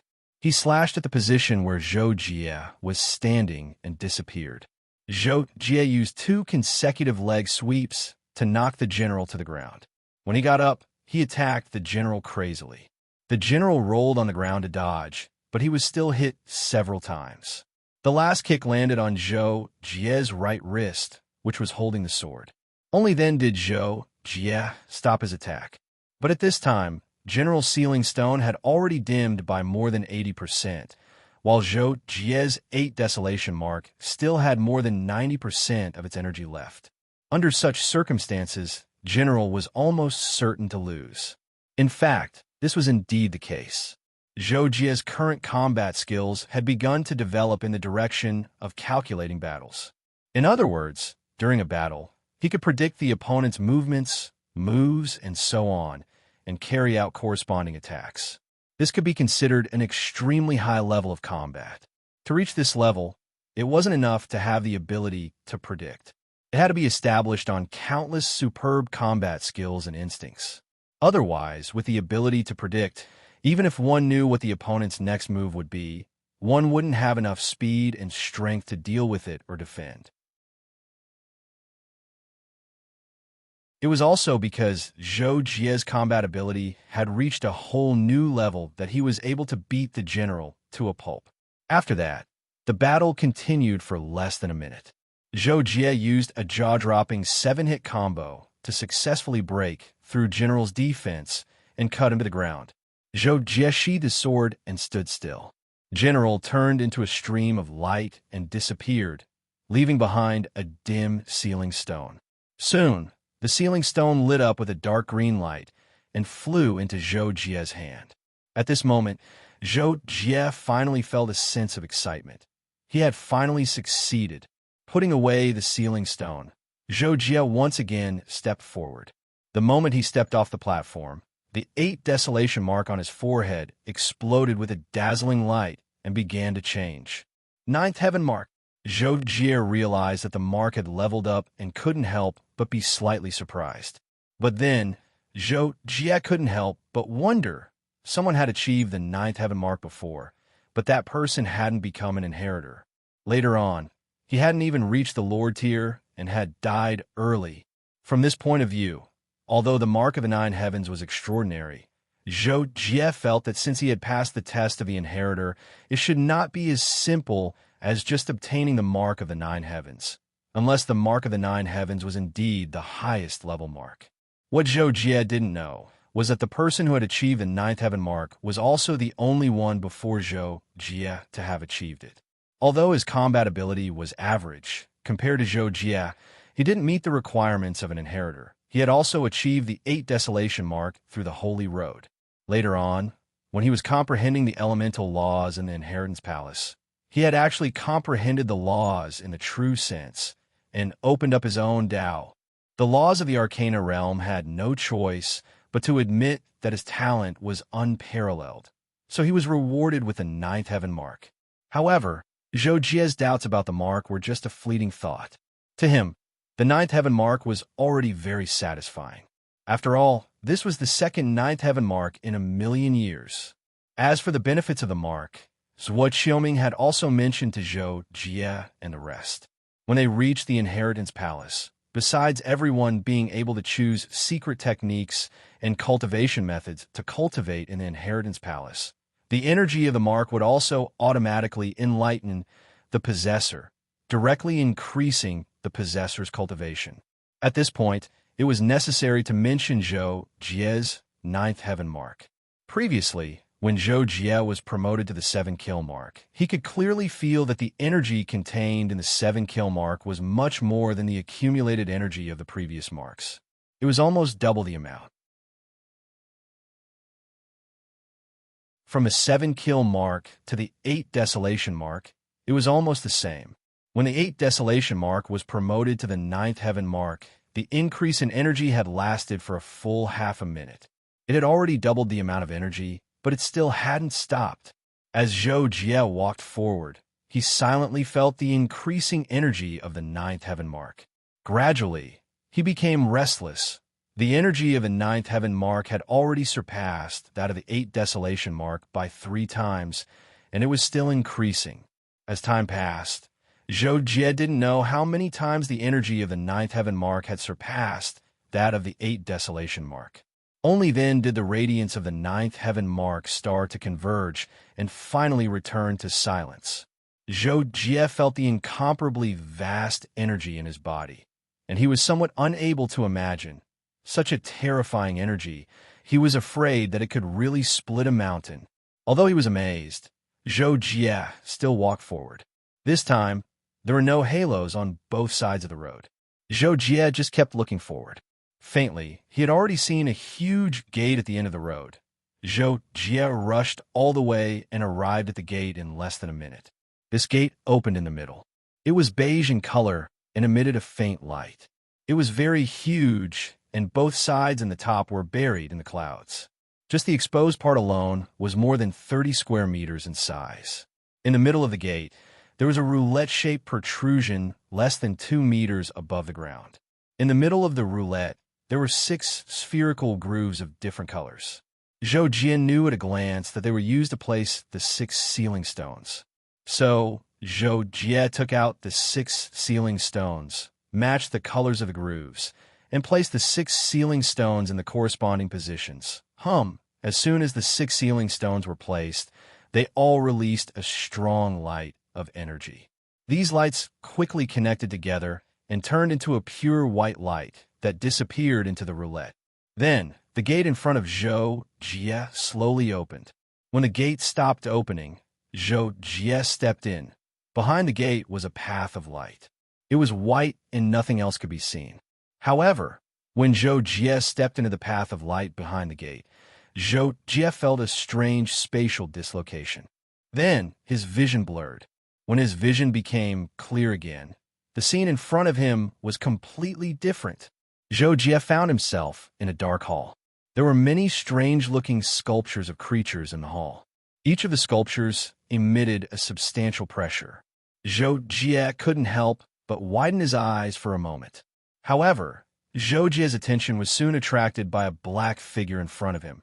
It was the back of a tall and stalwart man, and it was pure black. It really looked like a shadow, but it was a three-dimensional humanoid shadow. While Zhou Jie was wondering who this silhouette man was, the silhouette man had already turned around. A pair of eyes that were emitting pure white light looked at Zhou Jie, and then the silhouette man spoke. His voice directly sounded in Zhou Jie's mind. It was the standard universal language. "Hello, Supreme Warrior, and also my inheritor. I am the Dark Shadow Emperor." Dark Shadow Emperor. When Zhou Jie heard the other party's self-introduction, he couldn't help but be surprised. Not because of anything else, but because it was the first time that Zhou Jie had seen an emperor-level powerhouse in his life, although this might just be an energy or something like that left behind by the other party. In 1.5 years, I will have to face work.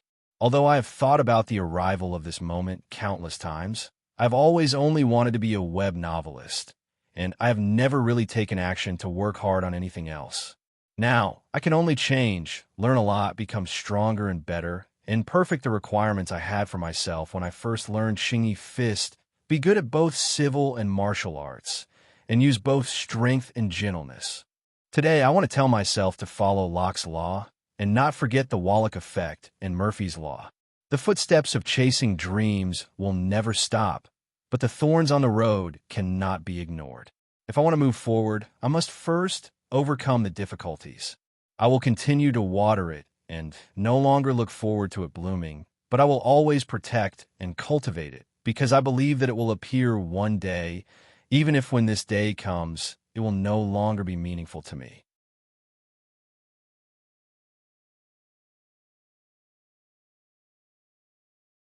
Chapter 176. Zhou Jie didn't know if he should say anything, but the Dark Shadow Monarch continued. This is just a consciousness I left behind. He can't communicate with you, so you only need to listen to me. Next, I'll give you some instructions. As for whether you do them or not, that's up to you. I'm a dead man, so I can't force you to do anything. When Zhou Jie heard this, he wanted to say, okay. But after considering that the Dark Shadow Monarch had already said that the person in front of him was just a consciousness, he only nodded and silently listened to the Dark Shadow Monarch continue speaking. I come from the Lunar Curse star region. My homeworld is in a chaotic space. Let me explain. The chaotic space is a large space at the edge of a star region where space is unstable. It's very dangerous, and you need to be at least a lord to explore it. A long time ago, I was born in my homeworld. My homeworld was very backward and had no technological civilization. I was still young at the time, and I didn't know why there were so many wars and killings in my homeworld. I lost my parents when I was very young, and it was my master who saved me and raised me. My master was the person who treated me the best in the world, and he was very powerful. Before I reached the age of 20, he brought me everywhere. During that time, I witnessed too much killing and bloodshed. If it wasn't for my master's protection, I would have died thousands of times. My master taught me martial arts when I was young, but my talent wasn't good. I only reached the Meridian Opening Realm when I was 16, and the Xiantian Realm when I was 20. The Xiantian Realm in my homeworld was roughly equivalent to the middle stage of the mortal body realm.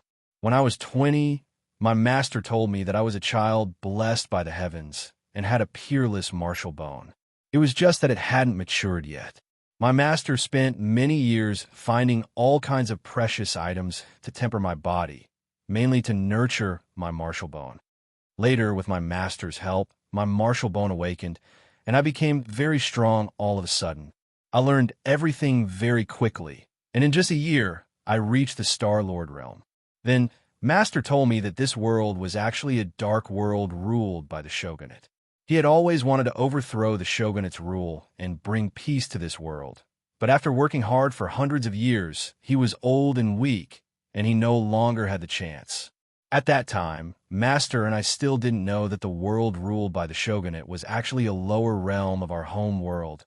After that, of course, I carried out my master's wish and embarked on the path of overthrowing the general's rule with my master. Of course, in the beginning, I was still very weak, far weaker than Master. Master asked me to challenge the local general's messenger, who was also the general's weakest subordinate, Mountain Cat. After I defeated Mountain Cat, Master began to teach me how to comprehend the precepts. He also made it my goal to defeat another emissary under the general, Hermit. After many challenges, I finally defeated the Hermit. My elemental laws reached the peak. Only then did I truly understand what the world of the strong was like. My third target was the Butcher, the third emissary under the general. At that time, my strength was advancing rapidly, and I quickly defeated him. Then, following Master's instructions, I took a ship across the heavens and oceans to destroy the general's rule on the seas. Wasp was the emissary who controlled the islands on the seas for the general. She was also the second strongest under the general. I spent many years before I finally defeated her. After that, I arrived at the core of the general's rule.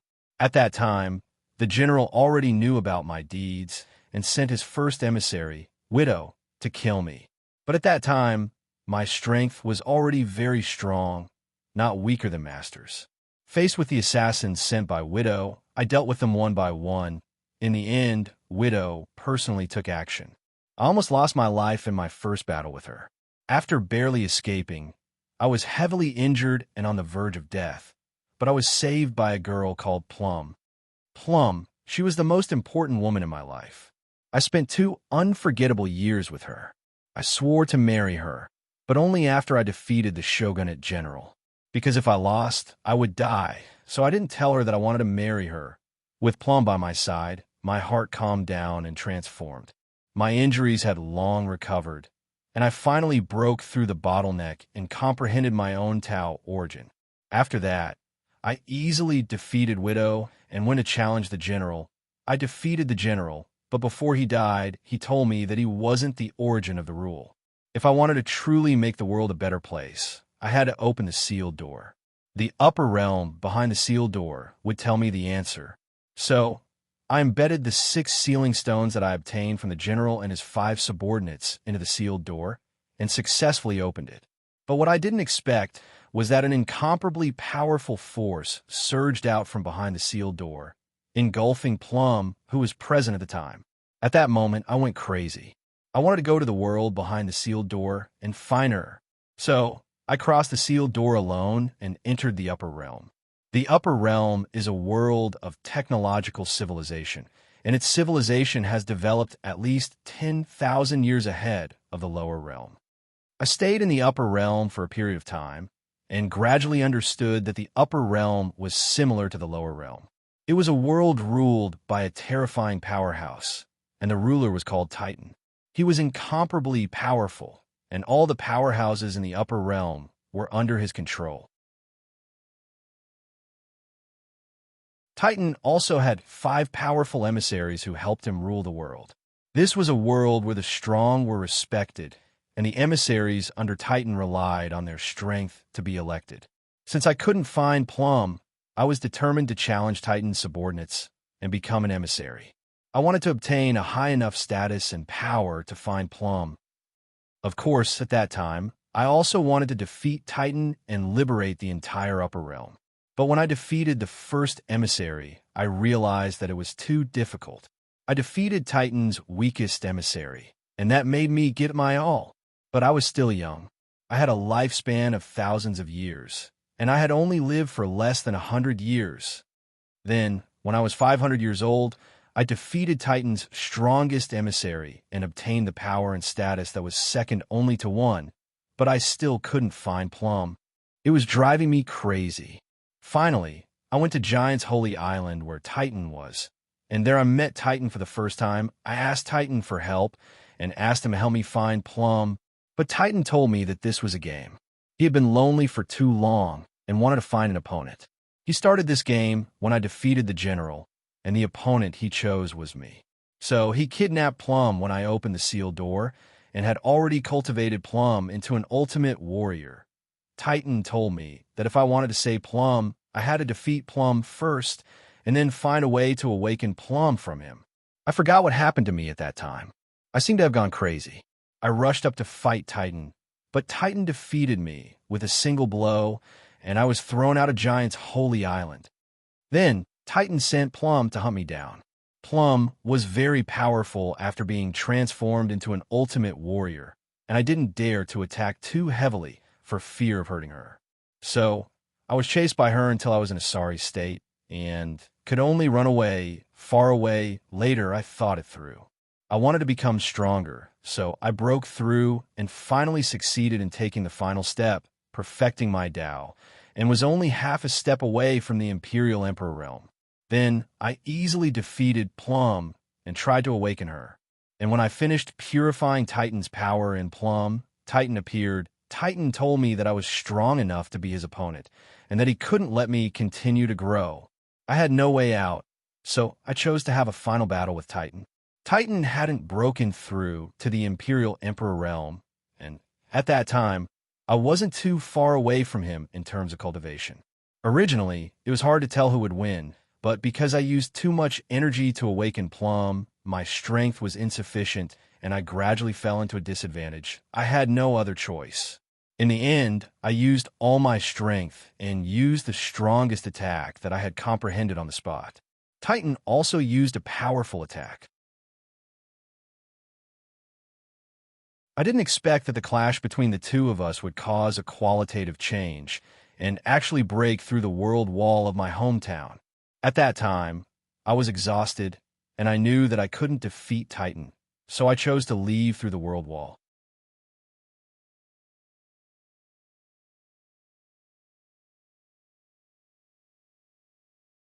Chapter 177. At that time, I didn't know that the world barrier had been broken, and I had entered the spatial turbulence. With my condition at that time, I should have died in the spatial turbulence. However, my luck was too good. Due to the instability of the spatial turbulence, spatial cracks would often occur, and spatial wormholes would form. I happened to encounter one, and not long after I entered the spatial turbulence, I was thrown out of the spatial wormhole. That's how I survived. However, I left my home world through the spatial turbulence, and that's how I got lost in the spatial turbulence. At that time, I didn't know the concept of the universe, the starry sea, and the star field.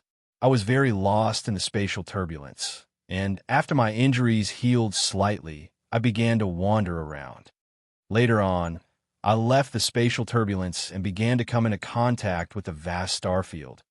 I spent several hundred years to successfully integrate into the upper class of the moon-cursed starfield. With my strength at that time, the number of people in the moon-cursed starfield who were stronger than me could be counted on one hand. There were only 2 Imperial Emperors. However, I had no intention of participating in the struggle for power. I only wanted to find my home world in the spatial turbulence, go back, defeat Titan, and rescue Plum. However, some places in the spatial turbulence are extremely dangerous. Even with my strength as a half-step Imperial Emperor, I couldn't easily explore them. Hence, I went there several times, but I couldn't find the location of my homeworld. Later on, I began to attempt to break through. As long as I could become Imperial Emperor, I would have the ability to find my homeworld in the spatial turbulence. However, it was too difficult to become Imperial Emperor. Even though I comprehended my own Tao origin, I was still a little short. I couldn't take that crucial step. Hence, I began to search for opportunities to break through. Later on, I found a place of opportunity and entered it. In the end, it was there that I successfully broke through to the God Emperor realm. However, I ended up fighting a foreign god emperor there. Even though I managed to kill him, I was severely injured in the process, and I was afflicted with the 6 souls poison curse.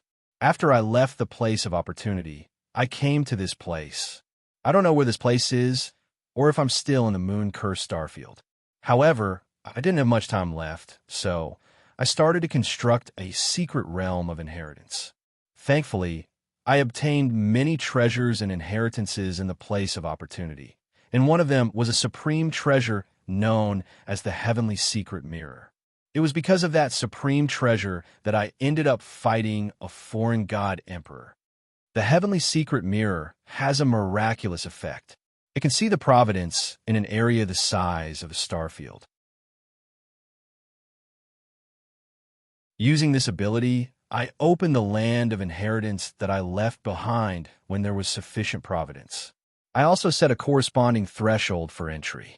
With the Heavenly Secret Mirror, even ordinary imperial emperors would find it difficult to break into the land of inheritance. Moreover, if they tried to force their way in, the land of inheritance would self-destruct in the spatial turbulence. However, since you've already heard this much, it means that the land of inheritance is still fine. However, after you've completely received my inheritance, the land of inheritance will self-destruct. Please take everything I left behind with you. As for what I hope you can do one day, it's to go to the moon-cursed starfield for me and help me defeat the Titans. Or, at the very least, say Plum, I don't care about leaving behind a love. I hope that you can do what you can for me. Although you have the potential to become a supreme warrior, it's indeed very difficult for you to become Imperial Emperor or at least a half-step Imperial Emperor. Moreover, there are far too many instances of death on the path of cultivation. It's possible that you'll fall very early. All of this is possible, so I won't force you. That's all I have to say. Now, go ahead and receive my inheritance. At this point, the Dark Shadow Monarch finally finished speaking. Moreover, the consciousness he left behind gradually disappeared. Zhou Jie watched as the consciousness energy left behind by the Dark Shadow Monarch dissipated just like that. When he thought about the story the Dark Shadow Monarch had told him about himself, he couldn't help but feel a little dazed. When Zhou Jie regained his senses, the first thing he did was to solemnly look in the direction where the Dark Shadow Monarch had disappeared and say, "Senior Dark Shadow, please don't worry. I'll definitely fulfill your wish." After Zhou Jie said this, his eyes suddenly narrowed, and he abruptly raised his head. "What? It's you guys." When Zhou Jie saw the 6 people in front of him, he was instantly stunned. Moreover, when he thought about the story the Dark Shadow Monarch had told him, he couldn't help but feel a little dazed again. It turned out that the people who had appeared in front of Zhou Jie were Widow, Mountain Cat, and the others led by the general. Seeing Zhou Jie's stunned expression, the general explained, "Master, we're puppets refined by the Dark Shadow Monarch. Our true forms are the 6 sealing stones. The Dark Shadow Monarch had us follow the person who passed the inheritance test and acknowledge that person as our new master." "Master! Master! Master!" Widow and the other 4 also shouted at this time. "I see." When Zhou Jie heard the general's words, he secretly heaved a sigh of relief. He was just wondering why the general and the others weren't the enemies that the Dark Shadow Monarch had defeated before. Why were they here? Now that he heard the general's words, Zhou Jie was relieved. Seeing Zhou Jie's enlightened expression, the general continued, "Master, this is the inheritance headquarters left behind by the Dark Shadow Monarch. The Treasure Divine Secret Mirror is also here. In a while, we'll bring you around to familiarize you with the inheritance items left behind by the Dark Shadow Monarch. Now, please refine the 6 sealing stones first so that we can follow you and leave this place." After the general finished speaking, the sealing stones on his, Widow's, and the others' foreheads flew toward Zhou Jie. At the same time, the 6 people's bodies began to glow and become somewhat illusory. "What should I do?"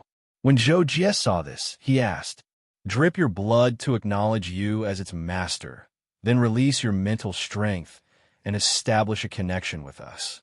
When the time comes, you can summon us at any time." The general replied, "Okay." When Zhou Jie heard this, he nodded. Then he took out the blade of Cadiz and cut the pad of his finger. He began to drip his blood on the sealing stones according to the general's instructions. During this time, Zhou Jie didn't even bat an eyelid. Soon, the process was complete. Zhou Jie clearly felt the connection between himself and the 6 sealing stones, including the general and the others. The 6 people's true forms were the sealing stones, and the ones that appeared in front of Zhou Jie were also energy bodies. Okay, what do we do next? After helping the general and the others complete the process, Zhou Jie raised his head and asked the general.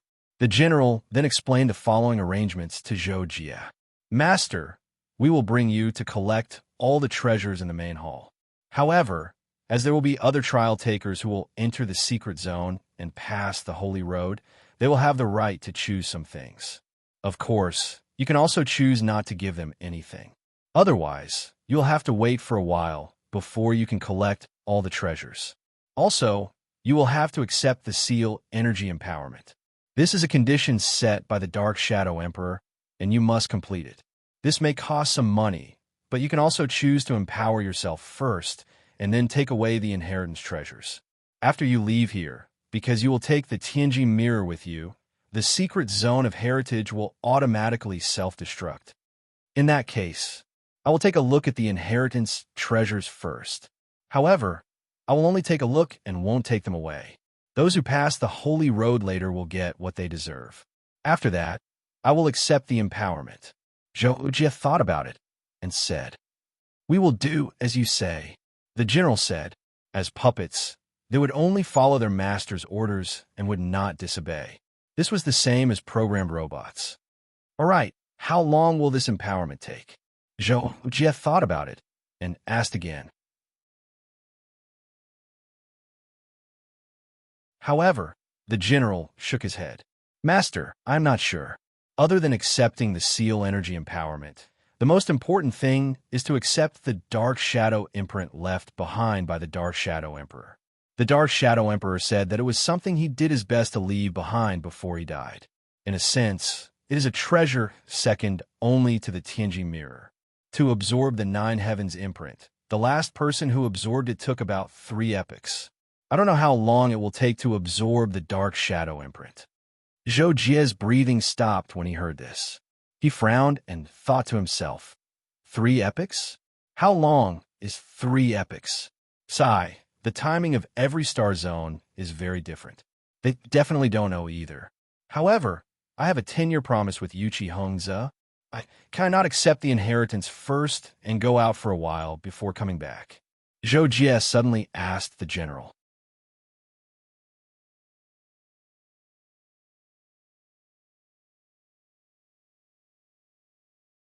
Chapter 178. The general heard the question and gave the answer Zhou Jie didn't want to hear. No, the Dark Shadow Emperor said that you have to accept the inheritance as soon as possible. Because once the inheritance is approved, the Tianji mirror will automatically recognize the inheritor. In other words, the Tianji mirror can no longer maintain the secret territory. The secret territory is in a slow process of self-destruction, but because it's very slow, it's enough for you to complete the inheritance and leave. But if you leave the secret territory, the Tianji mirror, due to its special nature, will automatically follow you and the secret territory will be destroyed. Hence, the Dark Shadow Emperor said that you have to accept the inheritance before you can leave the secret territory. Zhou Jie was silent for a while. With no other choice, he could only nod. All right, I'll accept the inheritance of the Dark Shadow imprint. Is that all right? That's fine, the general replied. Then let's begin, Zhou Jie said directly. A few days later, outside the inheritance palace, Luo Feng, dressed in black armor, appeared in the palace. The 8 Wastelands imprint on his forehead flashed slightly, indicating that he hadn't let down his guard. The inheritance palace was huge, but once Luo Feng appeared, he found himself in the illusion of the law. All he could see was a white void. Luo Feng was surprised by the situation. The void in front of him began to change, and the surrounding scenery turned into a palace room filled with huge bookshelves. Then, a voice sounded in Luo Feng's mind. Trial taker. According to your completion of the trial, you will receive the corresponding imprint's power empowerment, a secret technique scroll, and a treasure. The secret technique and treasure are of your choice. Now, please choose a secret technique from a bookshelf. After unlocking the seal, the secret technique will be yours. The time limit for choosing a secret technique is until the light above your head completely fades and disappears. After Luo Feng received this instruction, he immediately started to act. His eyes first swept across the 2 rows of bookshelves beside him. He found that there were at least 200 secret skill scrolls on each bookshelf, and each secret skill was enveloped by a different energy halo. He couldn't help but have an idea. He decided to read the secret skill scrolls with different colored halos to determine the approximate meaning of the color of the halos, and then he would choose the secret skill. Of course, while making his choice, Luo Feng also paid attention to the dimming of the yellow light above his head. It seemed like it wouldn't dim too much for a few hours. Soon, Luo Feng picked out 6 secret skill scrolls. Each scroll had a different color: red, yellow, green, blue, purple, black, and white.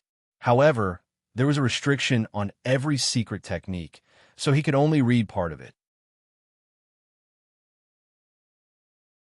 After Luo Feng skimmed through the parts that he could read, he understood that the colors represented the strength of the secret technique or the difficulty of learning it.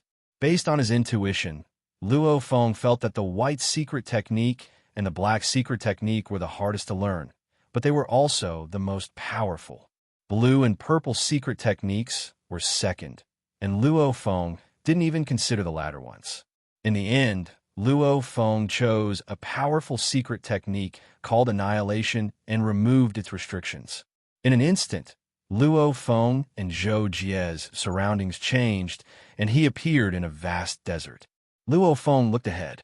Within a range of 1,000 meters, weapons were scattered all over the place. At the same time, a voice sounded in Luo Feng's mind. Before the ball of light above your head disappears, choose a treasure here. Remove the seal on it, and you can take the treasure away. At the same time, Veronica also appeared in the outer hall of the Hall of Inheritance. He also obtained the 8 Desolation Mark and received the same rewards as Luo Feng. In the end, Veronica chose a technique called Wind God Technique. A long time later, Wind God Technique became a technique that Veronica created and passed down in the clan of Veronica. This is a story for later. In the blink of an eye, more than 3 months had passed. Outside the entrance of the Sky Ocean's secret territory, Yin Tianshui, Zhuo Qiuhong, Luo In, and a few other top figures of the Wanhai Starfield waited quietly. They were all paying attention to the movements of the entrance in front of them. They all knew that it was almost time. Although everyone in the Hall of Inheritance had different imprints, the difference was not too big. The 7 kill mark would appear in the Hall of Inheritance within 2 months, while the 8 Desolation mark would appear in more than 3 months. And now, more than 3 months had passed in the Holy Road. Other than Zhou Jie's Holy Road test, which could be completed in advance, the others had to be calculated according to the time and given the imprint's energy reward based on performance. There was only half a day left before the person who only obtained the 7 kill mark would appear. As time passed, Zhuo Hong and the others became more and more uneasy. It was just that on the surface they did not show it. Suddenly, a few rays of light shot out from the entrance of the Sky Ocean's secret territory. The rays of light dissipated, and 28 people appeared. This number shocked Yin Tianshui and the others, because a total of 51 people had entered this time. Although this first batch of people had only obtained the 7 kill mark, the number of people with the 8 Desolation mark had never exceeded 10 in previous batches. At the very least, there were only 5 or 6 people. Now that 28 people had obtained the 7 kill mark, there were still 23 people left. Even if there were close to 10 people with the 8 Desolation mark, what about the other 10 people? According to the number of people in previous batches, the highest number of people who had died was exactly 10. If there were more than 10 people this time, It was indeed scary enough. And before the batch of people who had come out of the secret territory could find their organization, In Tianshui and the others had already moved, moving their own people in front of them. Zhuo Qiuhong glanced at the 4 people in front of him, feeling a little nervous. The 4 people who had come out did not include Luo Feng, Zhou Jie, Veronica, and Inkvist. This meant that these 4 people had either obtained the 8 desolation mark or died. For people, Zhuo Qiuhong knew the weight of the 8 desolation mark. He did not believe that all 4 of them had obtained the 8 desolation mark, but naturally, they could not all be dead. Therefore, he was a little nervous, afraid that the person who had died was Luo Feng. To him, Luo Feng was the most important person. Not only was he his direct disciple, but he was also the only person who had a chance of inheriting his Star Sword Alliance. He was a genius that was hard to come by in 1,000 years, and he was only 1 step away from the Lord level. Good. I'm already very happy that you all came out alive. Seeing the smiles on everyone's faces, you must have gained a lot. When we get back, I'll make a deal with you all. For now, follow me and wait for about a month to obtain the 8 desolation mark. The inheritance mark's energy will last a little longer, so it will take about a month before you come out. Zhuo Qiuhong smiled and said to the 4 people who had come out. He was in a good mood. Among the 4 people who had come out, one of them must have obtained the blood mud essence and other treasures that he wanted. Those were things that he also desired, and he only needed to pay some resources that were not important to him in exchange for them. Naturally, he was happy. Soon, more than a month had passed. In Tianshui and the other big shots were all staring at the entrance of the secret territory, as if the people who had come out would slip away if they were not careful. Suddenly, 8 rays of light shot out from the entrance. They're out. Although he had experienced this several times, In Tianshui could not help but exclaim excitedly. This time, he had specially planned to enter the secret territory, hoping that He could obtain the 9 heaven mark. Previously, He had indeed not come out. Now, he wanted to see if He could obtain the 9 heaven mark. However, In Tianshui was soon disappointed. He sensed He's aura and moved him to his side. Master, I'm sorry. I failed. I only obtained the 8 desolation mark. As soon as He appeared in front of In Tianshui, he lowered his head and apologized. In Tianshui glanced at He, then at Pu Jinsen, who was also in the second batch, and frowned slightly. Only the 2 of you. That means that 3 people died. However, In Tianshui was soon relieved. He sighed slightly and said, "Well, 15 people died this time. What happened?" In Tianshui asked He and the others. Hence, He began to tell In Tianshui about his encounters in the secret territory on the other side. Zhuo Qiuhong looked at Luo Feng and Veronica, who were in the second batch, and could not help but smile. He said repeatedly, Good. It's good that you're out." However, at this moment, Luo Feng and Veronica looked at each other, then at the first batch of people who came out. They asked almost simultaneously, "Where's Zhou Jie?" End of this chapter. Next chapter, Patrol Envoy. Also, I have something to do tomorrow, and I have to think about the plot. You're tuning into the Warrior Lore YouTube channel. Don't forget to subscribe and join us on this journey to catch the most captivating stories.